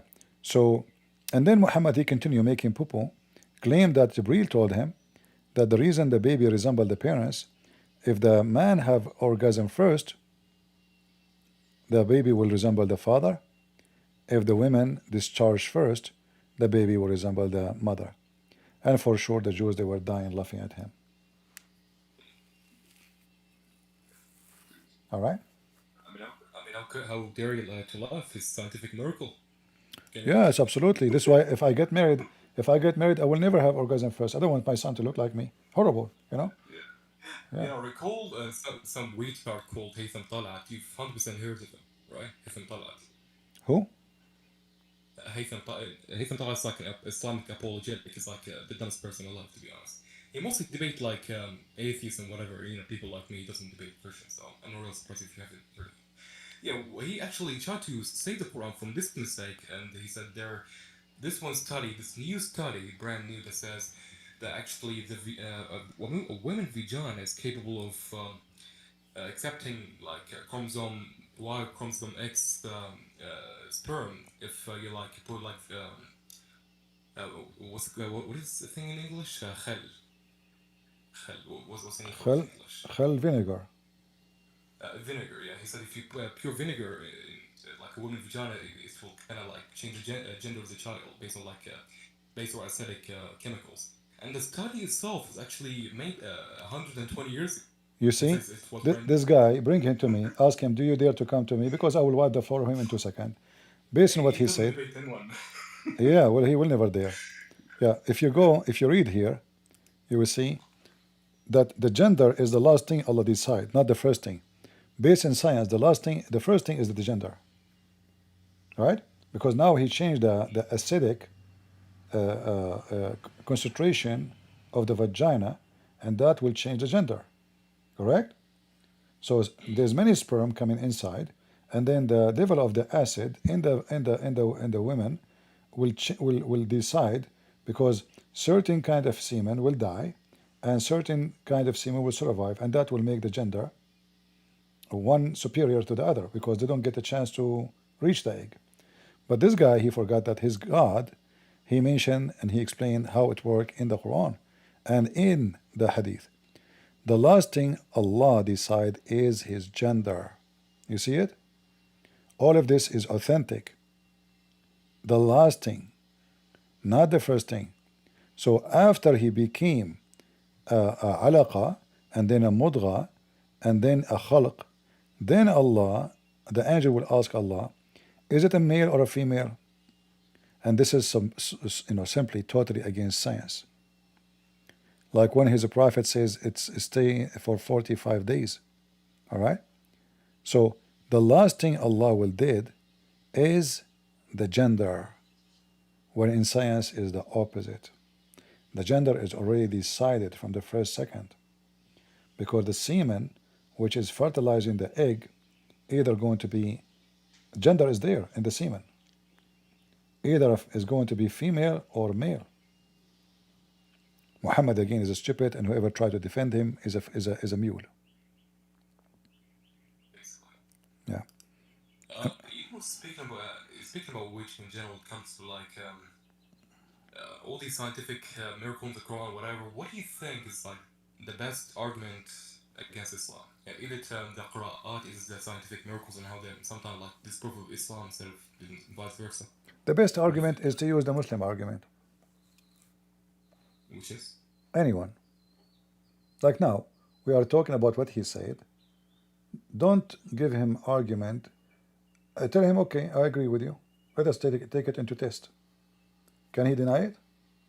He just said, if we change the acidic of the women private part, right, in the womb, we can change the gender, correct? So this is a prophet lie? Thank you very much. Use his logic. See? Yeah, because either he have to believe that I can change the gender, as he said, or it is Allah who decide the gender. Which one? Either he have to believe that we can change it even before it happened, or it's the last thing it's going to happen. You know what I mean? Either it's about who have orgasm first, discharge. And Muhammad described the discharge as what it is. This is not about a chromosome. It's about the liquid the woman she see coming out of her vagina. It's not a chromosome. It's not even a semen. The women she have a liquid Muhammad described as yellow and thin. So the best argument when you speak to Muslims is to use their stupidity. Let him speak. He will make poo-poo. Use the poo-poo he just made, throw it back at him. Yeah, but I mean, like, by using your own expertise, what is the shortest argument or debate that you have ever had with like Muslims in general? Not like one or two like Muslims, when it comes to like one mistake in the Quran or like Islam. Yeah. There is nothing called the shortest. You see, it depends on how much game player the person you are speaking to. Because, you know, the Muslims, the second, like now, I will show them this reference here. They will say it doesn't mean that. This is da'if hadith. You are using, this is your understanding. So, the short argument is you say the truth. But doesn't mean you will be over with, because the Muslims, as usual, they will deny whatever you give them. Muslims, they live in denial. They don't go by the truth. And lying is allowed in Islam. You know, lying is, you can lie to your friends, your enemies, and to your wife, your husband. So who's left? So there's no short argument. There's short argument for when somebody is honest, decent. He see it right away that you are being decent. Like now, I'm showing. It says it clearly how the baby is made. As simple as that. There's no chromosome. It's about who discharged first. So if he is decent, he will say, yes, it says that. If he's not, he will say, oh, this is about the chromosome. If the chromosome of the man is more than the chromosome of the women, then the baby will resemble the father. That's false. This is about who comes first. It says it clearly, discharged. You know? And this is mentioned in many places in the Quran. So there's no shortest, it's about how decent the person you are talking to. Yeah, I guess Saul doesn't involve this. Actually, a very good point, to be honest. Yeah. But anyway, always use what they say. Try to make them talk, you know, let them deliver their poo-poo, collect it, and then throw it back at them. Yeah, inshallah, my friend. I know, I think I spent a lot of time with sorry if I annoyed you, whatever, bothered by cutting you off. The hardest thing with talking with you was from the beginning when your mic was kind of cutting off. Maybe your mic, was cutting off, you know? My mic is what? Your mic's Iora was cutting, just like Muhammad's Iora. You know, that's why I couldn't hear at the beginning. My mic did not. Okay, no problem. All right, my friend. Let us give Zedim time to talk, because you are here for long, and Zedim try to join us. Yeah, I'm sorry, Zayden. I took too long. No problem. You are welcome. Oh, I enjoyed it. That was a lovely chat. All right, Yeah, Zedim. anyway, good to see Christian friends. Okay. You're welcome. But don't say inshallah next time. Go ahead, Zedim. Oh, that's old habits die hard. I still struggle with that. I know, like you grow up with it. You keep saying it, huh? It's a reflex. Like even wallahi, sometimes I'll feel compelled to say it, and I'm like, no. You know, I had a. Go ahead. I'll go ahead. Okay. I had a question for you concerning the name Ibrahim. Mm-hmm. I just tagged you in chat, and there's a chart there, and this chart contains a list of the variants of Ibrahim and Ibrahim, where the ha has a kasra instead of the ya being the e sound. I'm looking. Okay. So I'm trying to understand what is the explanation for the Quran being so inconsistent with such a fundamental prophet in we call it the Abrahamic faiths. So I'm trying to understand how the Quran managed to screw up the spelling. Zedim, do you have a link for this the post you made, so I can share it on the screen for YouTube? It's a slide, so you can click on it and save it, and it will be yours to do with it what you want. All right, let me take a screenshot and share it. Okay. Yeah. First of all, obviously, because Muhammad is he's copying names. You know, those names he have no idea what they mean. So when he hears it from the Jews, it comes as Abraham, and when he hear it from when he is speaking to the Arab, it's possible. I cannot confirm. It's possible that in certain time he was getting the name wrong, Ibrahim. Then when he migrated to Medina, he heard the Jews saying it in the correct way. So he come with a different way of saying it. So he come to it as Abraham, you know.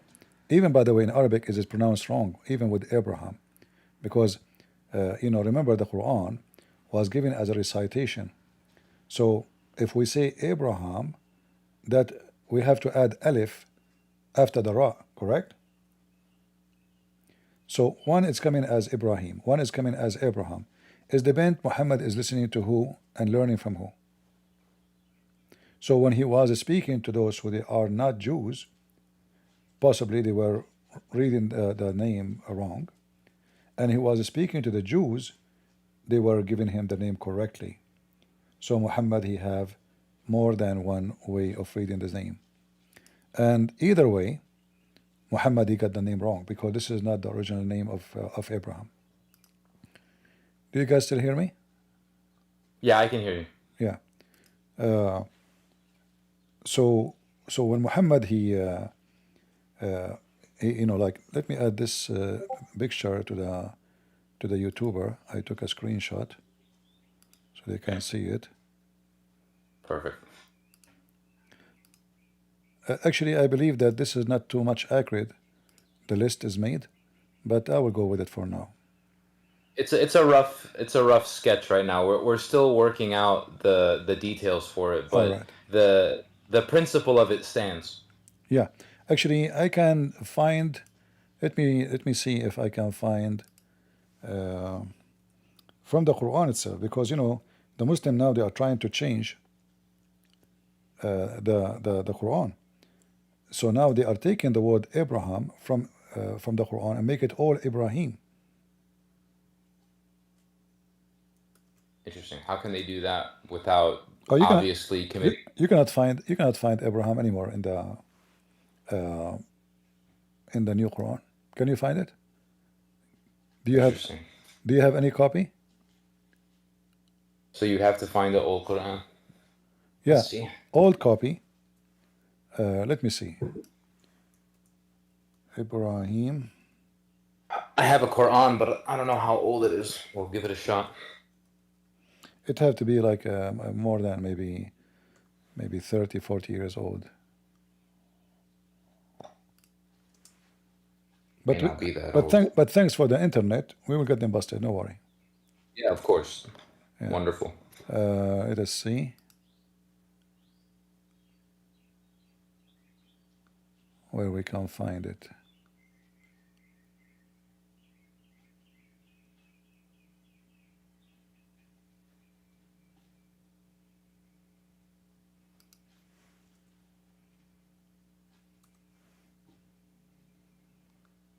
I'm just trying to find the images.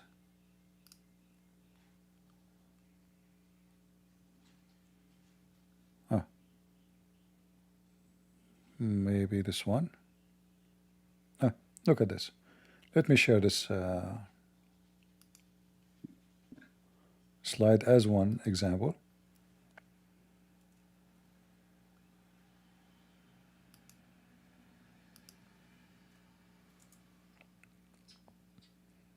Oh.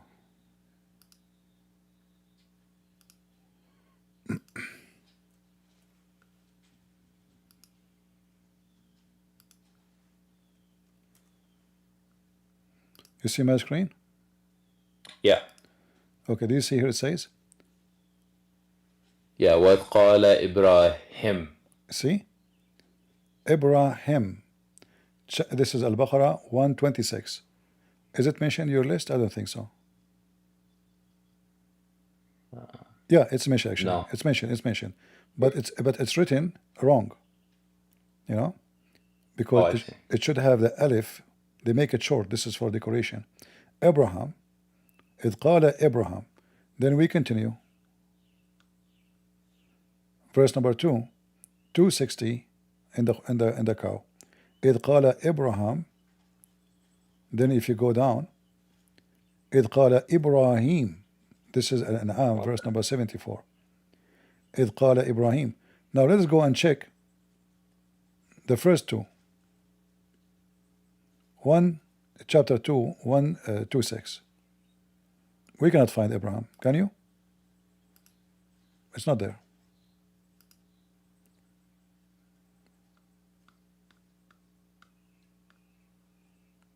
Nowhere to be found.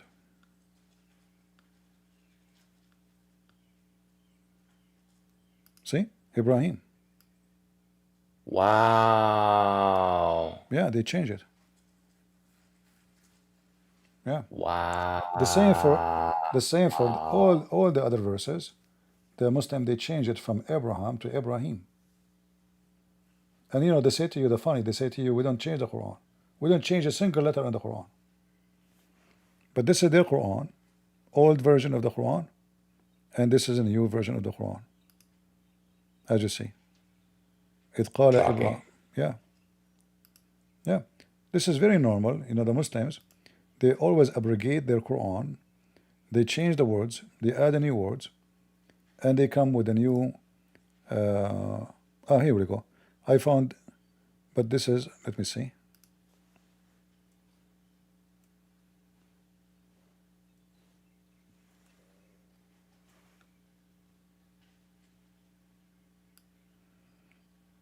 This is why I said you need to find an old Quran. People cannot see the screen. Sorry, guys. It's my fault. Yeah. You guys on YouTube, you can see it, right? By mistake, I still have that thing. All right. So you see here it says Abraham in red. In the Quran today, it says Ibrahim. The same verse. And even if you don't speak Arabic, you can notice that there's one letter here is added. This letter, yeah. Unbelievable. In the previous Quran, it is Abraham. Same as chapter 2, verse number 260. If we go to chapter 260, verse number 260, sorry, we will find the same. Let us go down. Almost at the end. I implore everybody watching right now to be taking screenshots. You see here, Ibrahim again. See it? Ibrahim again. Then we can find an old version of the Quran, like copy exactly from the Quran, like this. But maybe you cannot see it now in Discord. Let me see if I can send it in Discord.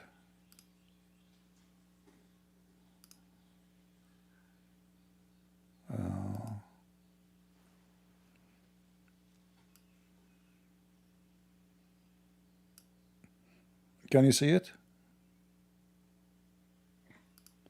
Did you post something in Discord? Yeah. Okay, now. Oh, there it is. All right. So here you will see. Do you see the original? Ibrahim. Ibrahim. Yeah. It's not Ibrahim. Yeah. So again, they lie. You know. They change.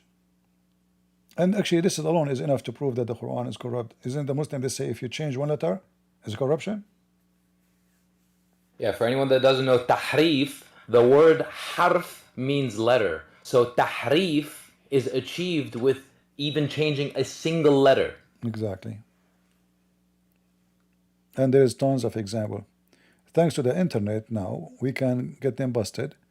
And like now, if I'm talking to you in the street, you ask me, where you get this from? This is a lie.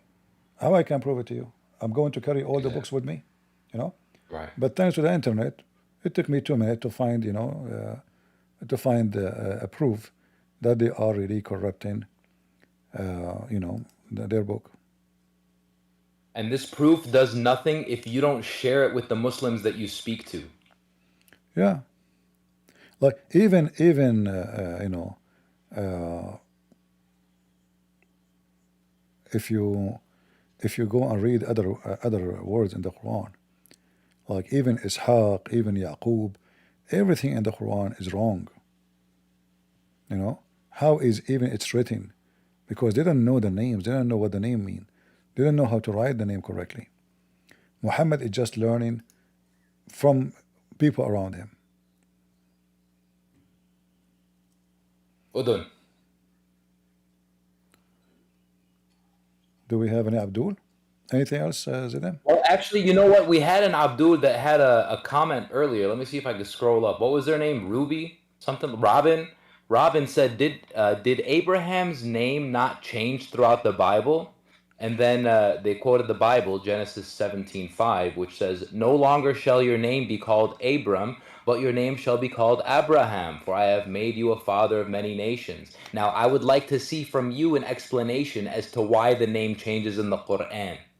No, you see, he's an idiot. He just shot his prophet in his ass, because now we discover what the original name of Abraham, and when God he add the name, they add letter H. Actually, I mentioned that already 15 minutes ago, right? I mentioned that God he add the letter H to the name of Abraham and the name of Sarah. Sarai became Sarah. Abraham became Abraham. Why? Because they are blessed by the Spirit of God. So this is proof Islam to be false, because God is a spirit. Prove that the true name of Abraham is mentioned only in the Bible, because only here we can know where the word Abraham is coming from. And yes, God can change the name of body, but this is not people. This is God calling Abraham Abraham, not me changing the name. So this foolish, he do not know the difference. Like when God he changed the name of Jacob, can he answer us why the name of Jacob in the Quran became Israel? He's an idiot. So by quoting for us Genesis 17, God he changed the name of Abraham and the name of Sarai, both of them, not only one. Why? Because they have a blessing of the Spirit of God, which means will accompany them. They will be blessed. So when a Muslim Abdul he tried to be smart, as again, like when I was talking before to the person before you, I said use their argument to get them busted. All right. The best one to beat Islam is the Muslims, not the Christians. And this is additional proof that Islam is God is stupid, because if the God of Islam he could not find someone smart to defend Islam, starting from Muhammad, how Islam can be even from God? So if we go in the Bible and we open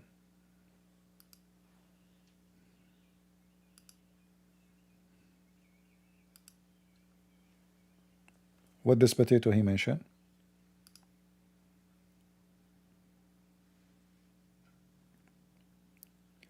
neither shall thee name any more called Abraham. Why your God in the Quran did not mention that his name is Abraham? The both names used in the Quran are wrong, because the pronunciation in Arabic is wrong. Secondly, here you see truly that this is coming from God, because now we know what was the origin name and what is the new name.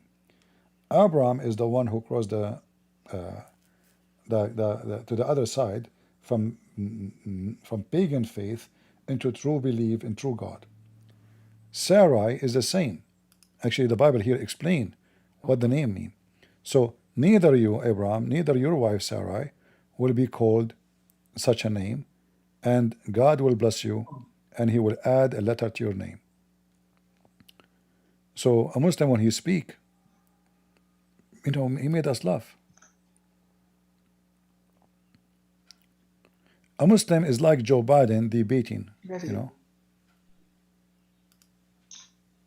Mr. Animan, are you a Muslim? Yeah, of course I am. All right, what do you want to say to us, Mr. Muslim? Go ahead.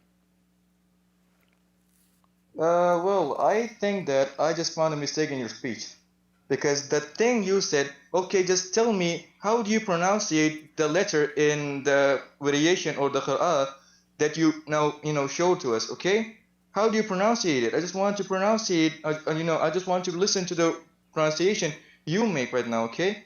All About right. the about the screenshot you showed us. All right. Please pronounce the name Ibrahim in the in the Quran. words. Okay, let me answer you. Yeah. Some verses says Ibrahim, and one verse says Abraham. Some even say Abraham. Which one is correct? You tell me. Is it First Abraham? of all, Is it Abraham? Is it Ibrahim? Let me tell you something. Okay, tell me something. Mister, please let me tell you something, okay? Tell me something. First of all, there are many ways of writing names, okay, in Arabic. Because, for example, I give you my name, okay? My name is Abdul Rahman, and Rahman is usually written with alif too. But in most cases, Rahman is written with the, with the alif kind of thing above meme, right? So if I write it in this way, if I write it with alif, both of them are same because I'm pronouncing the name in the same way. Okay. So how are they different? Zedem, do you hear what he said? And also, I told you. Hold on. Ibrahim name, just please let me finish. Please let me finish. I'm not going to take your name, okay? I'm not trying to take your time, okay? First of all, just tell me in the same qira'ah, at the portion where it says وإذا ابتلى إبراهيم ربه بكلمات فأتمهن قال إني. So why is the letter inni written in a different way? Okay. Why does it have yeah in a different way? So obviously it's a different way of writing. Okay, are you done? Would you like a reply? Would you like a reply? Yeah, of course I would like a reply. All right.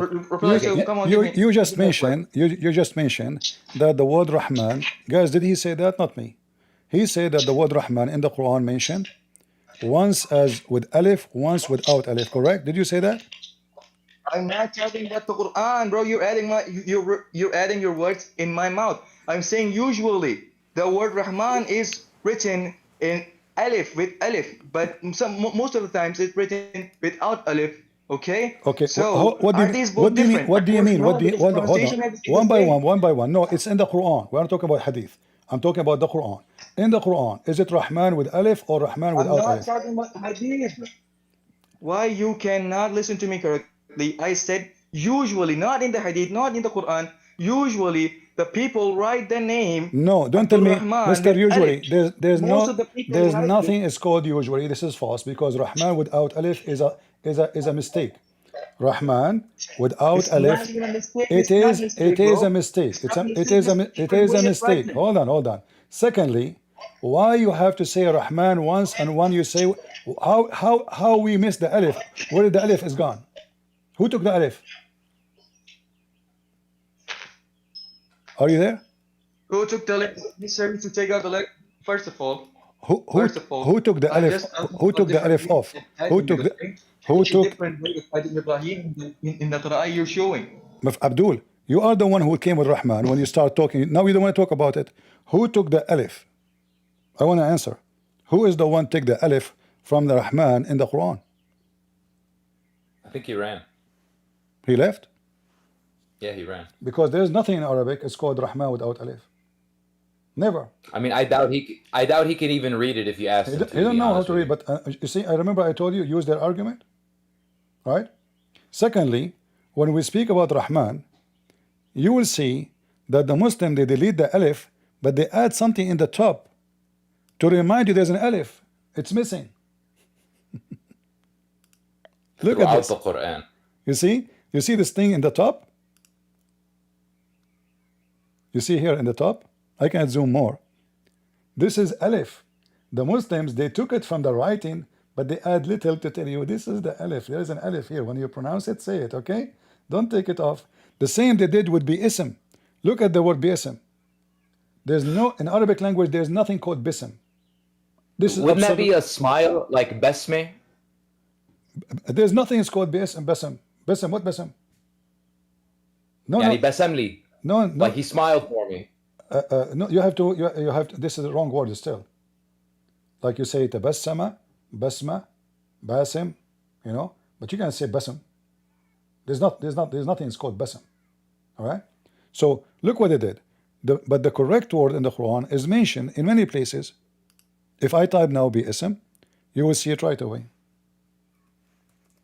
So which one is correct? This one is correct. باسم. Look how many times. Wow. This is the correct way. There's no bism. If you go and search right now, this Abdul who ran away, if you go on right now and search, and why the word bism in the first verse in the Quran does not have alif, you will see that it says the Muslims, they took it for the sake of ease of recitation. So you corrupted your Quran. You took the word out of context. You changed the way it's written just to make it easier to recite. If I go right now and I search in Google, I will not give you an answer from a Christian website. Let me see if I can find an answer in English. Why the word? I was just thinking, when I read the ayah like this, it looks like Basim is one of Allah's names. فَسَبِّحْ بَاسِمْ رَبَّكَ الْعَظِيمِ. Yeah, because there is no, they took the alif off, you know, they took it. Corruption. And he was upset and angry. And he said the name can be written in many ways. You know, this is your God talking. This is not me. To be fair, I would be frustrated too if I believed that I had one perfectly preserved book and then I saw a giant chart after giant chart of words that should be spelled a certain way being spelled in a completely butchered way, like a child did it. At the end of the day, we have to remember that the one is talking is Allah, correct? Correct. So I can make mistake. I can say, okay, in my accent, you know, but this is God. And God do not know how to even to call the name correctly of a person in the same book. What is his name now? If I'm trying to find in English, let me see if I can find something from Muslim website.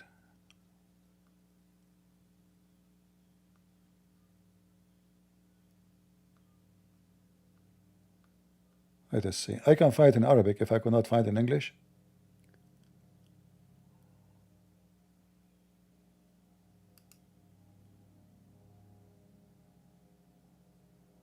Let us see.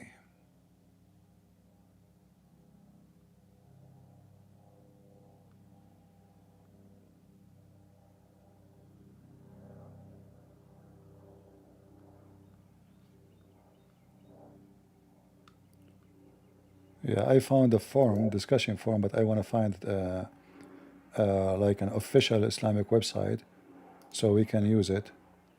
Let us see. SM, or please, after studying different route, I came to the conclusion that seeing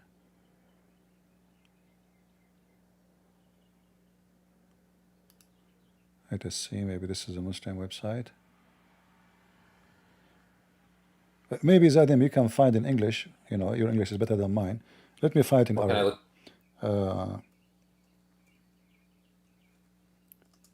لماذا حذف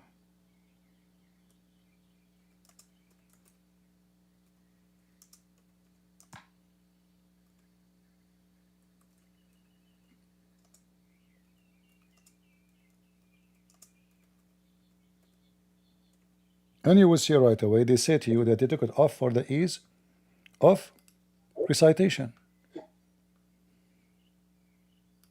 Here we go. This is an official Islamic website. Says, yeah, we deleted. We deleted. Yeah, are you showing something? Is that on the Discord? I will show it now. You see my screen? Yeah, I see. All right. Here it says, why the alif is not deleted. Why it's not deleted? Huh? And he's asking here about the number 19, but this is not our topic anyway. But just to show the question as it is. Why was the aleph not deleted in the Almighty's saying, in the name of God, instead of in the name of God? So he's talking about bism and bism. All right? Look what it says here. The Qurtubi said, the answer is, Bismillah, it is written without alif, for the purpose of making it easier to recite and read, because it's used a lot.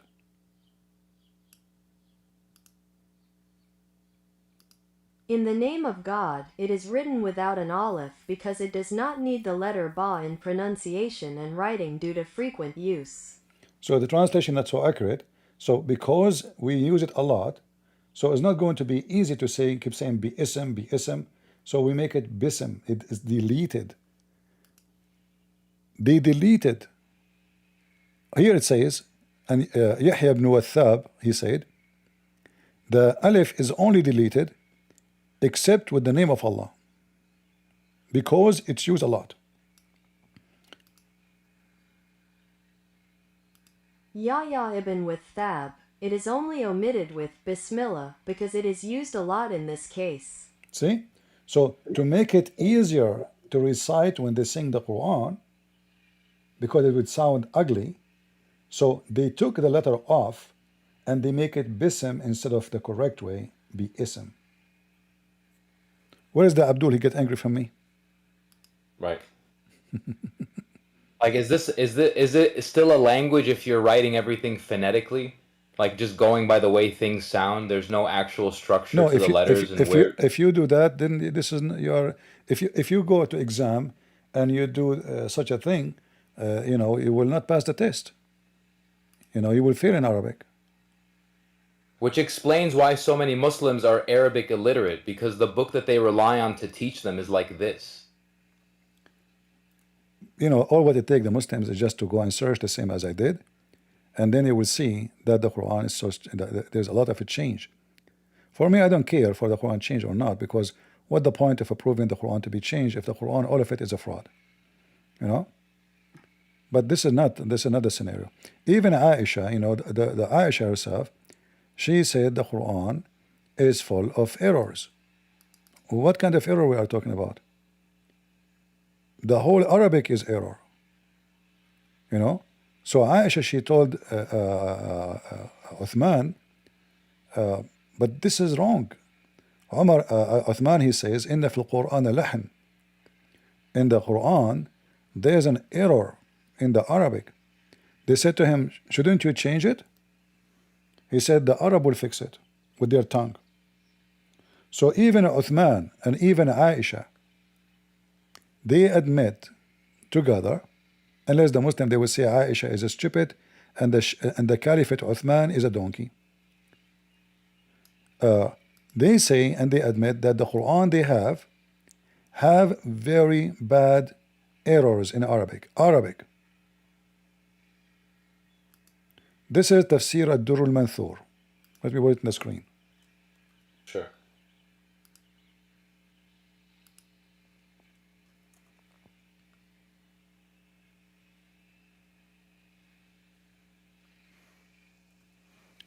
By the way, I made the same mistakes when I was a student. The teacher, he made fun of me. He called me idiot. He called me like this teacher. He was waiting for me to make a mistake. Like he hate me because always I get him busted. So I wrote the words in Arabic wrong in purpose. So he was like, he came, he said, today we will have fun. And he have my paper, the exam paper in his hand. He said, look at this guy. This guy who give us hard time, he claimed that he is smart. He don't even know how to write a word correctly. And he start mocking me, and I'm smiling. And then the teacher, he says, look, he don't even care. I mean, look, he have no blood. He's like a lizard. He's smiling, He have no shame. And then he said, shouldn't you say something? And then I said, sir, I just wrote it as the Quran. You should see what happened to his face. The donkey, I gave him a screwdriver, came from his nose. The second he heard me saying that, he started shaking. Yeah, actually he's right. This is the correct way to write it. This is exactly the correct way to. A second ago, I was a donkey. I was stupid. I was a mule. I was a lizard. This guy, and I was so cold-blooded. And even the student, they know I'm hot-blooded. This guy, he must prepare him for something, you know. There's no way he received all those names, and he is just sitting doing nothing. And he was going on and going on. And when he see me smiling, actually he get more angry. So he start even insulting me more and more. Donkey, stupid, mule, lizard, a child 6 years old will not do such a mistake. After he finished, I gave him a screwdriver. And then the teacher, it was the last class in the day. The bell rang and we have to go home. But this teacher was terrified because now those kids will go home and they will tell their parents. A person, he wrote a word like this. The teacher told him only donkeys will write this. Only donkeys, only mule, only stupid will write it this way. And guess what? It is how it is in the Quran. Man, this guy was feeling his life. So he closed the door. He said, no, stay. We have to explain. Stay. And then he starts saying, we have to give him a clap. Good, this is the way to write it. I was just testing to see everybody. I want to see who really understand, who is the one is not going to notice that you did the right thing.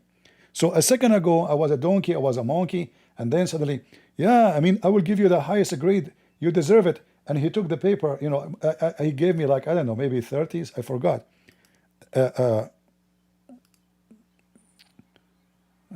Hello. Yeah, I lost the stage.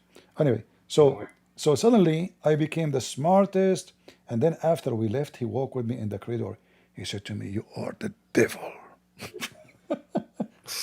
He whispered in my ear. He get close. He said, you are the devil. And I said, you are a fool. And I said to him, you are a fool. Yeah. He's a fool. He's a fool وحمص كمان. Yeah, look at here what it says.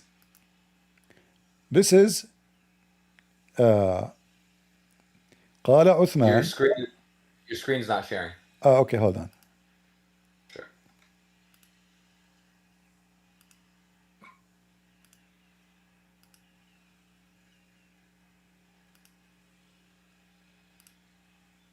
You see it now? Yes. So this is the book of Ad-Durr al-Manthur by the Imam al-Suyuti.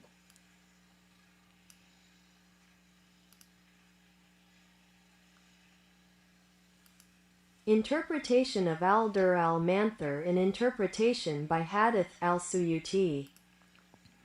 We go down here, we will see the following. That from Ibn Abi Dawud, An Qatada, from Uthman, when they gave him the Mus'haf, which means the Quran, he said, it have a lot of errors, but the Arab will correct it with their tongues. Let us use translation. Abu Dawud, on the authority of Qatada, said that when the Quran was brought to Uthman, he said, there is a mistake in it, and the Arabs will correct it with their own tongues. What mistakes we are talking about? Uthman is not talking about scientific mistakes, about history mistakes, no. He's talking about Arabic language mistakes. Can you believe it? Even they ask him, shouldn't you change it? He said, no, leave it. The Arab will fix it by their tongue. Read. Here it says, and Abdullah ibn Amir al-Qurashi says, when he finished from the making the Mus'haf, he brought it to Uthman. Uthman, he said to him, good work, beautiful. Abdullah bin Amr al-Qurashi said, when he finished the Quran, he brought it to Uthman, who looked at it and said, you have done well and beautifully. And then he continues saying, but I see in it mistakes in Arabic, but the Arab will fix it with their tongues. I see something of a tune that the Arabs will establish with their tongues. The translation is not too much accurate. So I think that the Arabic speakers in chat, when they hear the word lahan, they're thinking of music, they're thinking No, of no, naghme. I no, think no. that لحن mean because the word lahan no. is like we say ghalat when there's an لحن error. is a croaked language, So, croaked language, bad language, bad pronunciation, bad writing, bad etc. Croaked language, not good language. All right. I mean, even Google translate it as an error, right? Even Google. yeah. When the Quran was brought to Uthman, he said, "There is a mistake in it, and the Arabs will correct it with their tongues." And then they ask him, shouldn't you fix it? He said, well, I mean, why I want to fix it? Those mistakes would make no difference. They make no difference. How can you believe it? They make no difference. But they are mistakes. What do you mean doesn't make no difference? So why Allah? So we can change a lot of things in the Quran, then they make no difference. How mistake make no difference? This is the same. All right. And so all of these problems are just concerning the Hafs qira'ah, right? No. This is Hafs does not exist now. Okay. Hafs does not exist. This is the original one they have from Uthman, not the original of Muhammad. This is Uthman collection now. This is Aisha too. She is speaking to Uthman. She said there is errors in the book, and she started correcting the language.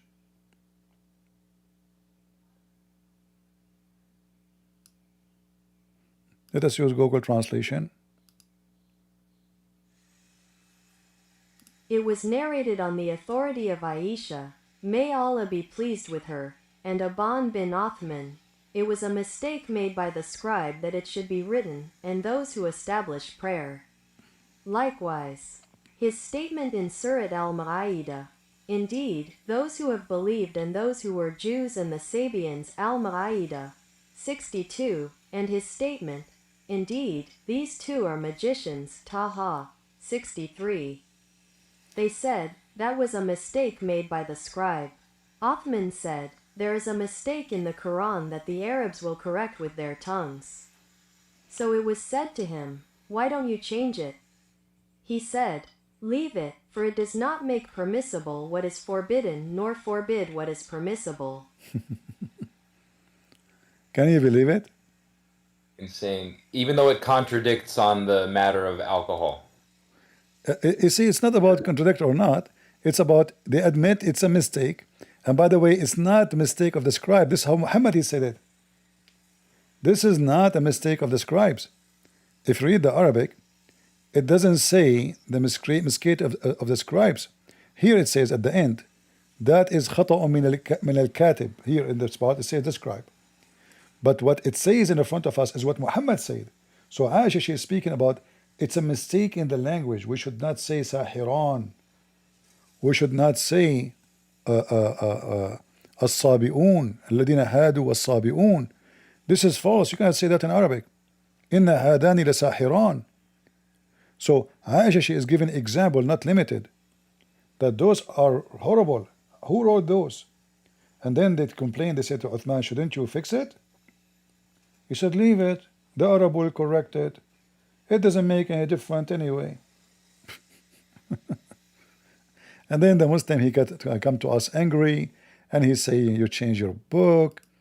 I mean, this is a book of God. If I were a Muslim, I would think you were talking about a completely different religion. Yeah, well.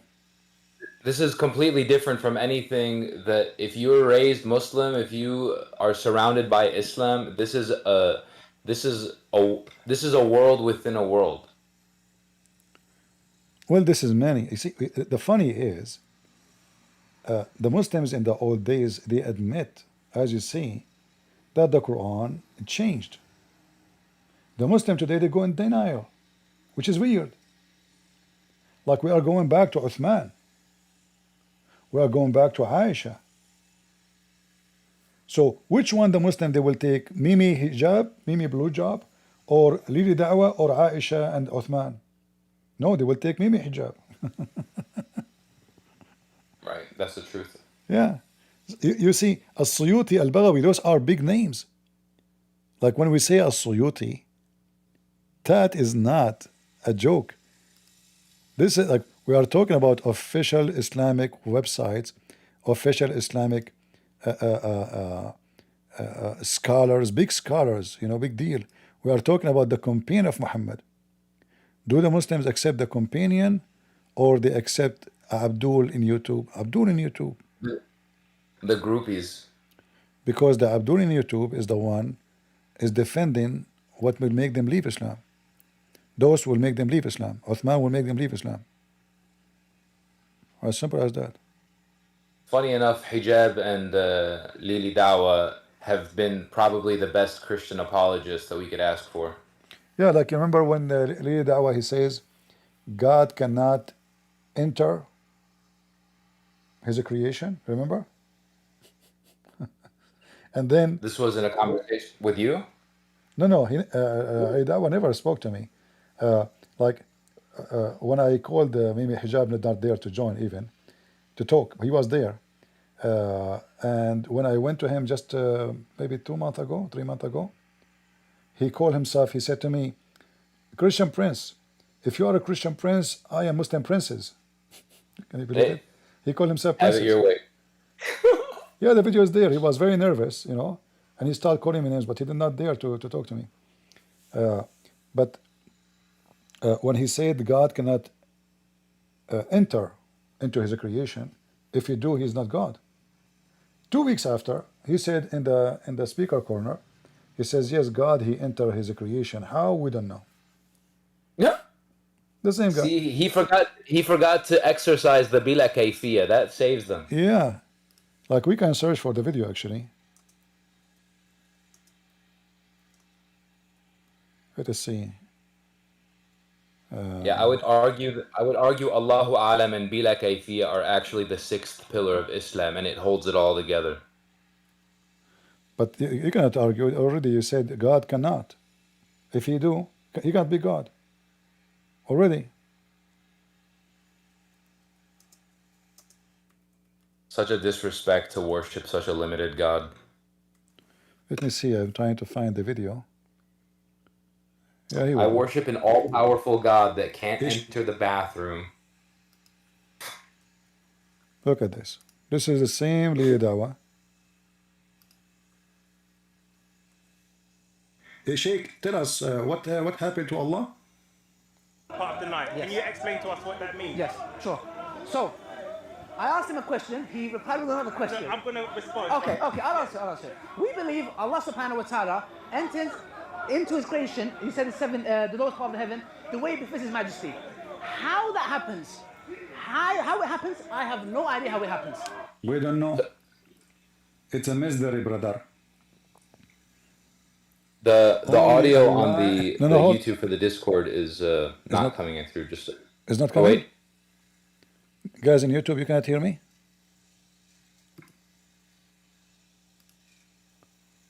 Oh, let me see. Guys, can you hear the audio on YouTube? Maybe it might be on my end.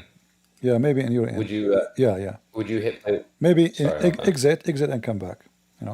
Okay. So now he said God cannot. God he enter his creation. How? Allahu alam. The same guy he will say, God cannot enter his creation. That God cannot enter his creation, because if he enter his creation is what? God, because they are dependent. And anything that's dependent cannot be creation, cannot be God, because they are dependent. And anything that's dependent cannot be deserving of worship. For example, it's the same thing. It is in the creation. Anything that is in the creation cannot be God, because they are dependent. And anything that's dependent cannot be deserving of worship. This is the same Abdul. Hey Sheikh, tell us what happened to Allah? Part of the night. Yes. Can you explain to us what that means? Yes, sure. So, I asked him a question. He replied with another question. I'm going to respond. Okay, I'll answer. We believe Allah subhanahu wa ta'ala enters into his creation. He said the lowest part of the heaven, the way it befits his majesty. How that happens, how it happens, I have no idea how it happens. We don't know. It's a mystery, brother. Amazing. Only This is how stupid they are. So to make a point, they say make a statement. That's why I told you, remember? Use the Muslim argument against them. Don't use your own. Let them make poo-poo. Like the guy who came in the stage, and he ran. I use his argument. He used the word Rahman, right? Right. The second he mentioned, he didn't want to talk about it no more because he noticed he made a poo-poo. Right. So let them throw. Which is it's not hard to do. Yeah, just listen to them, what they say. There's no need to prepare for an answer. Listen to them and use what they say against them. The Muslims, I wish I can find this article. I showed it before, a long time ago in my videos. No, actually, it was in Paltalk. They made an article, How to Debate Christian Prince. Never say yes, never say no. Even if he said to you the Prophet is a wonderful person, don't say yes. He would trap you. So when you debate him, you win every fight you don't get into. Yeah, because as long as you don't say yes, you don't say no, he cannot use it against you. So don't say yes, don't say no. Tell him, what do you mean? What do you mean? What's your point? But don't say yes, don't say no. It's the kind of bravery I expect from people that believe in a true God. Like, I want to fight with you. What do you mean? Okay, I want to box you. What does that mean? I want to beat the hell of you. I don't know what do you mean. Huh? He don't want to get to the fight, They are avoiding the fight. So I say, I want to box you. What does that mean? Okay, I want to box you in your eye and make it come like big. What does that mean? I will hit you in your mouth and make your lips so big like a duck. What do you mean? He don't want to get to the fight. So, because the second they get into the fight, they are in trouble. Like, what do you mean? What's your point? I have no idea what you're saying. So the Muslim is the best one to expose Islam. Nobody can expose Islam as Muslims. They call it when Muslims do that, it's a process they call cognitive dissonance. So in order to protect themselves, because their brain will break, they deny reality, even though it's in front of them on the screen, on the other line with them. From everything I said, I assure you the most thing people will remember is when a Muslim, he spoke to me, not when I spoke. Right. The Muslim, they make history. They are the best to demolish Muhammad and his religion. I want to encourage people to make time to watch this stream again if you can afford it, because it's just been back-to-back sharing of slides and data, and there's some fresh stuff in here and absolutely worth brushing up on and exploring deeper, so that we are not committing the sins of the Muslims that have been reciting the same Dawah script for the last 30 years. Well, the Muslim Dawah script is, it is a new script, by the way, because before, when a Muslim, they are like, if you want to speak to some Muslim, he live in Iraq. He do not do what the Muslim do in YouTube. Their story is different. But when the internet came, and these people have a freedom to oppose what you say, then the Muslim, they have to find a solution. This is the Dawah script today. Like, Islam mean peace, Islam. But this never was in the Middle East. You like it, you don't like it, Right. we'll kill you. Who cares? Who dare to question? We will kill you anyway. So you accept Right, Islam. Islam is submission now. Yeah, now it's means submission, and but before, well, actually now in Syria is the same. Those terrorists, they come and they become the government, and they are putting papers, as I heard. I saw it in a news. They are putting papers on the churches' doors saying convert to Islam or pay jizya. So now they have Islamic regime taken over. In Egypt, the president of Egypt, he noticed that this Trump, he is so easy with the Muslims. He been bought by Qatar. So he said, okay, nobody will punish me. And now they want to take the monastery of Saint Catherine from the Christians. And no Christians are going against it. Do you see Trump? If anyone want to take a Jewish building from the Jews, Trump right away would jump. Trump, he never opened his mouth when Erdogan, he took our church. The church built by the King Constantine. And now Trump will never open his mouth against Egypt. This is a church owned by the Christians. It's built by the Christians, owned century after century after centuries by the Christians. And the Muslims, they're trying their best to strip the Christian from it. Which Christian leader is talking about it? Nobody. They notice that Trump now is happy with his jumbo mambo airplane, and he's praising the Muslims for the $1 trillion of investment. So it's perfect time to take the church from those Christians. This guy don't care. He's not even there. Just he's busy with his business. He want to make money. Perfect time. Right. And those Christian senator in USA who claim to be Christians, like any one of you guys contacted them about this story, like Ron Paul, what his name, the other guy, all those who claim to be Christians, are they going to speak about it? Are they going to ask for sanctions on Egypt for discriminating and stealing the property of the Christians? Why Trump was so excited to protect the white in South Africa, which is good to do, from discrimination, taking their property from them. Why Trump don't move to do something against Egypt? If he say one word, they will not dare to do it. Right. This is proof that nothing gets done if we don't do it. So if anyone's listening that has the capacity to rally signatures and be effective in that way, I pray that you feel compelled to act. They will, they will act if it is, like, you see many, they claim to be Christians. If you say Israel, they will stand with Israel. You say a church taken by the Muslims, nobody will talk. They are so good to defend Israel only, but nobody defend the Christians. Trump, he's talking about anti-Semitic, right? Why he never mentioned what's happening to the Christians in Syria? He go, he sit with them, he talk. Did he ask them? Did he say why you are discriminating Christians? Why you want to lift the sanctions from you? Like, what is I want to see the same favor given to the South Africans. I would like to extend to like even the Nigerians that are experiencing their own massacre at the hand of jihadis. Yeah, nobody will care because they are, poor black African. Who care for them? They get killed every day. Who care? Yeah, reality check. And the Muslim, they knew very well what we have.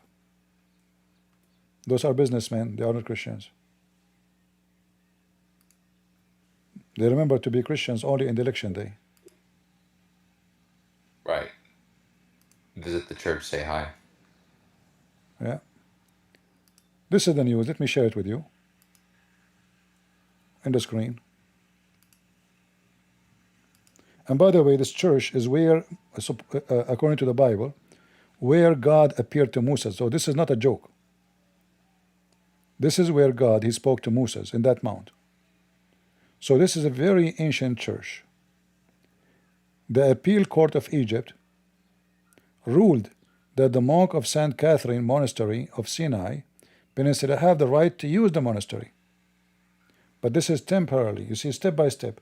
Now they will say, okay, you can use it, but we own it. Tomorrow they will say, okay, your time is up. Now it's owned by the government. And then they will give it to the Muslims to control it. All right? Yeah. However, the court also affirmed that these seats remain the property of the state as part of Egypt public domain. How is that? What do you mean public of the state? This is not property of the state. This is property of the church. Right. This is built by the Christians or by the Christians for centuries. Never been empty for a day. Monks live inside it for forever. So in order to avoid big noise about it, they will strip it step by step. So now we say, okay, it's we will give them the ability to use it for now, and then a few years after we'll say, okay, we want to give the Muslims have right to share in it too, so we will give them 30% of the monastery to the Muslims so they can practice their ritual. It's owned by the government. It's all for all of us. All of us will believe in Moses. So the whole point is to strip. And by the way, this is a Greek Orthodox church. Where is the filthy Putin? He claimed to be Orthodox. The filthy Putin who go every Easter and he take he go to the mass, he kiss the cross, he pray in public in front of the microphone, he bowed down. What happened? What happened to the one who is a friend of Egypt? When Erdogan, he took our church in Turkey, Putin, he called him, Erdogan, he says, Christians are welcome to visit at any time. Putin, he said, oh, okay, there's no problem then. No problem. They knew that we don't have real leaders. I mean, this Putin, if he fart, Egypt will collapse. Just by farting. But they are fake Christians. I mean, Egypt's barely surviving right now with the stupid city that the mega city that's deserted that they've been building. Like, they're in debt, in drought. Well, the country is collapsing anyway because they have more babies than the money they make. All right. What do they produce? What do they produce besides tourism at Sharm el-Sheikh and belly dancing? The country have oil and gas actually. But that will not be enough because population is massive and the increase of population is so stupid. So it doesn't matter how much like let's say resource they have. They don't even have money to buy bread. They can't even grow their own bread. I mean their own wheat. So they are in trouble. The spending does not match the income. The population does not match the resource. They have problem with water. They can't even have schools for kids. They build a school for 100. A day after, they have 500 born baby. Let us ask a stupid ChatGPT or Google, how many baby is born a minute in Egypt? Or let us see a year. How many child is born every year in Egypt? In 2024, Egypt registered approximately 1.96 million newborns. This was a notable decline of 3.8% from 2023, and the first time since 2007 that the number of births fell below the 2 million mark. The Central Agency for Public Mobilization and Statistics, CAPMAS, the research arm of the Egyptian government, reported an average of 164,028 births per month, 5,378 per day, 224 per hour, and roughly one birth every 16 seconds in Egypt in 2024. Every 16 seconds. So that's crazy. And the reason now, by the way, the birth number is going down because more and more people, they notice we cannot have where we will have the kids. Right. Where they will sleep. There's no place. So not because like they are getting smarter, but because they are getting more in hunger. Right. They can support their own Desperation. kids. Yeah.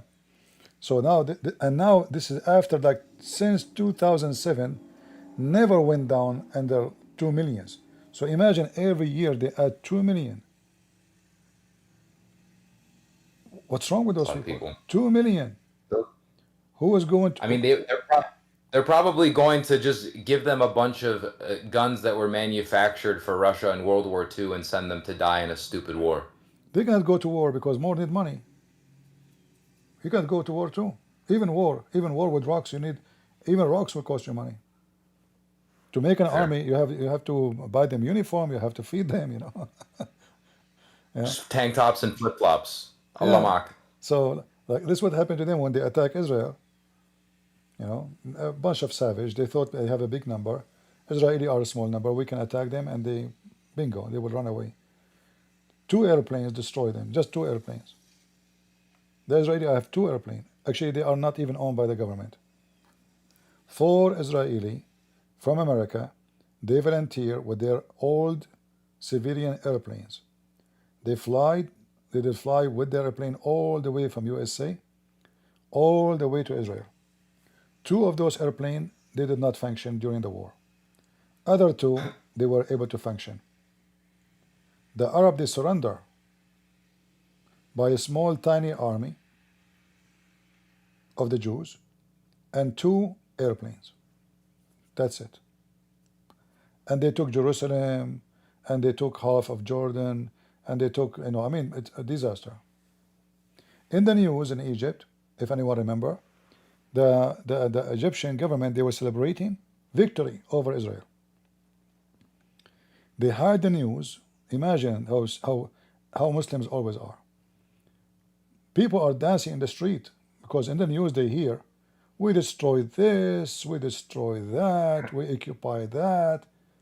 Then, when the true news leak, they found out not only they destroy nothing, Jerusalem is taken by the Jews. Not only Jerusalem, massive part of Egypt. Not only Egypt, Syria. Not only Syria, Jordan. Potatoes. Yeah, it sucks to lose. Don't start wars you can't win. Well, you see, this is not the way they see it, because war is a business, and you can reach like glory, like now Hamas, after all what they have done, destroying Gaza. There's many stupid Muslims, they see Hamas as heroes. After all what happened, they killed Right. one Literally, point. there's nothing left of Gaza. It is a pile of rocks and bombs that have yet to detonate. Yeah, but still, they claim that they are victorious.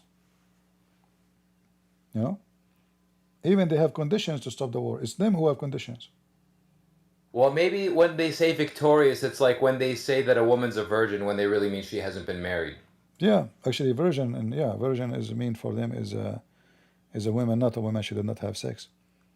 But this is a very stupid nation. We use to their stupidity.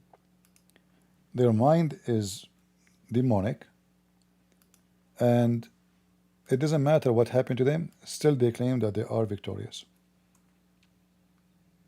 Actually, I remember when I was a kid in the school, they were celebrating today the victory. I said, sir, what victory? He said, against Israel. He said, isn't this the day the Israeli took Jerusalem? He said, so? They are celebrating victory. I don't know. Like, they have a very weird understanding for the word victory. They remind me once I came back from school. I fought like, I don't know how many I was fighting. 10, 11. So all of them, they were beating me. And I beating too. I'm beating, but I'm one by myself. So you can imagine what happened to me. I came back. I have a blood coming from my nose. My lip became like a tomato, I mean, 11, 12, I don't know how many they are beating me. I'm alone. Still, I'm fighting. I did not run away, I hold with the one who attacked me, and I was beating that one. And then the rest, all of them, they are beating me. I'm beating in that guy. They tried to get him out of my hands. I will not let him go. So I went home. My dad, he opened the door. He said, what happened? I said, I did beat them all. He said, yeah, I can tell. Then I went to the mirror and I saw why my dad is laughing, My lip is became like a potato, so big. My nose become big. I have a blood all over my shirt. Actually, my t-shirt become pieces, And I was saying, okay, I did beat them all. He said, yeah, I can tell. Okay, go inside, go. And this is how the Muslims are. But in different scenario. At least I was fighting, I wasn't a coward. Those Abdul, they run away. They hide in the sewage like cats and rats, and then they claim to be fighters. When the Israeli leave, you find them above the ground. When the Israeli come, they are like rats. I did not hide. Actually, if I run, nobody will beat me. But I'm not the one who run. So the one who attacked me, I grabbed him. I kept beating. I made his face you can't recognize his face. So imagine all of them, they are beating me, and I did not let him go. And then a person, he came and he says, and he asked me, please, that's enough, So then I let him go. Imagine they are beating me, all of them. I did not let the guy go. I know I'm no match to fight all of those, but this guy, he is the one who caused this to happen. So I was punishing him and this person became like a piece of meat between my hands, seeking to escape. You should see him. I grab him like he crawled in the ground like because they are holding me. I jump over him again, and I hold him from his pant. His pant came off. Everybody see his ass. It was horrible, you know. Too bad there wasn't camera phones back then. That would have Yeah, been a I nice know. clip. Yeah, CP when I was a kid. They are cowards. They are not warriors. They are not fighters. They are cowards who fight from behind women and children. So when you shoot at them, you kill their children, and then they will say, look, he is killing women and children. This is the weapon they have, a weapon of cowardness. They are not men, they are not fighters, they are the same as Hezbollah. The same exactly as Hezbollah. If I'm a Muslim, what is my incentive to protect my wife exactly? Your wife first have to walk behind you. Did you ask yourself why Muslim men, they don't walk side by side with the wife? So if somebody flirt with her, he will not get into a fight. He saw nothing. Wow. Yeah. He walk in the front, women walk in the behind. This way, whatever happened, you saw nothing. You heard nothing. He don't walk next to them. Courage. All right. I think we have enough for today.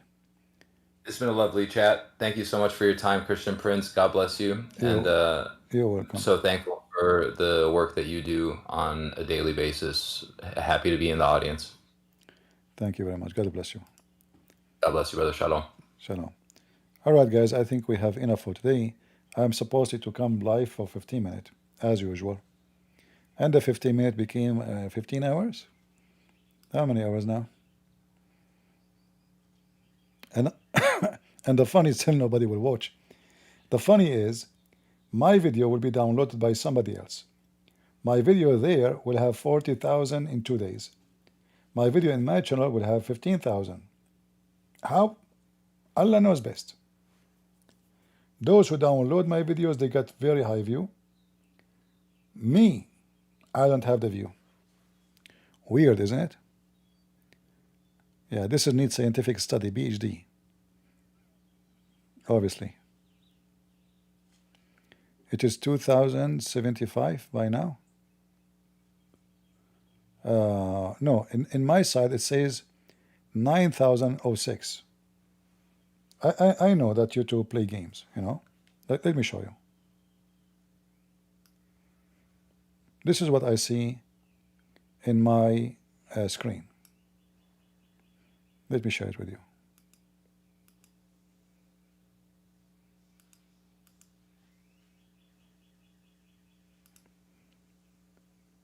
After we finish, you will see how the number change in a magical way. So current view is 689. Chat rate 28. I don't know what does that mean. The total view is 9,000. 10 people.